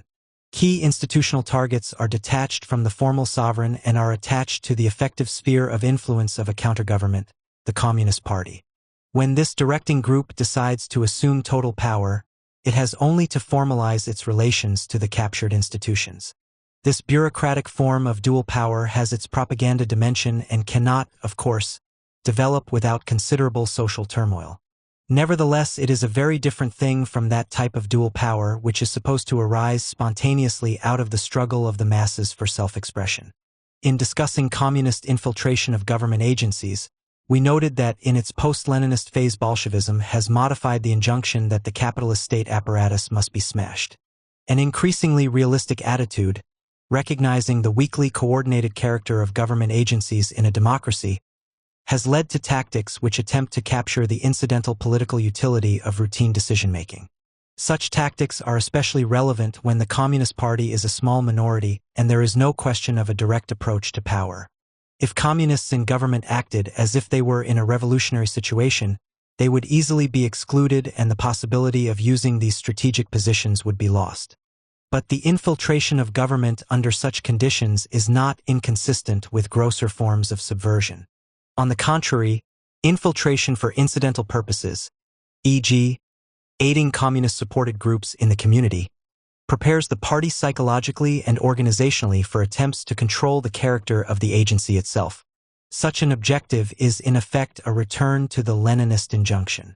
For if we consider the sociological meaning of smashing the state, it is not difficult to see that alternative methods may be employed. On the one hand, there is the method envisioned by Lenin. The old organizations will disintegrate, their bureaucratic structures will be dissolved, and new agencies will be established by the revolutionary regime. These new organizations might re-employ some of the old personnel, but there would be no continuity which might permit sabotage of the directives issued by the new state power. As always, Lenin sought to rely on new devices, expressing a sharp break with the past, symbolizing the new order for the masses. This is consistent both with his emphasis on completely reliable instruments to be built and controlled by the Bolsheviks, and with his stress on relating political decisions to the revolutionary consciousness of the mass. However, the state apparatus may also be smashed without organizational disintegration. The latter is the simplest method, the most obvious, but it assumes a context of upheaval and a wide base of support which may not always be available. The history of post-Leninist communism has been, indeed, one of attempts to gain power with minimal mass support. Hence the need to exploit the possibilities of subversion through the use of organizational weapons. The point of smashing the state is not to create chaos for its own sake, but to eliminate an apparatus having basic loyalties to the existing order. If these commitments can be altered without actually destroying the organizations, a valuable tactical flexibility may be gained. This can be accomplished by purges or, especially in transitional periods, by systematic intimidation and indoctrination, resulting in a basic reorientation of the officialdom. When the communists capture an organization, they are not content to replace the top leadership. They attempt to overhaul the entire apparatus so that it may become a pliable instrument. This will maximize access to the rank and file and create a homogeneous environment of opinion to which conformity is demanded. Even if the personnel is not adequately won over, the total reorganization of the officialdom will ensure the maintenance of control. This is standard practice in a controlled union where, for example, not only headquarters officials, but all organizers and even shop stewards are made part of an integrated machine. Once it is recognized that a radical transformation of the character of an agency can be accomplished by organizational measures instituted from the top, the utility of partial control of the government becomes apparent. The older Bolshevik theory rejected coalitions partly because it was felt that the communists must always lose, always be made the prisoners of the least radical member of the bloc. But this theory did not adequately take into account the power of the combat party as against that of the normal parliamentary parties. If the Communist Party were of the same type as the others, then the theory would have merit. It was particularly effective from the communist viewpoint as a criticism of the coalitions made by the socialist parties. But since the socialists were indeed basically of the parliamentary type, no conclusions ought actually to have been drawn concerning the role of communist parties in coalitions. As in all unity maneuvers, the Bolsheviks enter a coalition in order to gain access to group or institutional targets. If participation in a coalition government offers opportunity to subvert a government agency through extensive infiltration supported from the top, then the maneuver may be successful even if the formal political goals are not attained. Moreover, when the seizure of total power is a serious possibility, control of a portion of the government structure will permit the establishment of a system of dual power, the controlled portion being detached from allegiance to the constitutional locus of sovereignty to function as a base of operations and an alternative administrative apparatus. As the communist technique for penetrating the nerve centers of society is perfected, as the target is extended from key industries and mass movements to government itself, the need for a background of mass upheaval diminishes. The party comes to rely increasingly on its devices of penetration and control, as guided by its own general staff. Spontaneous outbursts of mass action may then embarrass the delicate operations of a stage-managed coup. The case of Czechoslovakia. This analysis may be developed concretely if we consider the pre-seizure tactics employed by the communists in Europe after World War II, especially in Czechoslovakia. This pattern shows balanced use of manipulated mass action and bureaucratic entrenchment, each reinforcing the other under the guidance of the party. The coup d'état in Prague of February 1948 was a communist revolution of the new type. It was not an insurrection, involving attacks upon a ruling group, but a seizure of total power by those who already held dominant influence in the government. It was a revolution nonetheless, for it resulted in a fundamental shift in the locus of sovereignty from constitutionally restrained parliamentarism to a totalitarian state. What was overturned in Prague was an institutional system, not a regime. This was made possible by preparations which had already, before the February events, rendered the Czech parliamentary democracy only a weak and distorted reflection of its former self, and had created the organizational basis for totalitarian rule. This is the ultimate meaning of dual power. The counterposition of contending social forces and forms, each bidding for the status of sovereign, is the classic expression of a confrontation of institutional systems. It is the latter confrontation which is essential.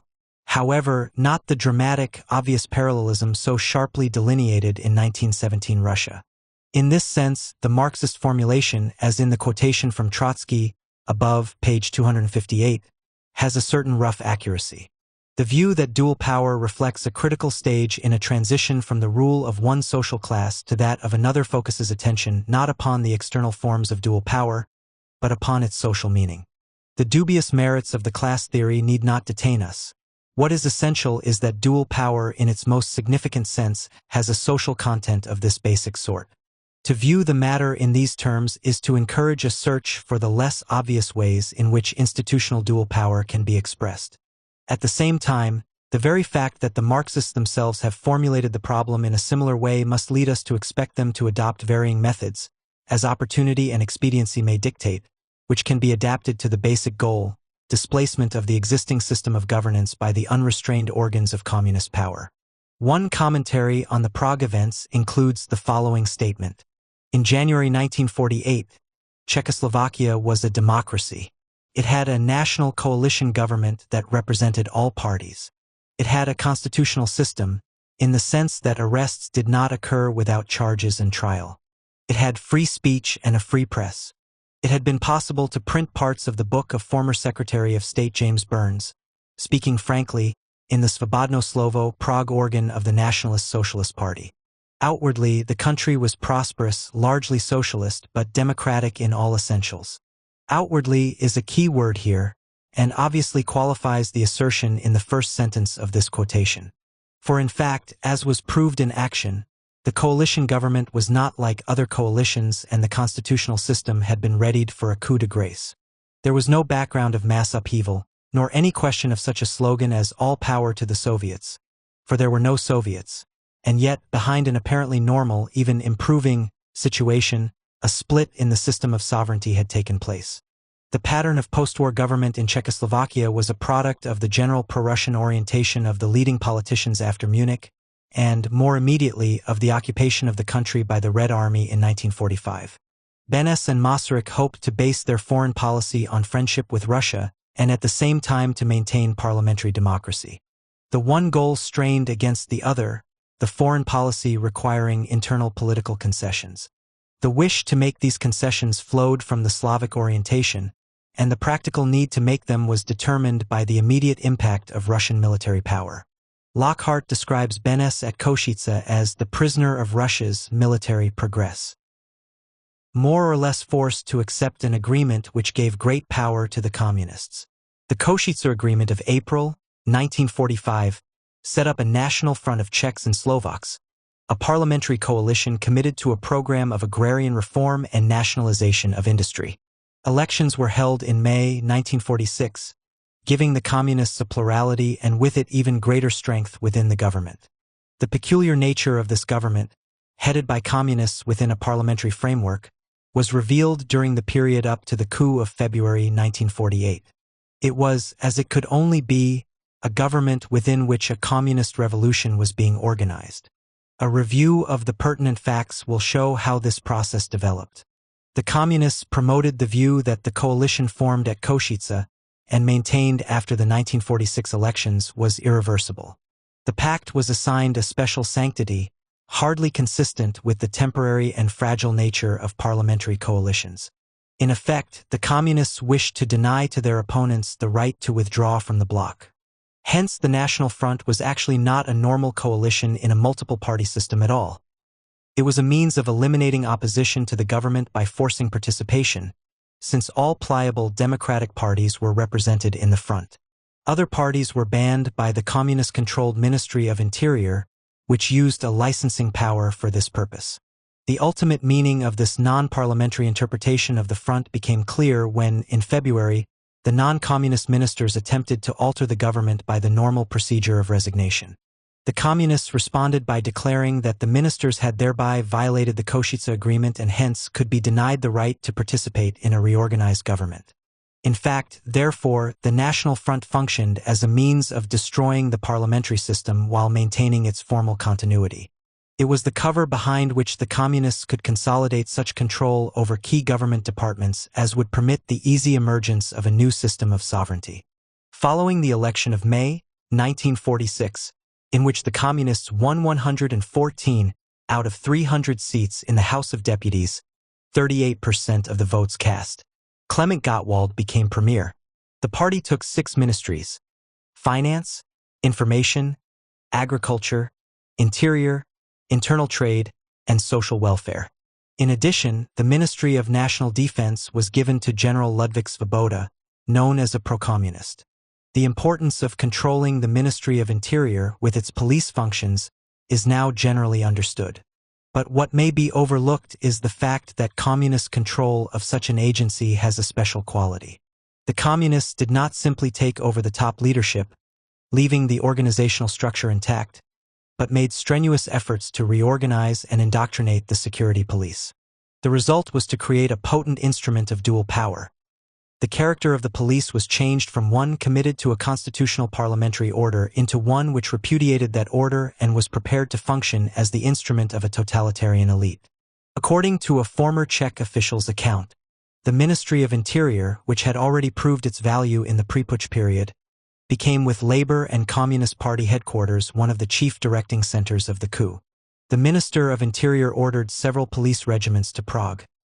Before they reached the city, they had to take a new oath of allegiance to Prime Minister Gottwald. Their concentration in Prague increased the tension and made it obvious that the police, the most important arm of civil power, had become an illegal force on the side of the communists. In order to create an organization which could be used in this way during a crisis, it was necessary to change its basic character. This was the task of the Communist Minister of Interior in the pre-seizure period, to change the ministry and, especially its police arm, from one committed to constitutional processes into one which could be used to effect a basic change in the political order by unconstitutional means. This could not be done in a day or by a simple order from the top. It required extensive infiltration, supported from above, as well as purges, indoctrination, and intimidation. The character of an organization is reflected in its self-image and in the tools with which it is identified. There is a great difference between the political police in a democracy, however great the authoritarian potential of such an institution may be, and in a totalitarian regime. Thus Bramstedt, speaking of Germany, identifies the distinction in the following way. The main difference between the functions of the Republican and the Nazi political police was twofold. A. During the Republic, the political police confined itself mainly to the defensive, combating the actual threat from individual opponents of the state. In the Third Reich, it is deliberately offensive and motivated in its actions by the idea of prevention. B. In the Republic, the political criminal was only held to account for his unlawful political excesses, and a sharp distinction was drawn in the police practice between an ordinary criminal and a political criminal. Changes in character of this sort do not of themselves create dual power situations. But such changes do permit the organizations to be used as instruments of dual power when they are controlled by a revolutionary general staff. The change in basic role of the political police was only the most dramatic instance of a process of alienation which went on wherever the party had control. The Ministry of Information became a typical propaganda and control agency, on the one hand acting as a mouthpiece for the party, on the other attempting to exercise control over private informational and cultural activities. In this dual power context, it does not matter that, for example, direct censorship of the press was not instituted until the February coup. What is important is that the communists created, within the government, their own weapon which could, without difficulty, make the transition to a completely totalitarian regime. In other words, the communists were creating, within the framework of the parliamentary government, a dual state apparatus, one which could form the essential nucleus of an all-communist government. As a result, a coup would be able to accomplish what might otherwise require a mass upheaval. The key government agencies, already subverted, would not have to be smashed, and yet the goal sought by Lenin in his injunction to do so would be won. The building of this dual-power apparatus within the government received tactical support from the mass organizations under communist control outside the government. And throughout, the Communist Party was the integrating cement of the complex and informal pro-communist movement in the government, in the factories, and among the peasantry. Unlike any other political party, the Communist Party was in a position to prepare an entire system of social control which could be automatically instituted at the time of the coup. It is this system of dual power which transforms a coup into a revolution. Organizational preparation can largely eliminate the element of mass upheaval without sacrificing a fundamental transformation of the social order. This is a major lesson of the February events in Czechoslovakia. This interpretation of the coup helps place the dramatic emergence of action committees in its proper perspectives. These committees were apparently made up of elements from the communist solar system of peripheral and controlled mass organizations, representing labor, youth, agriculture, publicists, artists, partisans, etc., in addition to delegates from the pro-communist wing of the social democracy. They were thus not different from the typical United Front committee set up for propaganda purposes. In this case, however, these committees became vehicles for the transfer of state power. They were not so much the source of power, however, as legitimizers of it. It was in their name that government agencies and private associations were reorganized, nationally and locally. The committees were summoned and constituted almost overnight, at the bidding of the communists. They performed the tasks expected of them with dispatch and were readily integrated with the dual-power apparatus which had been built within the government. Unlike the 1917 Soviets, the action committees did not reflect a mass upheaval. Their formation, however, did symbolize the revolutionary nature of the communist coup and the continued adherence to an activist conception of democracy. Because of this symbolic role, the attention focused by the world press upon the action committees and the quick comparison of them with the Soviets has some justification. But it would be a mistake to attribute spontaneous initiative to them or to think of them as the repositories of dual power. The role of formal control of the national police through the Ministry of Interior was dramatically highlighted in the Czech coup. It was indicated above that, in order for this control to be used for revolutionary purposes, a change in the character of the police organization must be instituted. This suggests a further hypothesis. Given the possibility of subverting government institutions, so that normal functions and structure are transformed into revolutionary weapons, control of the Ministry of Interior may not be indispensable. In other ministries, a clandestine armed force can be mobilized and supplied, ostensibly to fulfill some departmental function, or existing semi-police organizations can be reorganized and alerted for political intervention. Thus, when the French communists participated in the government after World War II, control of the Ministry of Labor led to the creation of a special armed force which, it has been charged, was organized allegedly for combating espionage in the aviation industry but in fact was used to consolidate communist control. Similarly, it would not be difficult to find pretexts for the organization of clandestine armed forces in connection with agricultural administration, or even as inspection teams for a Ministry of Social Welfare. Assuming that the non-communist sector of the government is operating under constitutional self-restraint, the creation of an effective dual-power apparatus without the Ministry of Interior is hardly excluded, although it would obviously be more difficult. If this is recognized, it will be less easy for the communists to prove their good intentions by sacrificing control of this agency, now well publicized as of key importance. Although we have been concerned here with calling attention especially to the dual-power potentialities of pre-seizure participation in parliamentary governments, it should be understood that this strategy extends to the whole of society. Wherever a nucleus of power can be won, the alienation of it from the established sovereign is a primary objective. This accomplished, the potentialities of the organization as a political weapon can be fully exploited. The trade unions are, of course, especially important in this respect, for not only can they be used to attack the existing regime, but they can themselves assume quasi-governmental functions and hence can be readied for integration with the communist-controlled government sector to give strength to the new regime. If the crisis in post-war Berlin had taken somewhat different form, the communist-controlled trade union federation might readily have become a major center of dual power. This means that where the question of ultimate power remains unsettled, the struggle in the unions must be a key focus of strategy. Lack of awareness of this rule may have influenced the actions of American military government authorities in Berlin, reflecting a general insensitivity to the power potential of ostensibly non-political mass organizations, and especially to the strategy of dual power. The creation of centers of dual power is associated with moves to resolve the political crisis in non-parliamentary terms, as in demands for direct representation of labor in the government. The communists build up their centers of strength whenever that is possible and then seek to combine them and to give them legal status. It is interesting that a similar tactic was used by the communists in their efforts to retain control over the French General Confederation of Labor.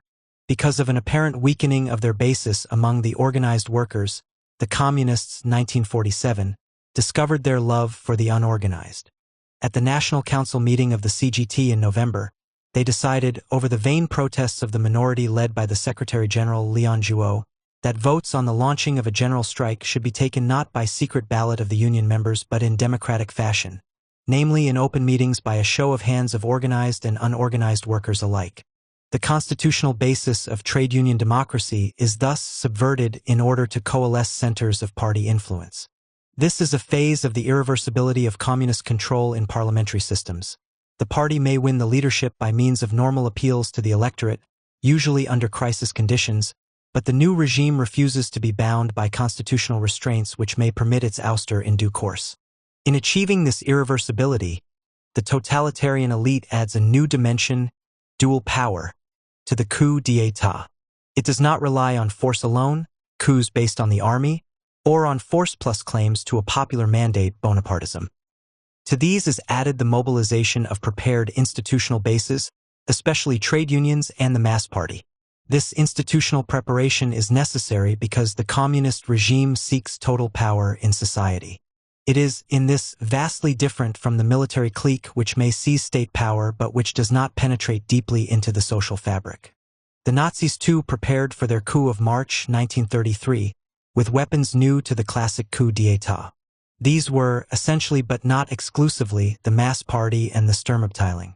The Nazi Party, like the Communist, was a party of revolutionary activism. It participated in the parliamentary process, but was forged for action on the streets and in the social institutions. It was prepared to root out opposition, to be the eyes, ears, and fists of a leadership to whom total loyalty was vouchsafed.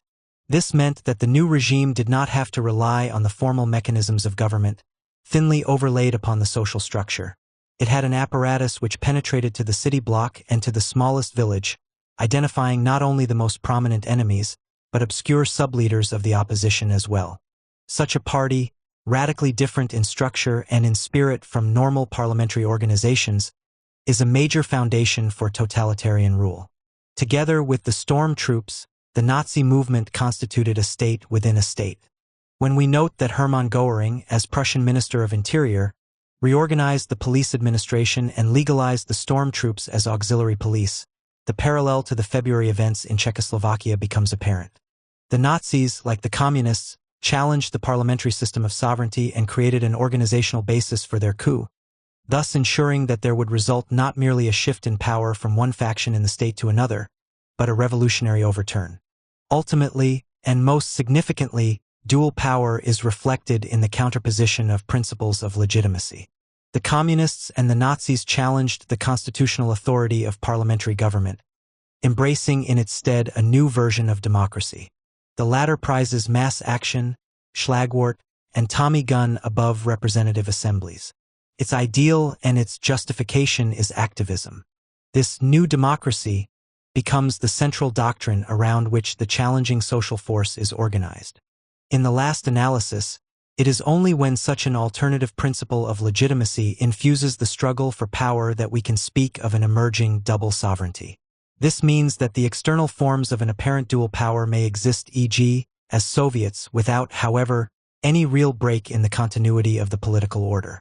The Soviets of February to October 1917 in Russia, although symbolizing and foreshadowing the new activist principle, were in fact committed to parliamentary methods and restraints before the Bolsheviks won their irreversible majority. By the same token, the absence of such external forms may mean only that existing institutions have been subverted, forming a dual-power apparatus that will emerge only at the time of the coup itself. Chapter 7. Vulnerability of institutional targets. The analysis of organizational weapons, strategy, and tactics presented in the preceding chapters is based on a detailed examination of the record of Bolshevik political combat. As an empirical study of the implicit and explicit operational code of the communists, it may stand by itself and will, it is believed, find general confirmation among those who are familiar with the history of Bolshevism. Before ending this inquiry, however, it is necessary to explore, in a tentative and preliminary way, the problems of social vulnerability and of political counteroffense. Our knowledge in these areas is on the whole too limited to permit the drawing of definitive conclusions. But it is possible to present a suggestive analysis which may help to clarify thinking on these matters. In doing so, we shall draw upon whatever theoretical clues and empirical materials may be available, recognizing that these are often too crude to offer anything beyond useful insights to guide future research. At the same time, where the preceding analysis clearly calls for programmatic conclusions, these will be indicated. Organizational weapons are directed against the institutional receptacles of social power. It is evident that the nature of these targets conditions the effectiveness of the attack. Hence our inevitable preoccupation with the factors that affect the vulnerability and resilience of social institutions.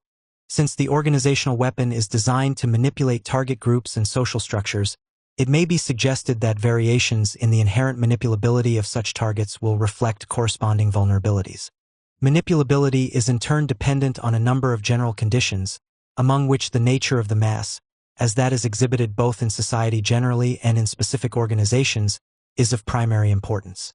The following analysis, frankly preliminary, attempts to bring to bear upon the problem of institutional vulnerability a reformulation of the idea of mass society. It is suggested that a close inspection of our institutions from this standpoint will illuminate relevant areas of weakness. The approach taken here is clinical. We are necessarily interested in social pathology, in appraising the capacity of institutions to meet, within their own terms, the requirements of self-maintenance. Self-maintenance, of course, refers to the preservation of central values and purposes as well as to the bare continuity of organizational existence. We shall deal with this problem by considering 1. The role of creative and culture-sustaining elites. 2. The quality of participation in mass society and mass organization. And 3. A catalog of diagnostic symptoms of mass behavior. We proceed on the assumption that the achievement of adequate definitions reflects the close of this phase of inquiry rather than its beginning. The mass and creative elites. Critics of egalitarianism have sometimes put forward the view that the mass, incompetent and vulgar, is unable by definition to uphold the standards which sustain a culture or to participate effectively in political decision-making. The mass is, moreover, a dire threat because what was once a passive multitude, a neuter element in the body politic, has now become dynamic. In this view, the consequences of democratization are seen as the spread of incompetence into new areas, and, indeed, the emergence of a type of man who may be found in all sectors of social life, the mass man. The mass man, runs the anti-egalitarian complaint, exerts a heavy influence upon all areas of social life but is unqualified to do so. Whereas earlier the mass accepted its proper station, now it arrogates to itself the right to upset ideals of attainment and behavior established by traditional culture-bearing elites. The result is a cultural vacuum in which no group is able to give moral direction to society. There is an absence of standards to which appeal can be made, and resort to violence becomes characteristic of the age. In the words of a Nazi playwright, "When I hear the word culture, I reach for my revolver." Bolshevik activism replaces parliamentary mathematics. In the non-totalitarian countries, too, a leveling process in education, literature, and politics substitutes the standardless appetites of the mass market for the canons of refinement and sober restraint. The mass rejects tradition and in doing so avoids responsibility for the continuity of constitutional order and the arts. Hence, the very souls of nations are placed in tragic jeopardy. This critique is not limited to anti-egalitarian ideologists. Even among those who favor the general process of democratization, and who lack any feeling of contempt for the nunlight, there is some acceptance of the notion that the mass is inherently unqualified. Thus Mannheim, in tracing the fundamental democratization of society, saw negative consequences of the widespread intervention of intellectually backward elements into new areas of social life. The crisis in culture in liberal democratic society is due, in the first place, to the fact that the social processes, which previously favored the development of the creative elites, now have the opposite effect, i.e. have become obstacles to the forming of elites because wider sections of the population under unfavorable social conditions take an active part in cultural activities. Specifically, according to Mannheim, this democratization results in such undesirable effects as 1. An increase in the number of elites to the point where no group can succeed in deeply influencing the whole of society, and 2. A breakdown of the exclusiveness of elites, that insulation from day-to-day pressures which permits new ideas and skills to mature. The import of Mannheim's critique is that creative elites are objectively necessary for the maintenance and development of culture. The mass is implicitly defined in contrast to these elites, and hence it is conceived of as being essentially unqualified. This is not to say that such elites are necessarily identical with traditional aristocracies. And regardless of what one may think of a specific elite, it is, in this view, sociologically demonstrable that the creation and protection of elites is essential to a healthy society. A mass society is one which does not permit elites to carry out their cultural functions. Thus it results in the sovereignty of the unqualified. Of course, sovereignty here does not refer to government, but to the locus of decisive cultural influence. The rule of the masses is not inconsistent with elite control of the state, for that rule is expressed in the fact that the governing elite is itself formed in the image of the mass. If we examine this conception of the mass as unfit, we see that judgments as to the inherent competence of various strata of society are in fact irrelevant. What is really identified is a social system in which the indispensable functions of creative elites cannot be performed. It is not the quality of the individuals which is at issue, but their roles. It is not so much that the mass is unfit in any literal sense as that the nature of the system prevents the emergence of an effective social leadership. In a sense, a mass society is one in which no one is qualified. This is so because the relationships involve a radical cultural leveling, not because superior individuals do not exist. If mass characteristics appear in a university, for example, this does not necessarily mean that the student body or the faculty is inherently incompetent. The large achievements in technical fields would be testimony to the contrary. What is at issue is cultural competence. Where the disease of massness has taken hold, we find the following symptoms. 1. The faculty is unable to reach the students as persons but merely trains them as experts. 2. Conditions for the emergence and sustenance of intellectual elites on the campus are poor.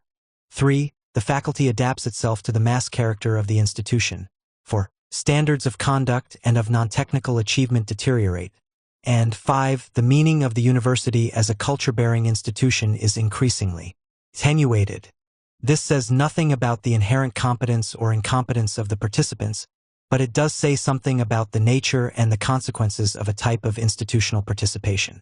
The latter is consistent with the literary philosophical critique of the mass society as the sovereignty of the unqualified. These remarks emphasize the difficulty of attempting to say that some given society, taken as a whole, is a mass society.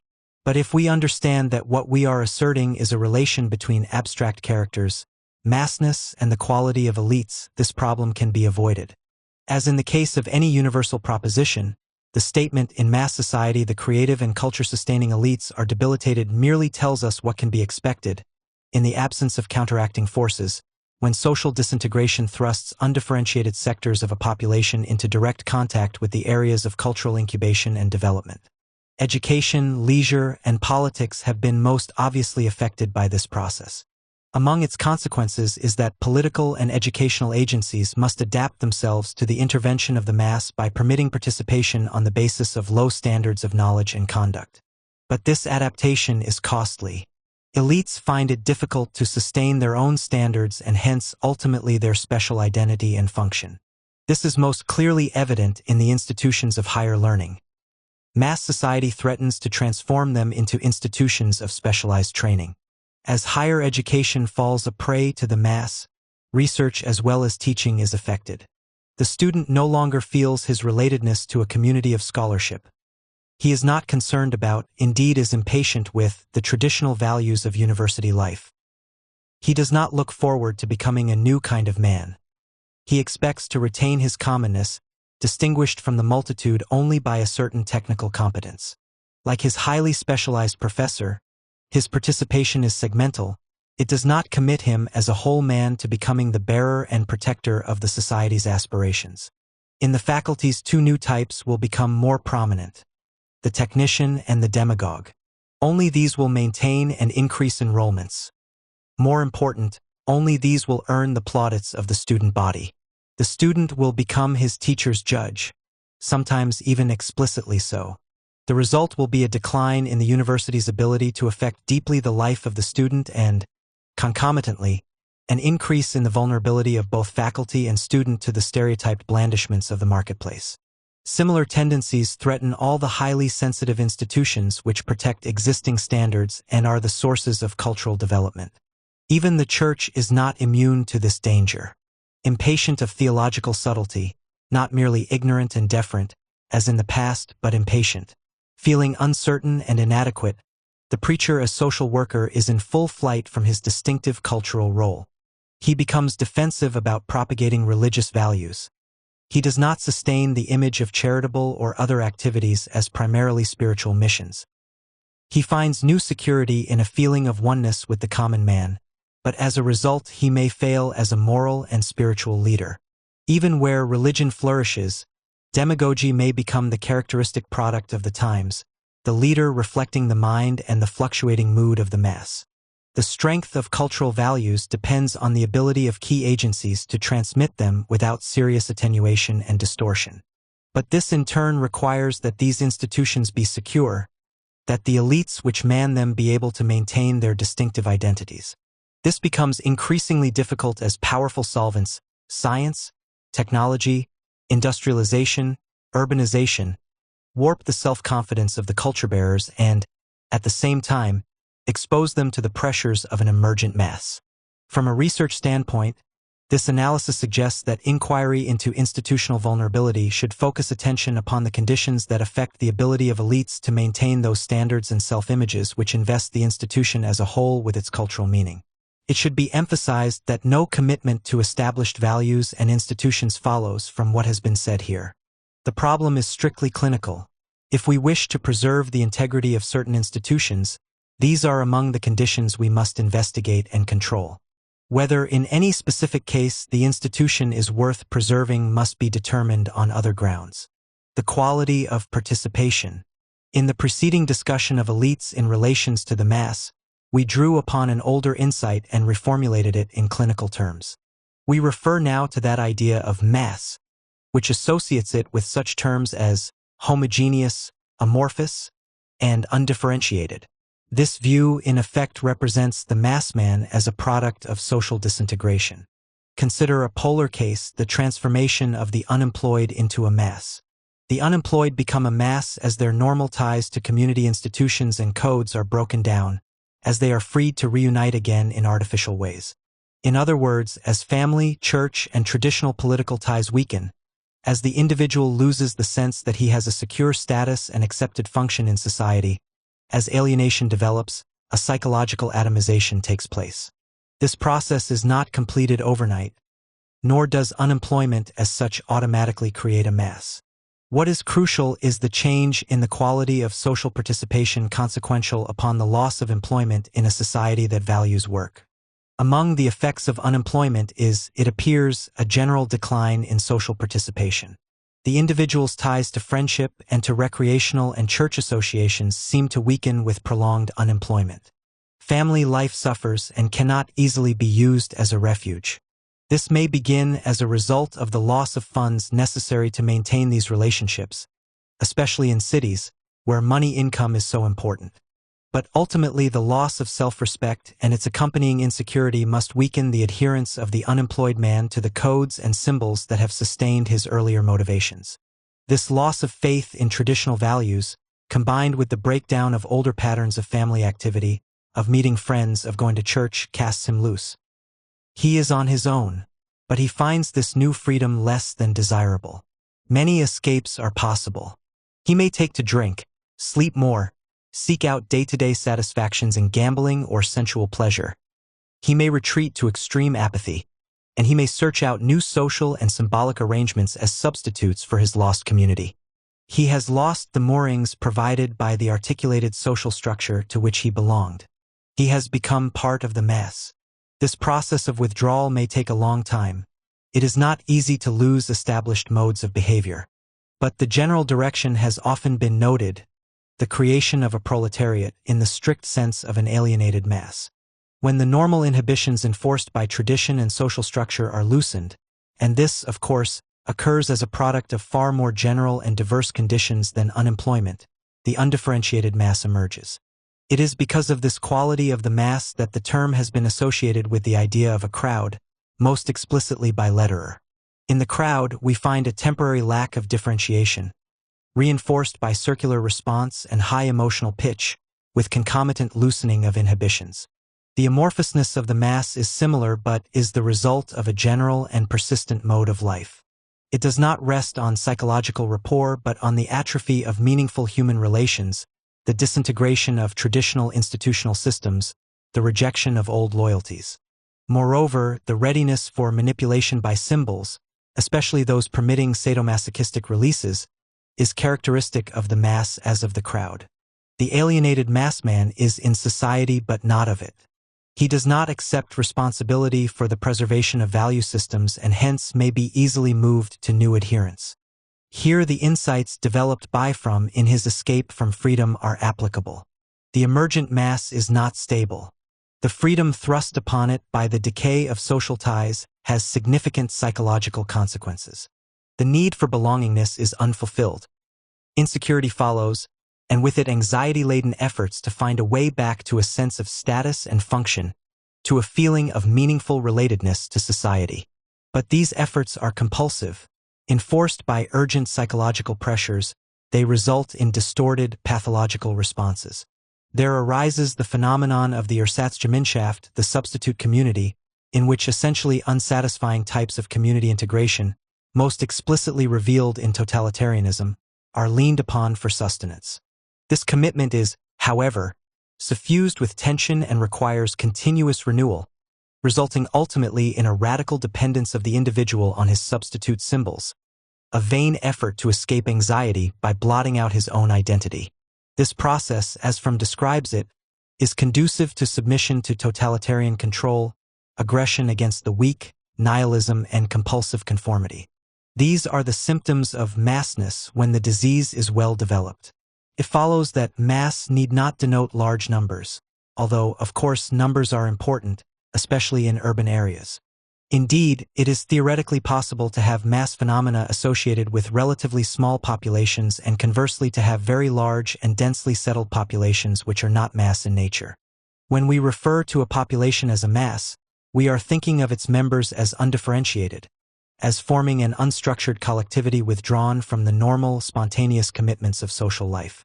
We are also thinking of the consequences which flow from this situation.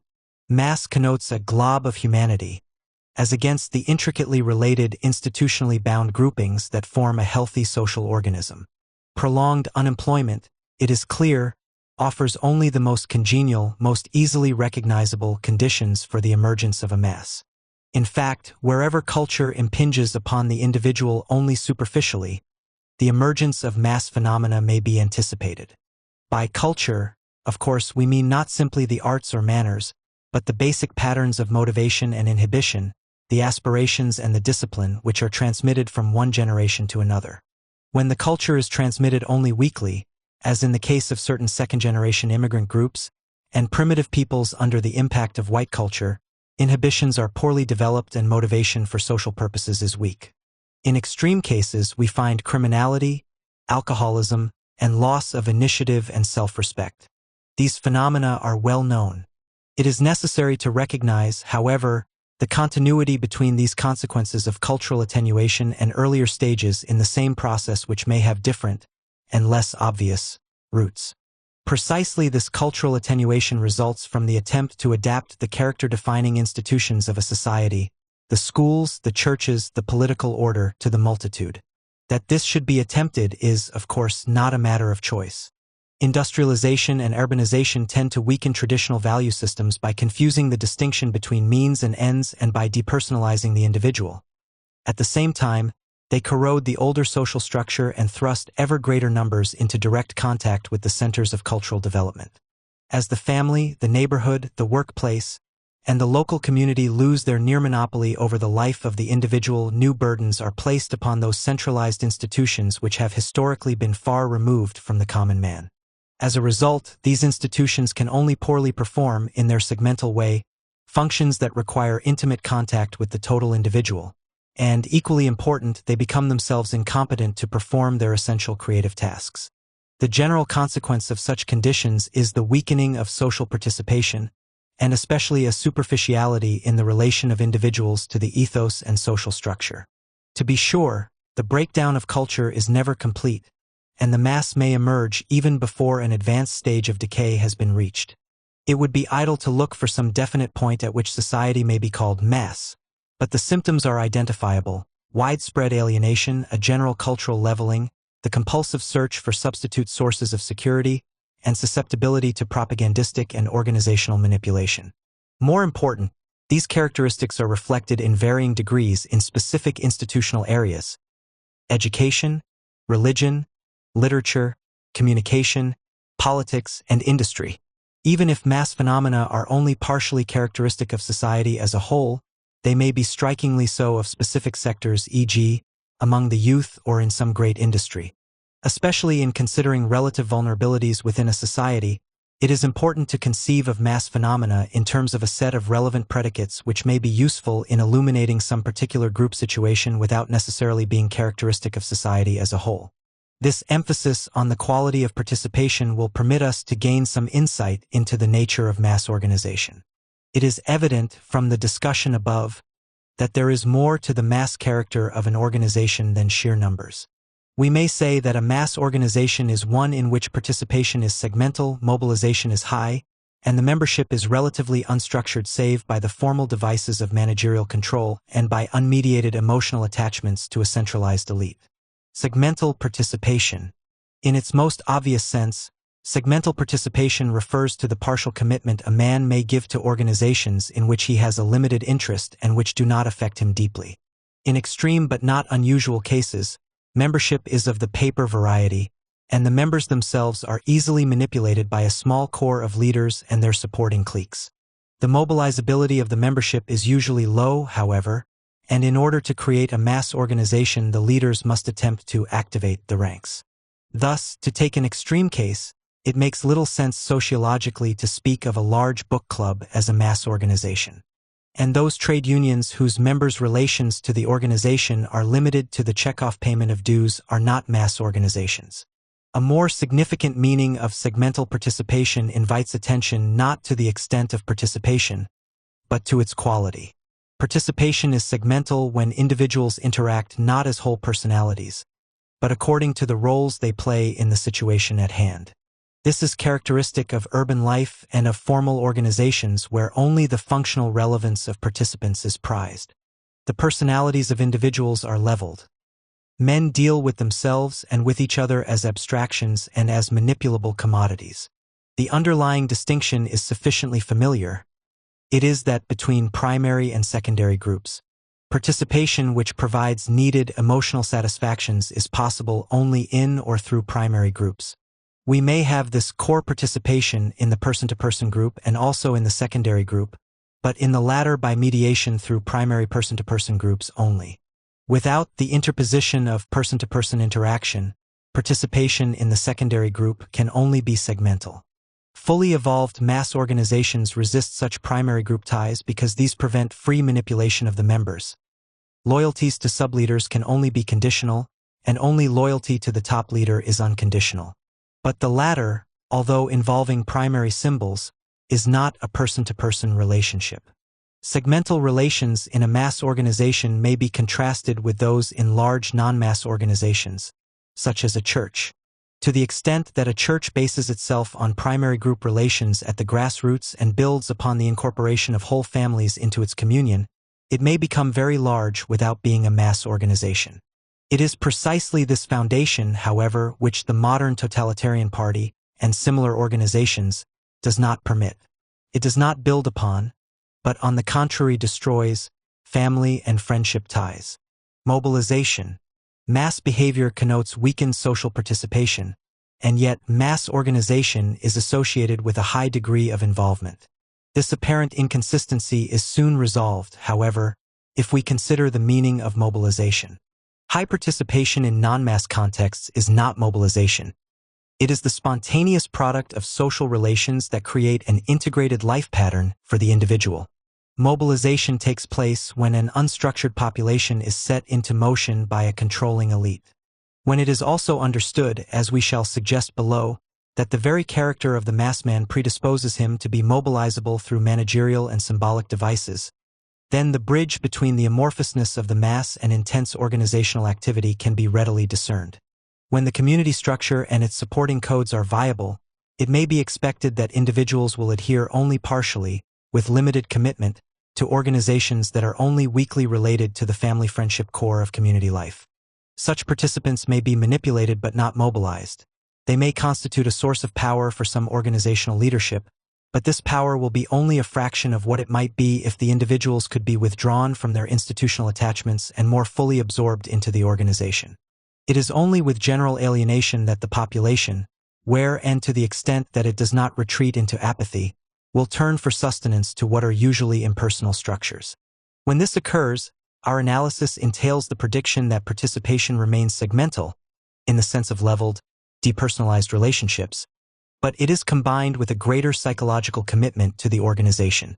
The result is a group which may be manipulated and mobilized, hallmarks of the modern mass organization.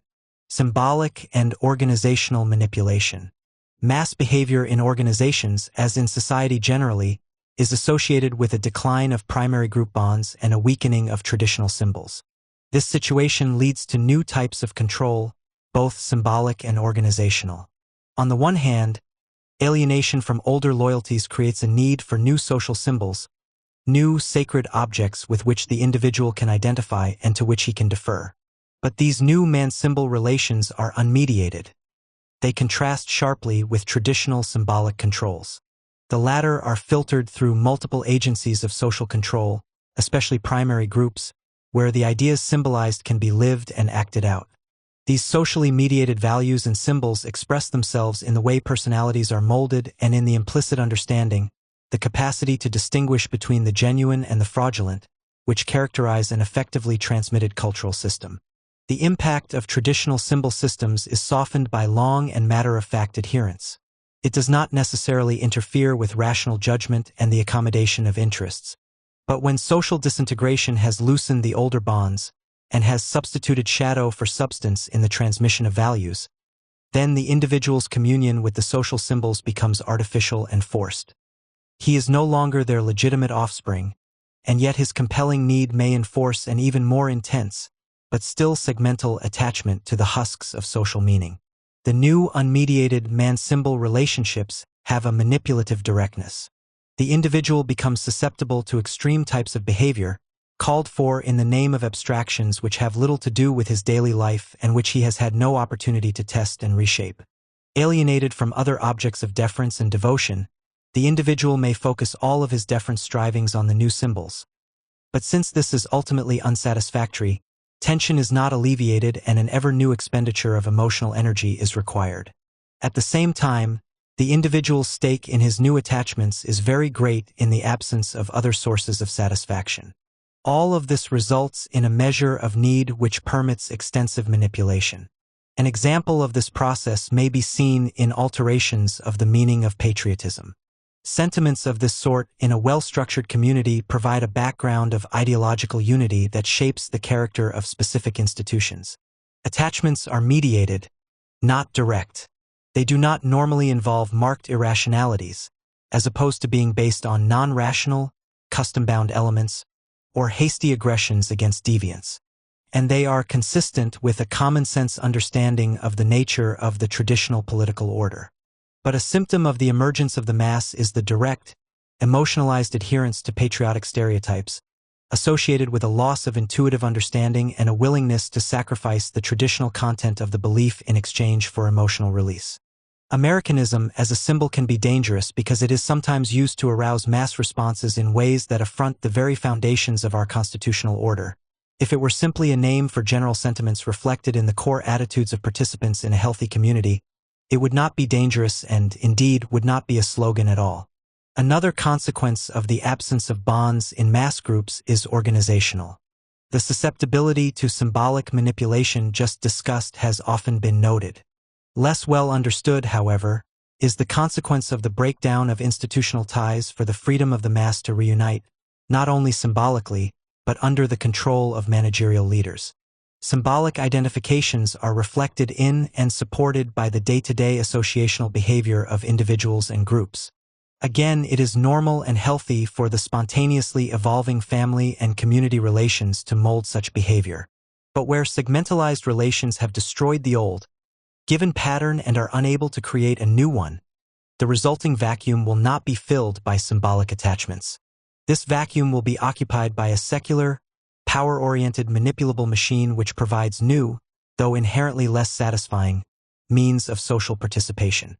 That is why the mass party, in which emotion-invoking symbols are combined with techniques of mobilization, is the characteristic political vehicle in a mass society.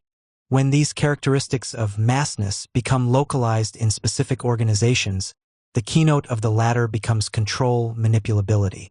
The same conditions increase the vulnerability of institutions to penetration and manipulation by elites which may be, from the standpoint of the integrity of the institution, alien and irresponsible. Diagnostic symptoms of mass behavior.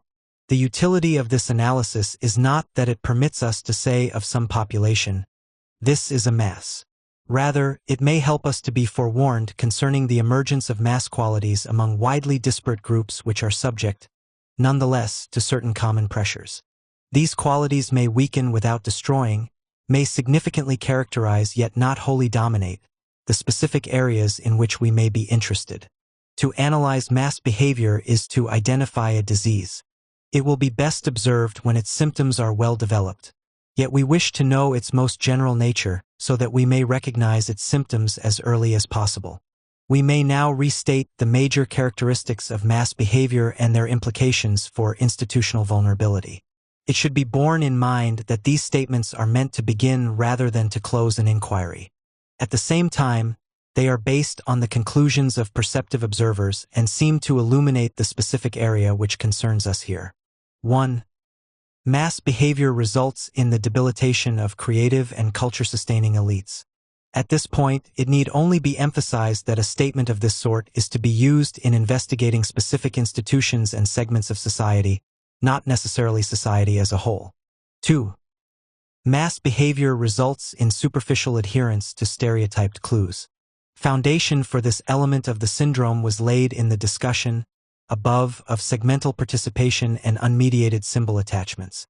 A few additional remarks here will be in point. The cultural attenuation associated with the mass manifests itself in a peculiar relation of the individual to major cultural symbols. On the one hand, he is only weakly affected by them. He does not reflect their pervasive influence in his habitual conduct. At the same time, however, he develops a compulsive attachment to the symbols as such, not to their meaning, and to their institutional embodiments, especially if these attachments offer leverage for aggression. Thus, it is characteristic of the mass man to be only poorly influenced by the complex meaning of democracy, to be unable to make the necessary discriminations, and to have little conception of how to fulfill the value in his daily life. Yet he may be easily susceptible to manipulation by wielders of this symbol, will swear allegiance to it, and will be prepared to use any means, including those ordinarily interdicted by democratic principles, against its purported enemies. Similarly, mass elements in a church may have little understanding of basic religious principles and reflect nothing of them in their own conduct.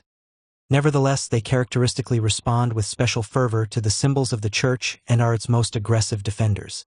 This ambiguous participation, both in symbolic and institutional experience, is fundamental in mass behavior. These responses are not a matter of ignorance, of a simple lack of understanding among untutored elements. Values and their behavioral correlates are not transmitted intellectually. They are the standards of right conduct, of proper aspiration, that are taken for granted in a healthy society. Unmediated transmission, in the sense discussed above, results in a cultural impoverishment that has significant psychological consequences. The political import of this condition is readily apparent. When values are stereotyped, symbol and meaning become divorced. Their content can then be manipulated with impunity. Acts taken in the name of the values may in fact violate their spirit. The established political order can no longer be taken for granted. It must be defended explicitly and hence held open to attack as a secular, debatable thing. In the course of the struggle, the embattled system becomes over-rigid, identified with specific forces in the status quo, and thus even more vulnerable. At the same time, a pervasive need for new and more satisfactory relations is created, which is, in turn, transformed into disposable energy by demagogic managerial elites. 3. Mass behavior is associated with activist interpretations of democracy and with increasing reliance on force to resolve social conflict.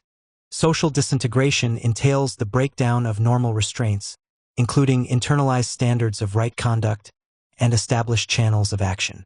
This frees the mass to engage in direct, unmediated efforts to achieve its goals and to lay hands upon the most readily accessible instruments of action.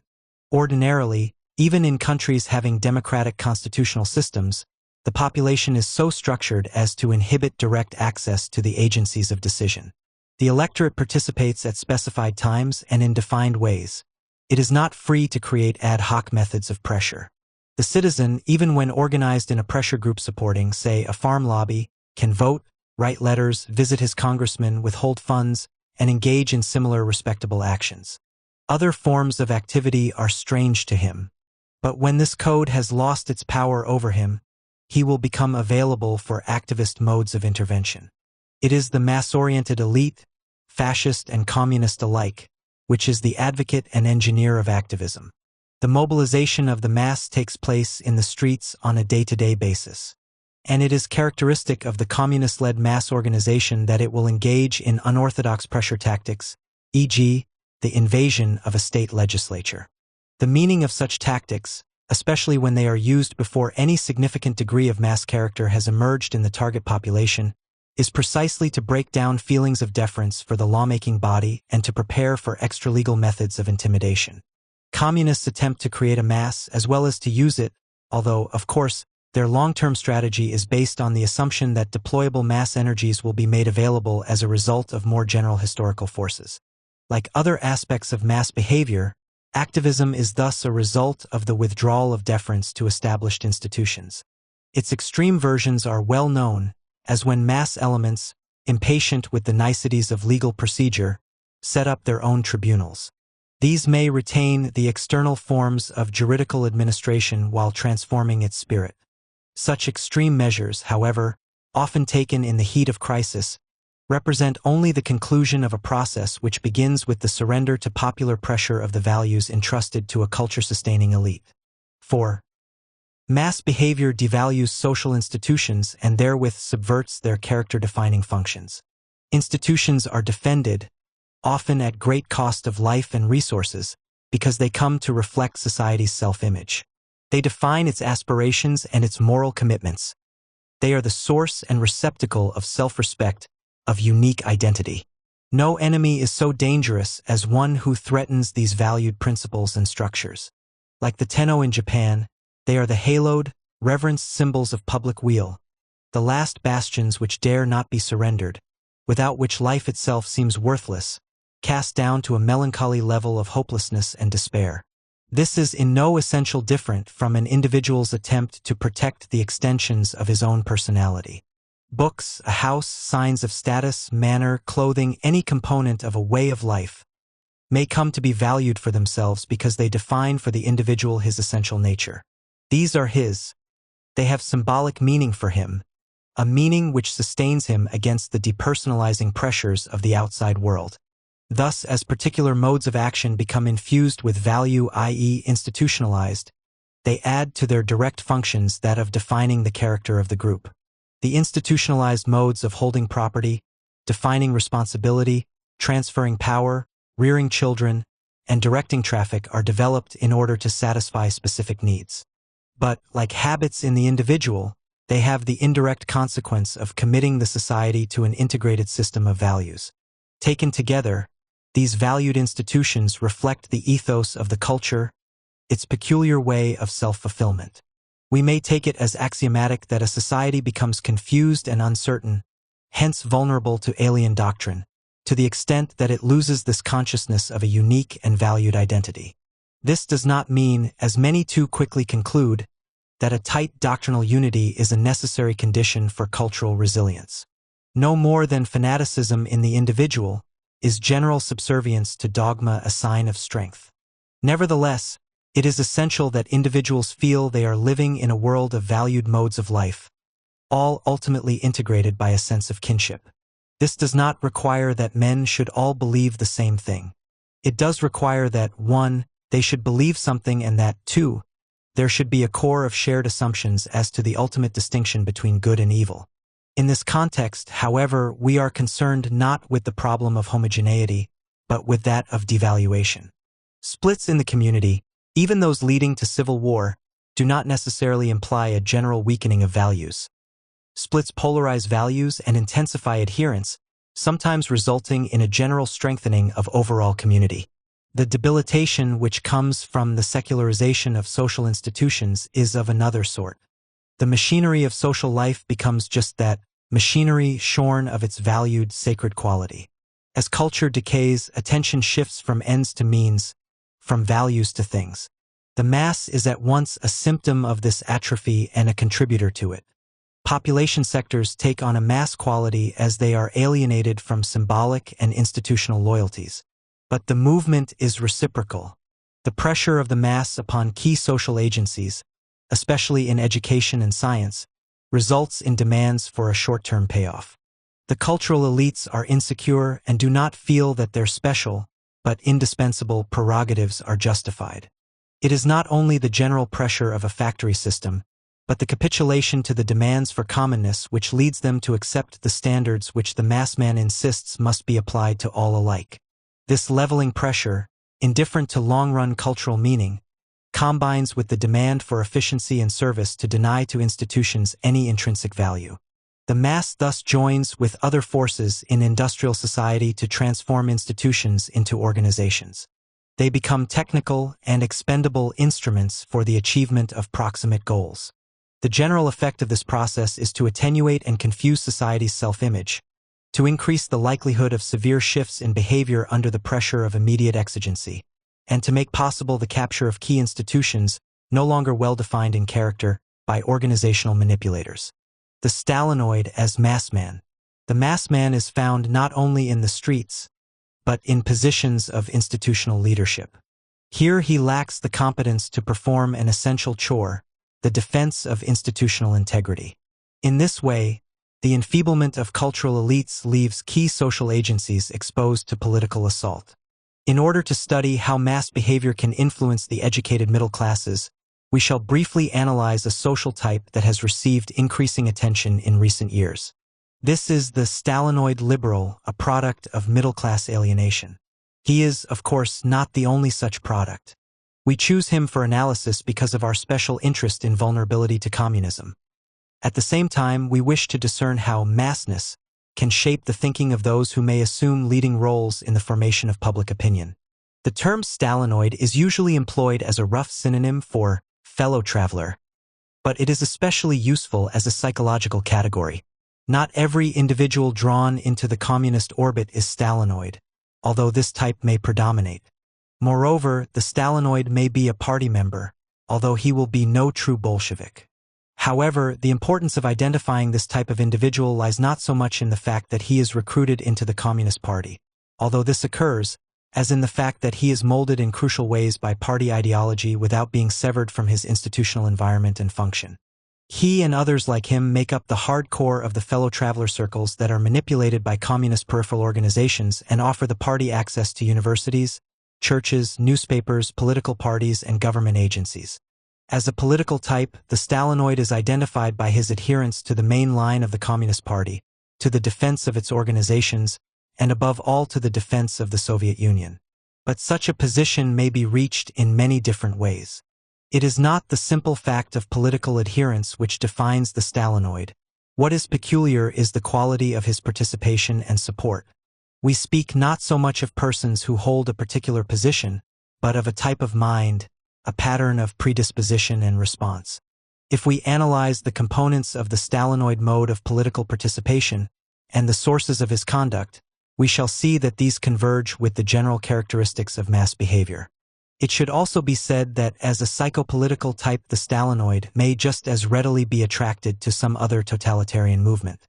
In what follows, consequently, we shall be interested in the general characteristics of the Stalinoid political personality rather than in specific political content, for the latter is only symptomatic of an underlying vulnerability to totalitarian manipulation. The key components of Stalinoid political participation are 1. Participation motivated by alienation from existing values rather than by positive belief. 2. The lack of a deep personal commitment to ideals and institutions, resulting in superficial and vacillating involvement. 3. Participation on the basis of stereotyped political codes and symbols. 4. Realpolitik, including a radical bifurcation of means and ends. 5. A search for security substitutes in political action. We shall briefly consider each of these symptoms in turn. 1. A major element of the Stalinoid syndrome is the feeling of isolation, of anxiety, of the need to find some substitute for older rejected values. At the same time, this anxiety is not relieved by complete acceptance of the Bolshevik way. There is a persistent feeling of insecurity that can find some relief through participation in party causes, but which is always accompanied by incomplete acceptance. The Stalinoid enters politics not out of a strong sense of mission, but as a result of feelings of cynicism, frustration, and an unfulfilled need for social solidarity. This emotional basis accounts for the vacillation, the intellectual corruption, and the subordination to power that has characterized many communist fellow travelers. Alienation has made superficiality the mark of the Stalinoid, both in relation to his new loyalties and to traditional values. And this superficiality, under the pressure of anxiety, is not innocent. It results in compulsive responses with sadomasochistic overtones and in easy manipulation by symbolic and organizational devices. It is significant that the communist image of the petty bourgeois participant in the movement, either as fellow traveler or as party member, also includes this stress on alienation. Fellow traveler is not a term coined by the anti-communists. It was first used by the Bolsheviks themselves to characterize precisely the kind of person described here. To be sure, petty bourgeois and similar class-angled terms are often used by Bolsheviks as simple epithets. But it is not difficult to show that here they have attempted to identify a significant psychological category. According to Bolshevik doctrine, the petty bourgeois individual is fundamentally subjectivist in his approach to politics, moved by fleeting fears and egotistic concerns. He is attracted to the movement not by the logic of his social position, but rather by a personal sense of alienation. Intellectual soul sickness is thought of as the petty bourgeois malady, sometimes evidenced in more unreliable sectors of the party itself.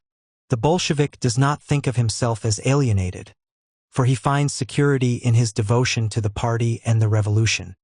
He believes very deeply in something, whereas the petty bourgeois is incapable of doing so.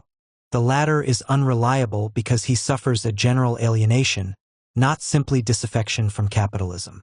This alienation, with its corollary subjectivism, is the source of the petty bourgeois participant's inability to take a firm stand for the party and to remove himself from his ordinary pursuits. He is not so much interested in the revolution as in his own ego needs, and these can often be satisfied or mitigated without a full dedication to the Bolshevik way of life. Hence, even when he joins the party, he is suspect until he takes such measures toward integration as will permit no turning back. 2. The Stalinoid is typically involved in the movement only through peripheral organizations.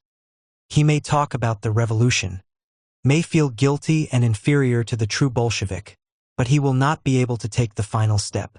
His is a revolt that provides emotional support but is relatively inexpensive. Above all, he is not withdrawn from the satisfactions he can get from continued participation in his middle-class world.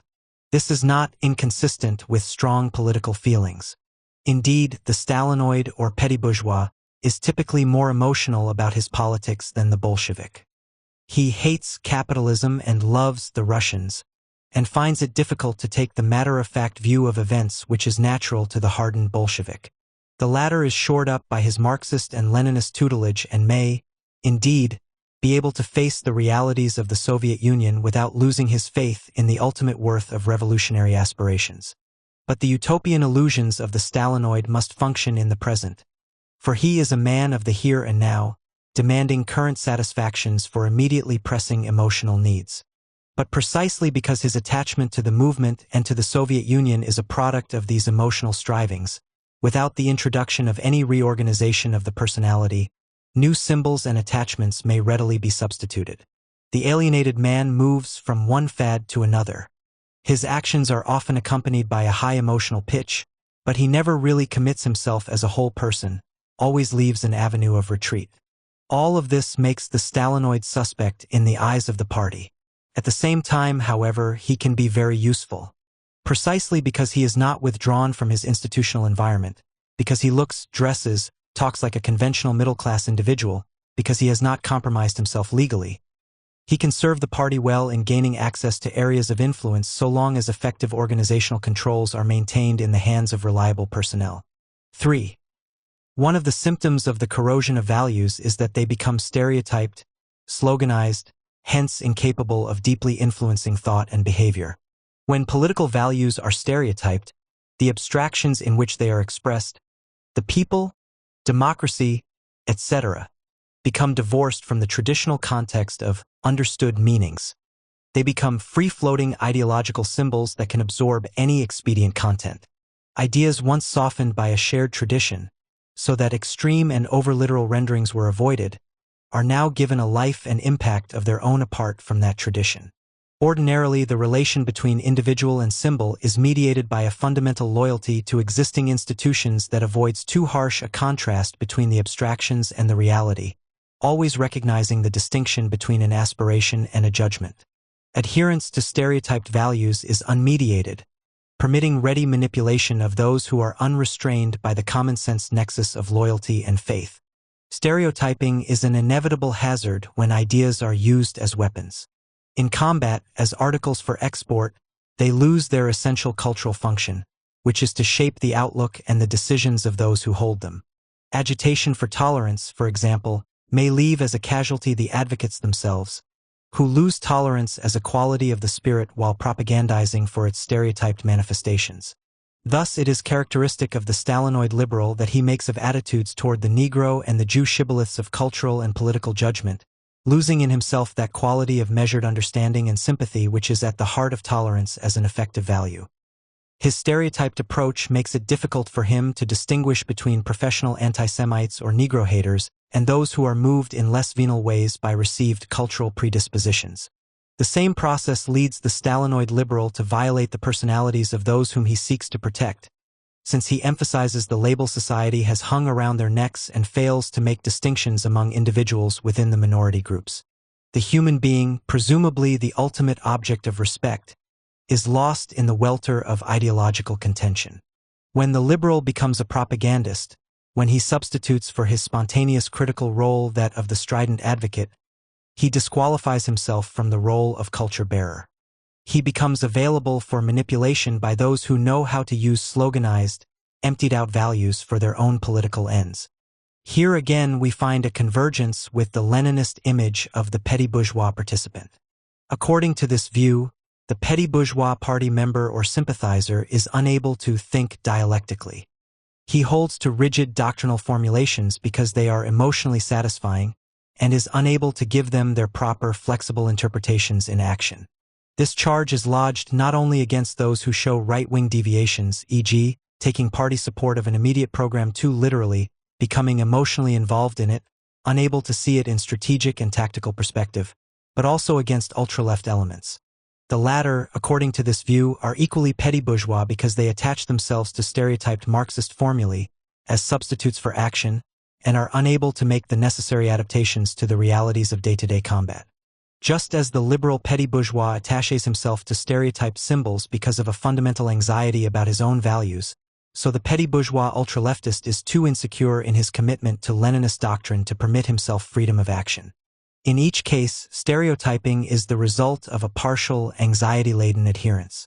The well-integrated Marxist, on the other hand, may take his fundamental commitments for granted and need not continually reassure himself by ritualistic restatements of orthodox belief. 4. Another symptom of alienation, further identifying the mass character of the Stalinoid liberal, is the devaluation of means and ends in action.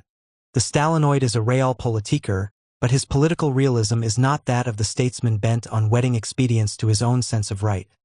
His is the realism of one who has no sure goals of his own, nor the intellectual tools for distinguishing between concessions to expediency and realized values.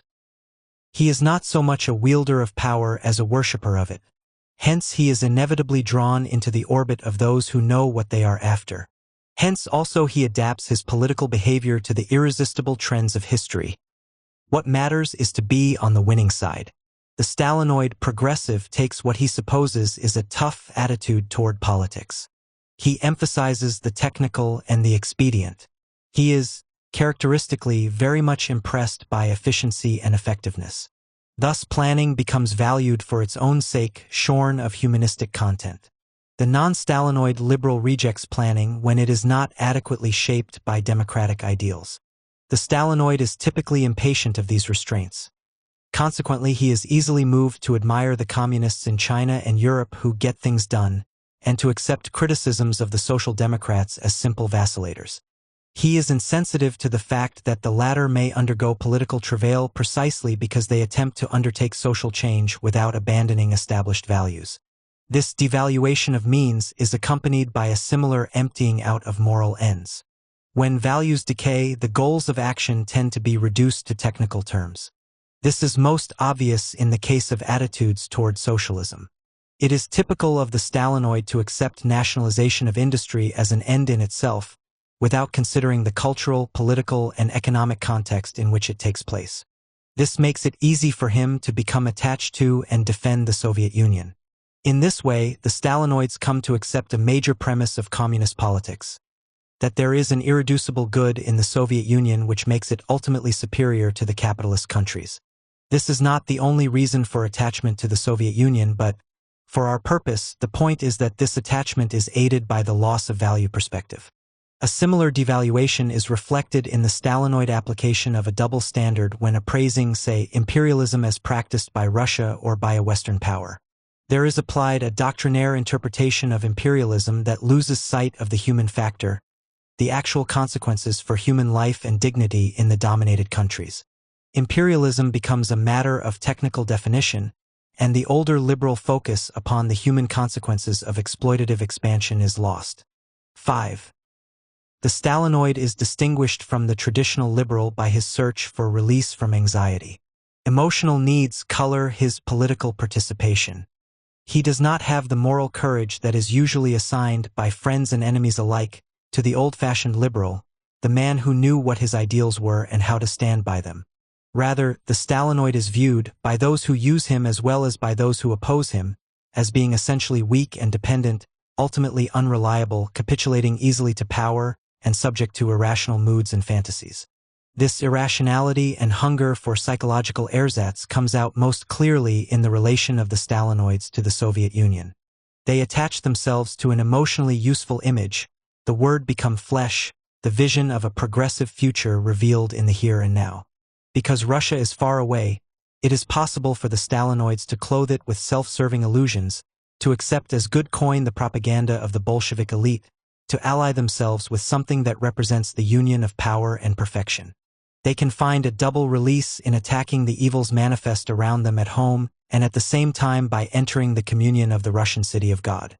This adventure would be more or less innocent did it not entail an alliance with the unbridled power of a totalitarian regime. It is extremely significant in this connection that the Stalinoid support for the USSR came rather late in the day. They did not rally to the Russian Revolution until its totalitarian potential had been thoroughly revealed. The Stalinoid support, coming after the consolidation of the proletarian dictatorship, and defending the instruments of terror and oppression, has always been in favor of tyranny. This was the basic symptom of moral decay, that liberals and humanists should find themselves on the side of a police regime and yet believe they were following democratic precepts.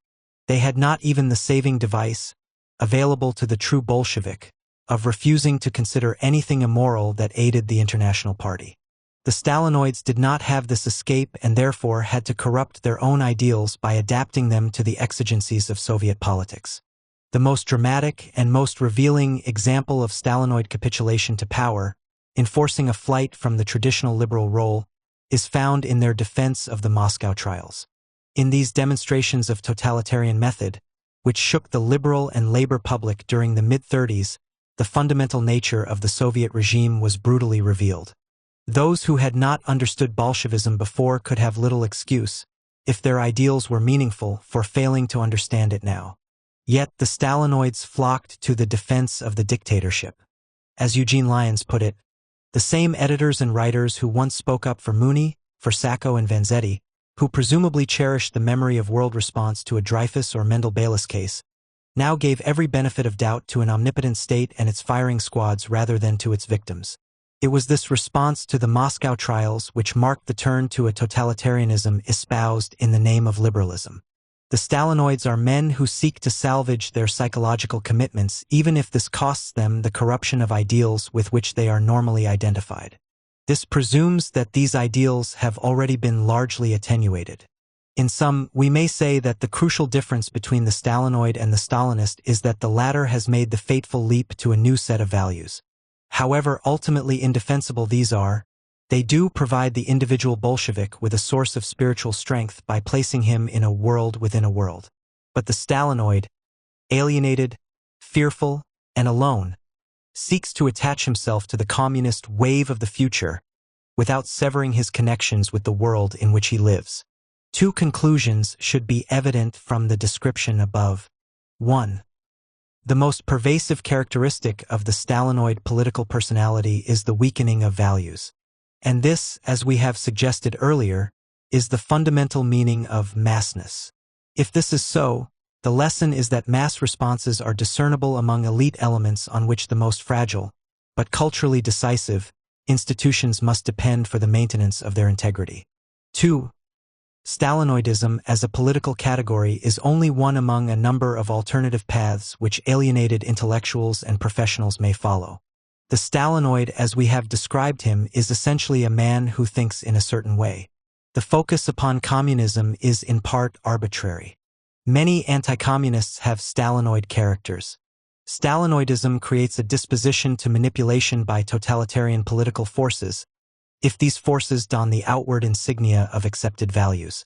The communist-oriented intellectuals and professionals have no monopoly on alienation, with its attendant stereotyping and emptying out of social ideals. The communists have been successful exploiters of this malady, but their success is only symptomatic of the underlying vulnerability of a society that permits its culture-sustaining elites to abandon their distinctive functions. Vulnerability and opportunism. The import of the above analysis may be restated as follows. Where values weaken, manipulability rises. This weakening of values may characterize significant segments of society before a radical decay is observable in the entire social body. The intellectuals in particular are highly sensitive to the pressures which produce alienation and are likely to respond earlier and more acutely to them. At the same time, their response is especially important because they play a large role in the maintenance of institutional integrity. In effect, then, we have discussed areas of cultural attenuation and have drawn the conclusion that where these exist they affect the distribution of power in society. Put as a general rule we may say, under conditions of political combat, those who have no firm values of their own become the instruments of the values of others.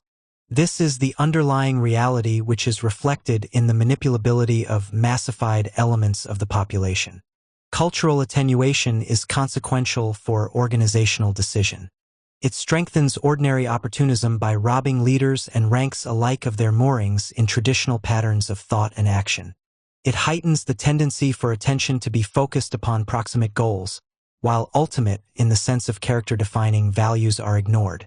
Opportunism is a readiness to adapt to situations that offer immediate rewards without weighing the consequences of such adaptation for the ultimate character of the group. Sometimes opportunism is forced upon a leadership by the exigencies of action.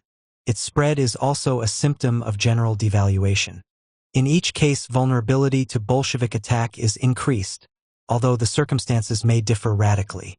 Decision-makers in organizations do not always enjoy the luxury of completely controlling the consequences of action for the moral ideals they profess.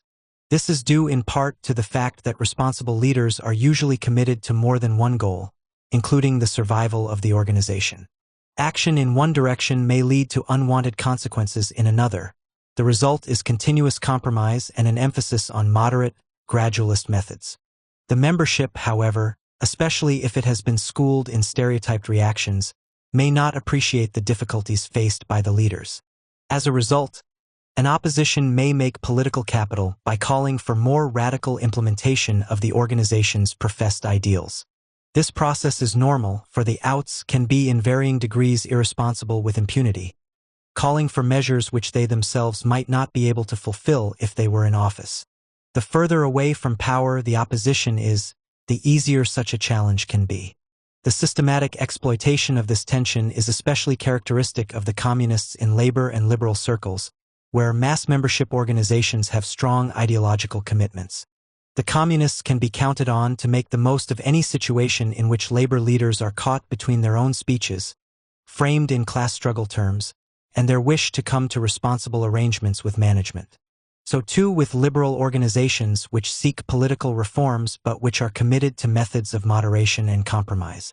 The leaders of such groups are continuously faced with the danger that the membership will be provoked into adventures, or won over to the support of irresponsible propagandists. As a result, the leaders may be forced into extreme positions which they do not wish to hold, or even lose control of the organization. The communists are in a better position to exploit this type of opportunism, generated by responsible action rather than by loss of values, than are ordinary minorities because they are unrestrained by any considerations save those affecting their own power.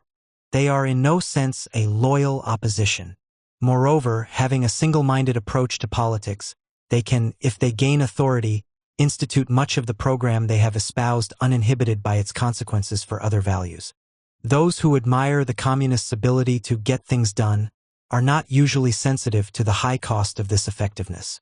Of greater importance than this type of opportunism, although its political consequences are not so easily observable, is that which reflects a weakening of values in social institutions. When institutions lose a value-based self-image, they are disarmed before those who may wish to promote alien modes of thought and practice, or to penetrate the institution for limited practical objectives. The communists and other power cliques can fully exploit their flexibility, adapting themselves to the immediate needs and moods of the target in order to facilitate access and subsequent manipulation. This sort of opportunism, in which proximate aims are emphasized in the absence of a firm sense of ultimate values, is familiar enough. A foreign ministry which chooses personnel in terms of current policy rather than of long-term interests. A trade union which ignores the social responsibilities of labor leadership. A university which becomes a conglomeration of specialists and administrators harboring few spokesmen for the basic values of education in a democracy. A political machine ready to deal with any group which will permit it to retain its hold on patronage. An idealistic political movement which, in its dedication to specific measures, loses sight of its spiritual foundations. In each of these situations, the target is vulnerable because it applies to potential collaborators and participants only the most superficial tests, those having to do with criteria of technical competence and of agreement on immediate issues. An undue stress on proximate aims may be discernible even when institutional leaders have a great deal to say about ultimate moral ideals. The point is that these ideals must be made relevant to concrete action. If they are merely vague honorifics which grace formal speeches and programs, but do not effectively guide decision, opportunism will result, often worse than in the case of those who do not profess to be moralists, because unrecognized opportunistic adaptations are more difficult to control. This problem of embodying morals in action does not arise significantly in well-integrated societies. There the leaders follow a received code which serves the purpose fairly well. This, of course, still goes on in modern society. But as the areas of disintegration widen, and new threats to established values emerge, a high degree of self-consciousness is required.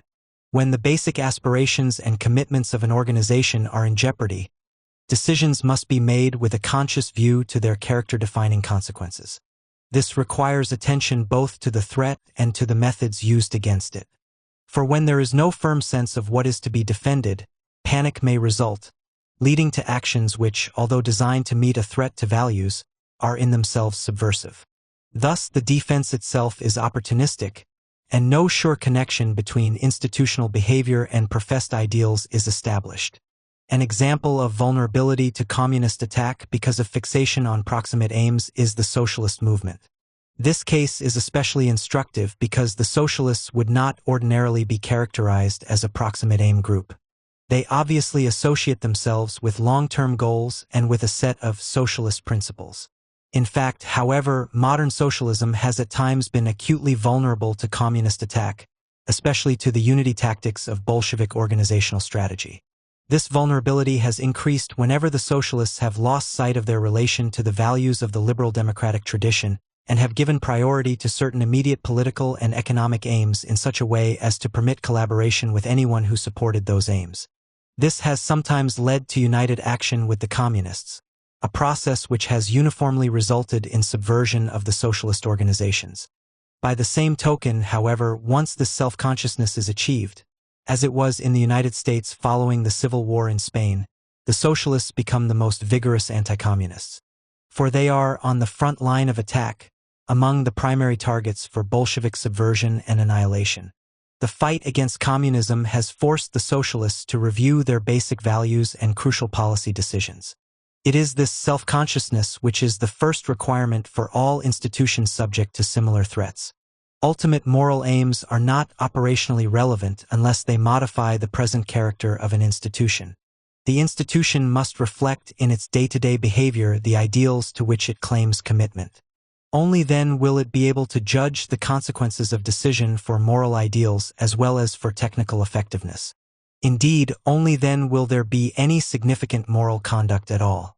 It is in the character of an institution that we find the locus of restraint which continuously modifies technical decisions so as to make them conform to moral aspirations.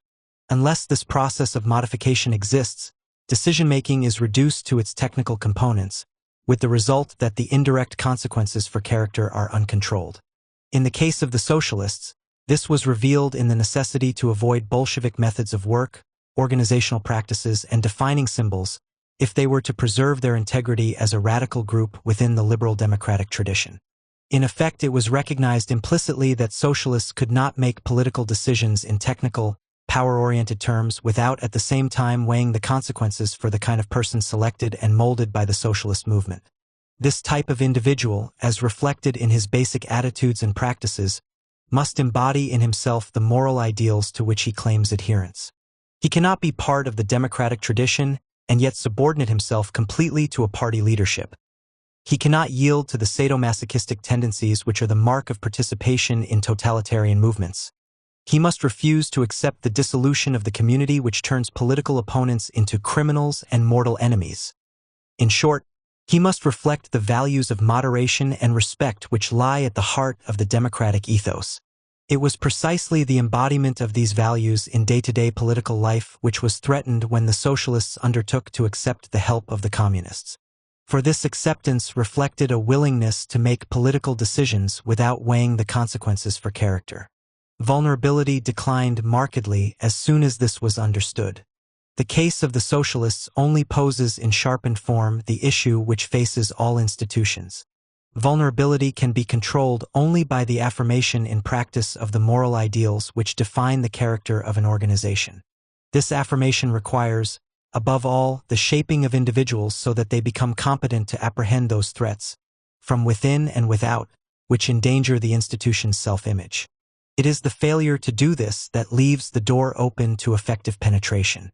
The mere fact of penetration, except where military security is at stake, is not important. It is what can be achieved by penetration that counts. Unions, universities, and other agencies which embody values have most to fear when they become bound to the moment, to the technical job at hand, to limited views of their social function. They are then softened for ideological and organizational manipulation. They will become unable to distinguish between those who defend treasured aspirations and those who corrupt them. Chapter 8. Problems of counteroffense. A complete program of anti-communist action must be based on a study of the conditions producing equilibrium in democratic societies. Such a study has not been undertaken here. Consequently, it must be emphasized that in this final chapter we are concerned with such conclusions regarding counteroffensive action as may be inferred from this report. Itis believed that the foregoing analysis of communist strategy does suggest certain principles which are necessary for the intelligent formulation of policy. These principles, however, are not offered as a full answer to the problem of communism. They are relevant primarily to the context of political combat, and this context is only a part of that broad area, including measures enhancing the emotional and economic security of target groups, within which decisions affecting totalitarian threats to democracy are made. The more we understand about the nature of communism, the more readily can we avoid 1. The failure to recognize its true aims and subversive methods, and 2. Those excessive reactions which threaten themselves to undermine the foundations of democratic society. Increased knowledge helps us to think concretely, to specify the problem in situational terms, to direct countermeasures to those areas where they are relevant and useful, and to avoid unsought consequences for the integrity of our institutions. The problem of subversion has two aspects which are often confused. On the one hand, a group is considered subversive when it seeks to overthrow established authority by forcible means. It is here that the doctrine of clear and present danger most readily applies, the assumption being that governments ought to punish acts and not thoughts, and that measures of restraint ought to be consistent with the seriousness of the acts committed. However, the problem is complicated when, as in the case of communism, subversion refers not only to a revolutionary program, but also to the manipulation of social institutions for alien ends, this manipulation being conducted covertly in the name of the institution's own values. It is this type of subversion which is meant when fear is expressed of the effect of communism in the schools, in the labor movement, and in liberal organizations. Such activities and ultimate overthrow of the government are of course related, but concern for the integrity of the institutions themselves leads us to seek modes of self-defense long before any clear and present danger to established authority is demonstrable. We assume that institutional leaders, including those in government, have the right and the duty to defend the principles upon which their organizations are built. An inescapable corollary of this assumption is that the methods of action available to these leaders are limited. Since the goal is the defense of certain values, not simply of the power of an elite, the weapons used against subversion must be so fashioned as to preserve these values in the course of their defense. These considerations, therefore, call for subtle and discriminating judgments, and can be given effect in policy formation only on the basis of detailed knowledge. This study has sought to contribute to our understanding of Bolshevism in the hope that we may then be in a better position to make such decisions as would defeat the enemy without destroying ourselves. Given this perspective, the following conclusions deserve emphasis. 1. Each institution should be defended in its own terms. The appraisal of subversive threats to the integrity of institutions must take account of the differing conditions that affect the preservation of that integrity. 2. Anti-communist strategy should orient to the intervening elites, through whom access to the mass is gained and who have the capacity to direct resentment into constitutional channels. 3. The denial of legitimacy is a key to the denial of access, but measures which seek to influence legitimacy must be adapted to the nature of the arena. 4. In the denial of access, the aim is to isolate the communists. But this counter-strategy has to do with political isolation and cannot be equated with formal exclusion from membership in unions or other organizations. 5. Reliance on organizational weapons is, for communists and anti-communists alike, a sign of strategic weakness rather than of strength. Hence, countermeasures taken within the context of organizational combat are, from the standpoint of the overall defense of democracy against communism, of only tactical importance. Ultimately, only measures which contribute to long-term economic and political stability will be decisive. The need for situational thinking. Although the problem of subversion concerns the entire society, effective countermeasures require that attention be focused upon specific arenas and targets. This seems scarcely more than a truism. Yet many proposals for anti-communist action ignore the fundamental principle that political combat, like other planned struggles, requires situational judgment, i.e., The nature of the arena must be taken into account when tactical decisions are made. Communist strategy is selective and elite-oriented.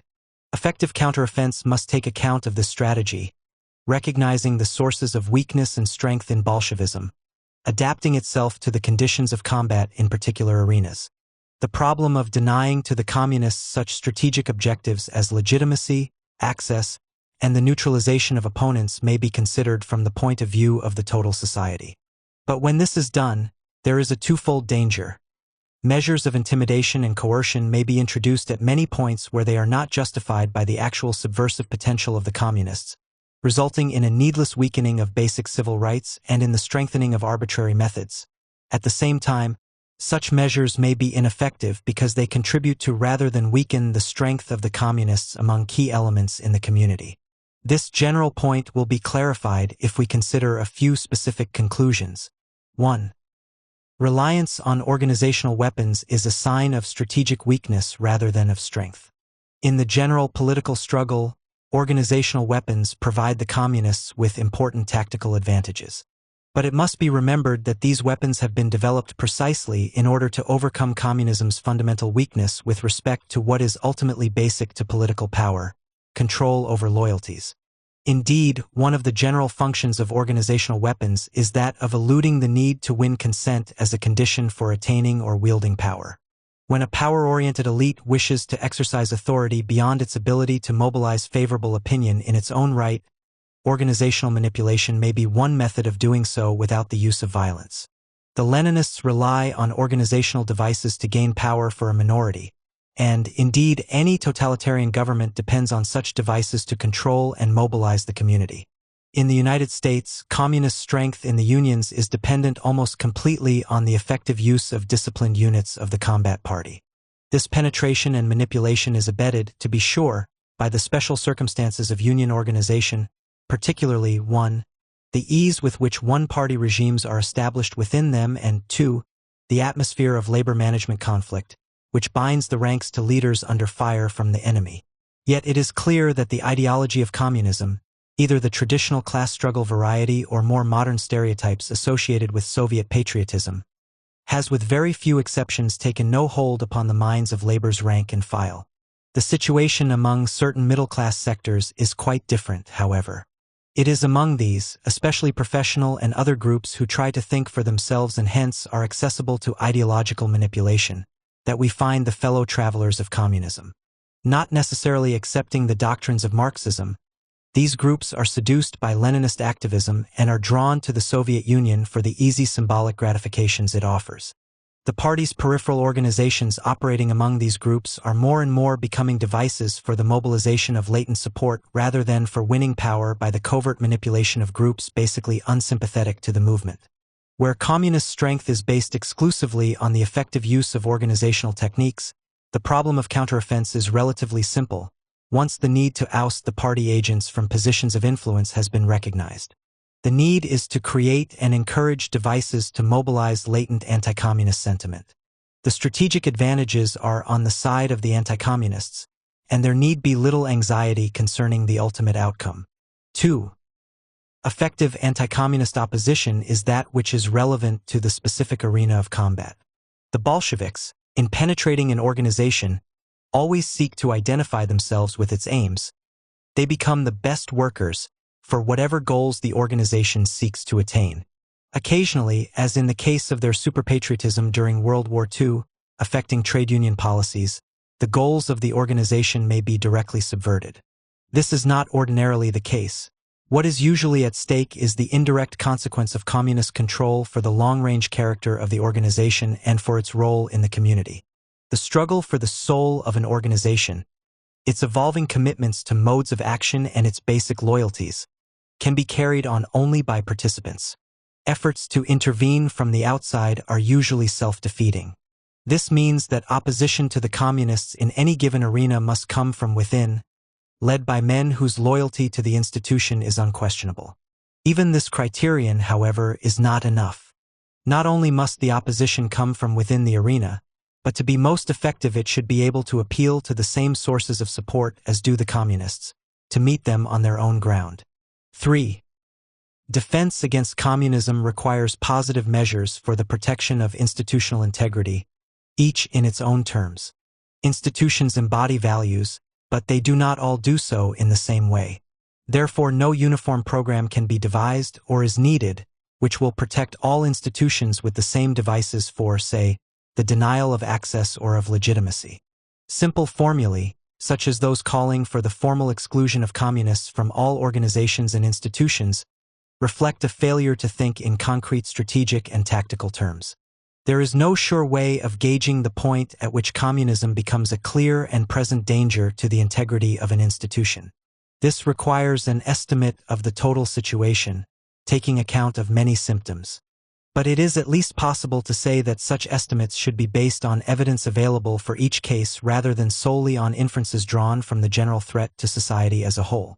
Given a world situation in which democracy is under attack, institutional leaders will naturally wish to be on guard, in the sense of alert to the sources and methods of totalitarian attack. But repressive measures, themselves consequential for institutional integrity, should be taken only when evidence shows that the particular institution is in danger. This localization of the clear and present danger doctrine will avoid the twin pitfalls of innocence and hysteria. On the one hand, the existence of a general communist threat is recognized. On the other, the faulty process of leaping from a general threat to repressive measures in specific cases is rejected. Innocence in this context fails to recognize the potentialities of communism and hence is blind when the threat is real. Hysteria sees concrete manifestations of the threat everywhere, is unable to distinguish the possible from the actual. Both responses inhibit the application of intelligence to the formulation of policy. The need for application of countermeasures according to the varying needs of particular situations will be evident if we compare a university, a government agency, and a trade union. These institutions vary in function, hence also in relative vulnerability. Few ideas are too dangerous to be afforded a place in a university. Given proper safeguards, even the espousal of totalitarian doctrine, if done openly and not secretly or deviously, can be permitted if only to function as a challenge within the intellectual community. Such participation can be controlled if the universities take account of the whole man, his entire background and prospective role on the faculty.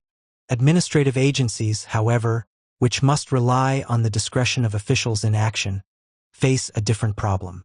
Here there is no question of creating an environment most conducive to effective teaching and to the pursuit of truth, but of responsible and controlled decision-making. Therefore, there can be no question of conscious toleration of elements inherently disloyal. Labor unions face still other problems and have different opportunities for the elimination of communism. As voluntary associations organized democratically, the unions are political arenas. The existence of anti-communist power groupings is the most effective way of dealing with the problem. At the same time, the special role of the labor movement as a target of communist penetration calls for the cooperation of such power groupings on a national basis in order to pool resources and concentrate forces at crucial points. In other words, apart from general alertness, the methods proper in one institutional context are not necessarily justifiable or effective in another. Each must be dealt with in its own terms, due consideration being given to the intensity of the threat and to the special needs of each in defending its integrity. The role of intervening elites. Apart from the state power of the Soviet Union, the most secure source of communist influence is not its own agitation or its organizational effectiveness, but the unrest generated by stresses within society. This unrest calls forth its own leadership to create and man the machinery of social action: unions, pressure groups, political parties, newspapers. These heterogeneous and fluctuating leaders occupy a strategic role, for the relation between the communists and the mass is mediated and largely determined by the prior relation of the communists to reformist organizational and ideological elites. This, as we have seen, is very well understood by the Bolsheviks themselves and effectively shapes their choice of targets and methods of action. Their use of unity tactics and of peripheral organizations is based on the assumption that leaders of mass organizations and those who mold public opinion are susceptible to manipulation. Through such activity, oriented to elites, the communists seek to gain access to the major sources of power in the society. In general, the direct relation of the communists to the masses comes only after considerable preparatory work among the natural leaders of workers, farmers, and middle-class groups. While these leaders give expression to rank-and-file resentment and to the desire for change, they also reflect the basic loyalty of their followers to the established institutional order. Such intervening elites, standing between the communists and the masses, have always been regarded as the main enemy in Bolshevik political strategy. Although this basic perspective has not changed, latter-day communism has adopted a more flexible and sophisticated approach to the petty bourgeois leaders and publicists. Lenin stressed the need for a frontal attack upon these elites to isolate them from the masses. In this, however, he displayed too much faith in the potentialities of open communist agitation. His successors have relied more on deception, using the techniques he himself developed. This has required an attempt to gauge the differential vulnerability and potential utility of elite members for the movement, instead of writing them off as simple collaborators and defenders of the class enemy. The importance to the communists of neutralizing threats to the social base has been discussed. The greatest animus is generally directed against those who challenge the communists in specific organizational arenas. These threats come primarily from socialists and others who share certain strategic perspectives and modes of action with the communists. Some reformists, however, especially unattached labor leaders, professors, and publicists, do not threaten the communists directly or in any relevant organizational way. They do constitute an ultimate political threat as a group which can, in a time of crisis, help to divert the masses from revolutionary goals. Yet if approached with patience and caution, these leaders can themselves be manipulated, hence treated as mass elements rather than as self-conscious elites. Although it is true that socialists are among the natural enemies of the communists in the organizational battle, the socialists themselves are not invulnerable. This weakness has two important sources. First, the socialist organizations are themselves vulnerable to Bolshevik penetration when they have failed to take a clear stand, as reflected in the indoctrination and selection of the membership, against the idea that capitalism is the main enemy, overlooking the threat to political democracy from sources not accounted for in the Marxian view of history. When a socialist organization or a significant portion of its leadership is uncertain about its own character, it is possible for the communists to build a left wing within the organization. This left wing, composed of revolutionary socialists and secret communists, can then carry on a factional fight for control of the organization, either ousting the old leadership or itself leaving and thus weakening the party. Such activities are usually associated with strong feelings for unity with the communists. This process, which occurred in the United States during the mid-30s, was evident in a number of European countries after World War II. As a result, the socialists have been weakened politically, although in many cases their anti-Bolshevik stand has been clarified and firmly established. It follows that socialist education, largely an elite-oriented operation, should be aided wherever possible.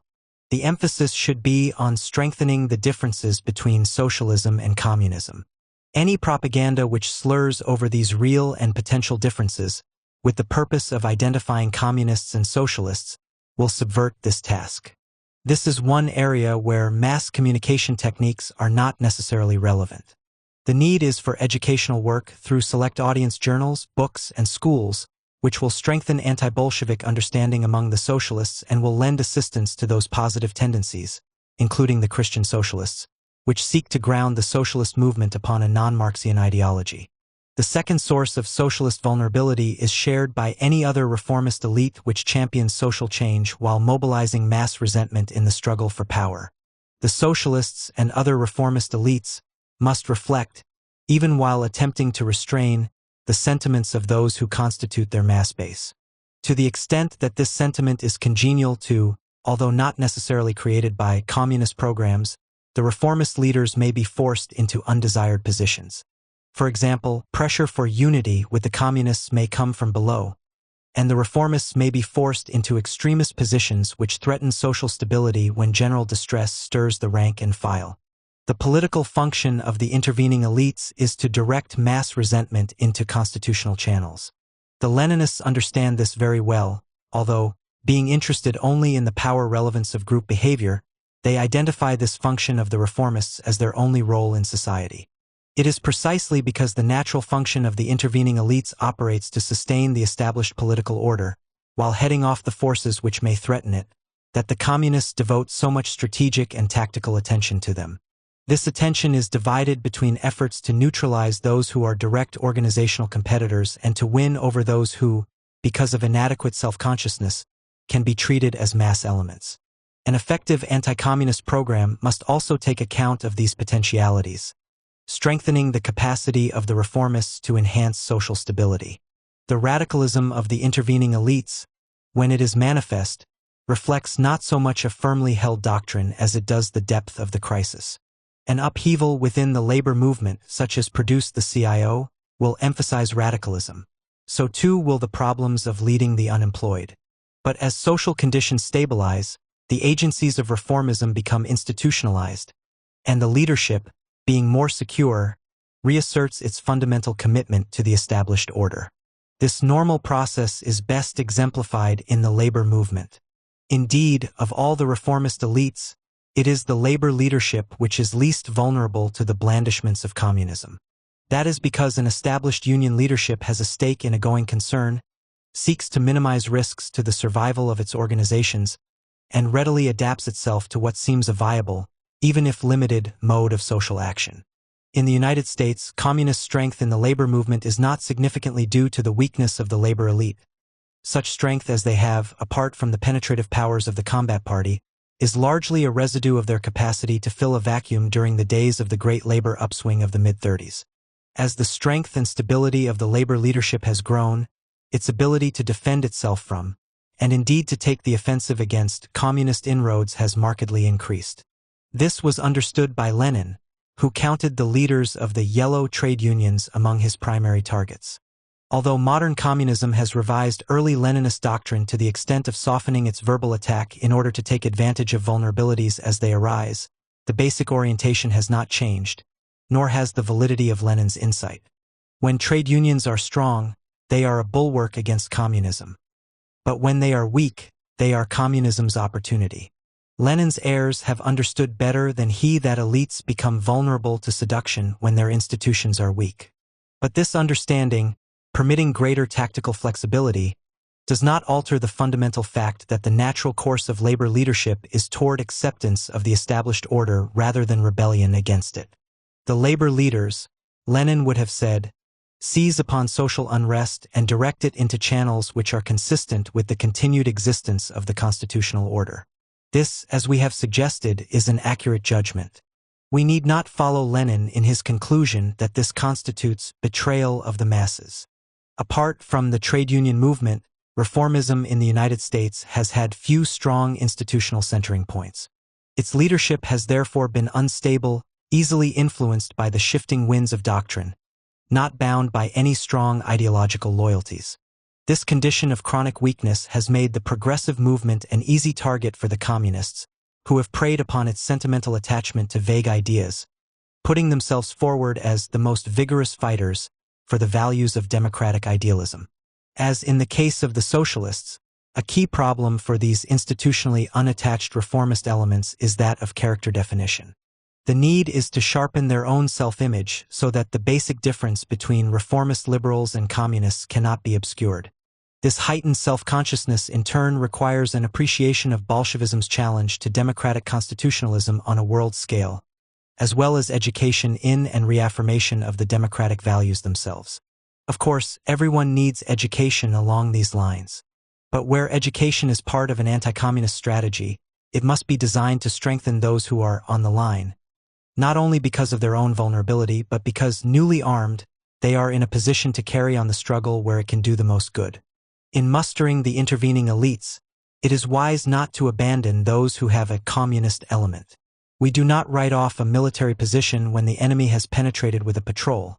Yet in anti-communist tactics this error is often encountered.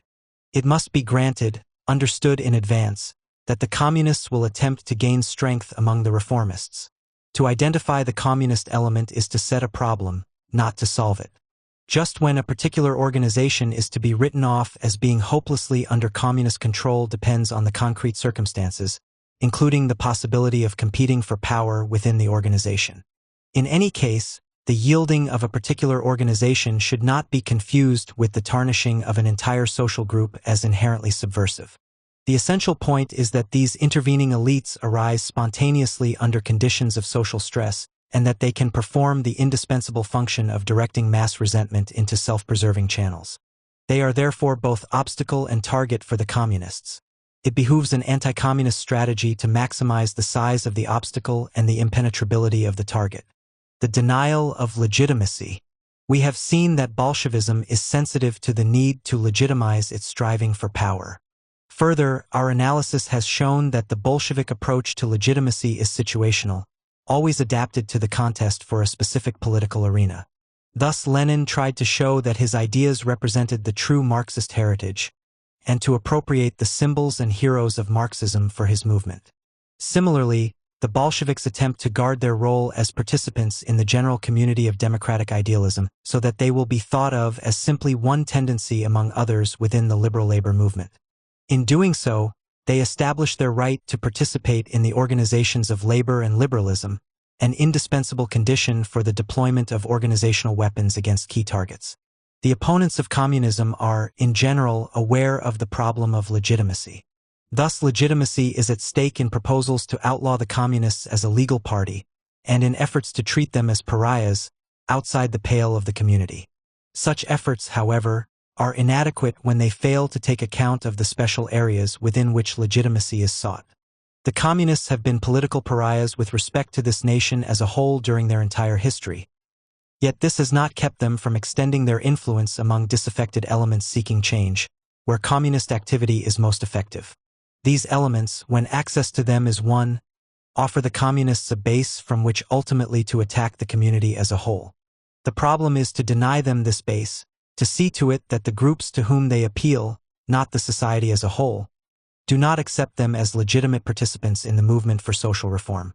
As we have seen, the targets of communist penetration are vulnerable to the extent that they lose sight of ultimate character-defining values and consequently lose the capacity to apply any save superficial criteria to potential collaborators and participants. When liberals focus their attention exclusively upon goals, ignoring methods, they tend to accept the help of any proffered hand. But this process is not inevitable. Once the subversive potential of the communists is understood, it is quite possible for reformist organizations to eschew collaboration with communists and to become effective and self-conscious enemies of Bolshevism. If legitimacy in these key areas is to be denied the communists, for it is here, not in society at large, that they have been able to make significant inroads, then tactics must be adopted which will achieve that end. During certain periods, general legislation outlawing communism may be superfluous for the community as a whole, and precisely such legislation may have the consequence of strengthening rather than weakening the legitimacy of communists among those elements which provide them with an indispensable leverage in the body politic. Legislative measures aimed at purging the labor movement of communist influence, but which actually operate to weaken non-communist unions, serve to bolster the strength of the communists. Such action lends credence to their assertion that what hurts us hurts labor.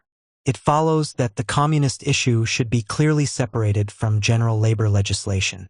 The rule is that nothing should be done tending to confuse communism with bona fide labor leadership, for it is precisely this confusion which the communists earnestly seek. The same holds for other reformist organizations and leaders.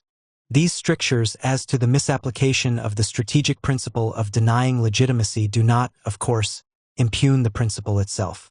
Indeed, one of the conclusions suggested by our analysis of communist organizational strategy may be formulated as follows. Effective counteroffense calls for the denial to communists of legitimate participation in labor and reformist organizations. This requires that educational activities on the communist issue be elite-oriented. The history of communist manipulation of target groups must be made available to such elites in specific terms relevant to their own problems and aims. In addition, these groups must be brought to see the general threat of communism to democratic values so that 1. The urgency of clarifying their own positions will be recognized, and 2. The image of communism as a left wing of democratic idealist tendencies will be destroyed. Such a program of reorientation cannot take place in an atmosphere which confuses the distinction between the vulnerable target and the aggressor. The orientation to elites helps to refine a policy which is, indeed, already widely accepted. Anti-communist strategy does take account of the possibility that acute social distress may thrust large masses into the arms of the communists. It is therefore generally recognized that effective strategy, whatever one's feelings regarding the moral status of the participants, clearly requires that a distinction be made between the seducer and the seduced. This principle should be extended to include the relation of communism to reformist ideological and organizational elites.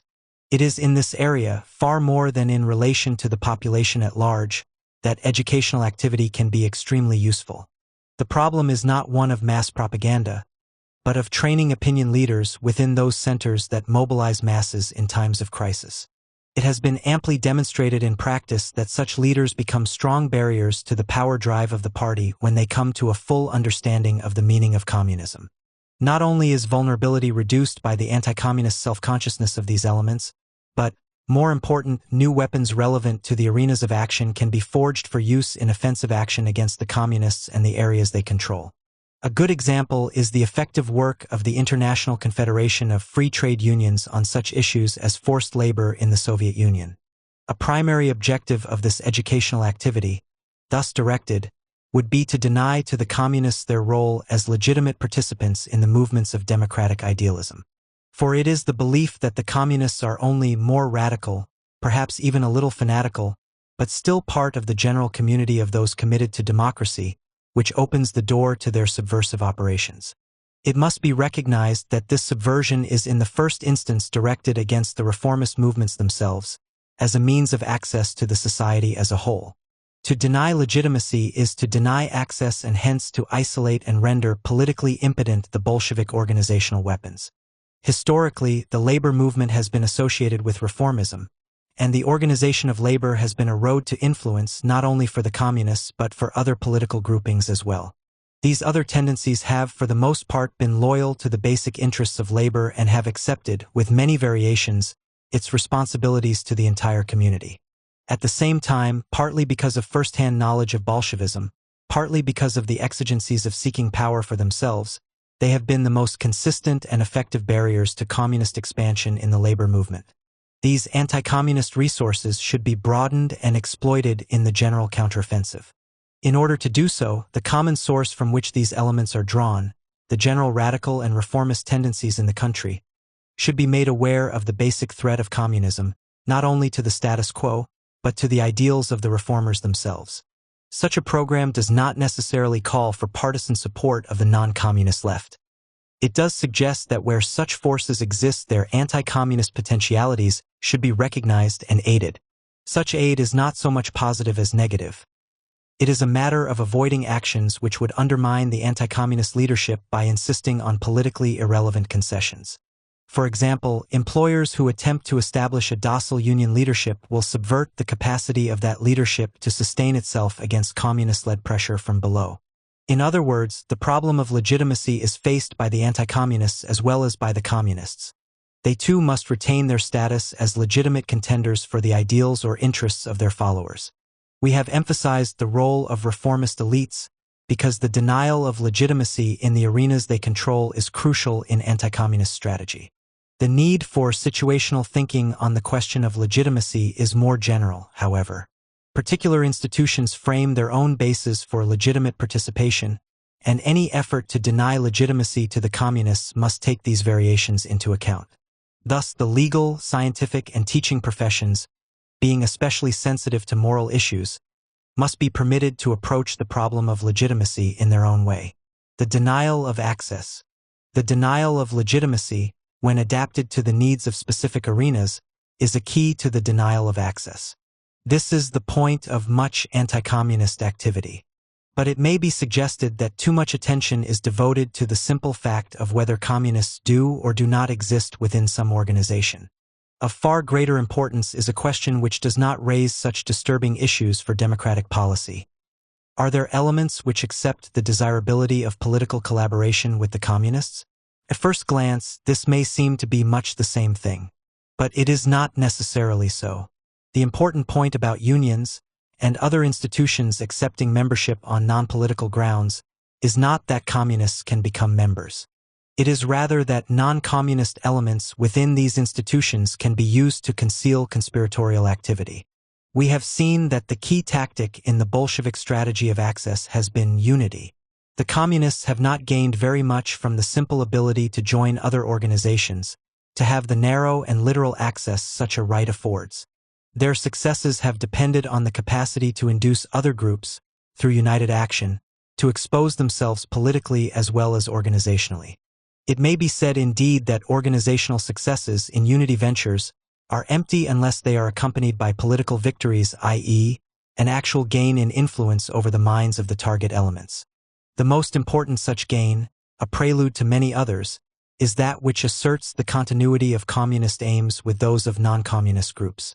The acceptance of communists on this basis affords them significant access to the ranks and to politically naive elements in the leadership.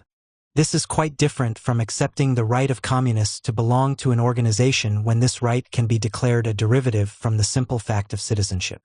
To debar communists from unions or from the schools is to raise questions of basic importance to the character of the constitutional order. But it may be suggested that formal exclusion solves nothing. It is not very useful when relevant, and it is unnecessary when irrelevant. If it is understood that the problem is not one of simple access, but of political collaboration, then we may conclude that the whole question of communist exclusion, with its constitutional implications, can be set aside. For then the problem becomes one of educating those who accept the United Front psychology, a task which may well be hindered rather than aided by repressive measures. It follows that in the general attempt to deny access to the communists, the group to be given most attention is not the communists themselves, but their collaborators. This simply reverses the Leninist insight that given their objectives, the main enemy is not the capitalists, but those who sustain social order while seeking reform. At the same time, the anti-communists ought not to recapitulate the early Leninist experience, in which isolation and annihilation of reformists was conceived to be the appropriate strategic objective. Rather, an attempt should be made to discriminate among these groups, winning over some and isolating others, with particular emphasis on the organizational roles they play. Conclusion. Our final point will serve to re-emphasize the subordinate role of organizational activity in the struggle against totalitarianism. Early in this study, organizational strategy was defined as a derivative political strategy designed to maximize the utility of organizational weapons. To speak of organizational strategy and tactics is to define a special sphere of interest and action. It must not be forgotten that this sphere is limited, providing special increments of power to political elites whose fundamental sources of weakness and strength must be looked for elsewhere. From the general political perspective, rather than the narrowly organizational one which has primarily concerned US here, the strategic advantages of communism include 1. Its historic plausibility, as that is bolstered by its relation to the Soviet Union, and 2. The instability of democratic society. In its quest for a monopoly of power, Bolshevik political strategy links a revolutionary elite to whatever social forces are set in motion against existing authority. We have been concerned to show the organizational dimension of this linkage, but ultimately success or failure depends on the ability of the movement to provide answers to felt needs within the body politic. The historic plausibility of communism stems in part from its capacity to bring order out of confusion, to master, without destroying, the industrial system, to provide new, if false, hope of security to an anxiety-laden population. These advantages are real and not illusory. They must be faced, for it is clear that the cost in tyranny, war, and moral decay will be paid by the masses, if the alternative is continued and acute anxiety.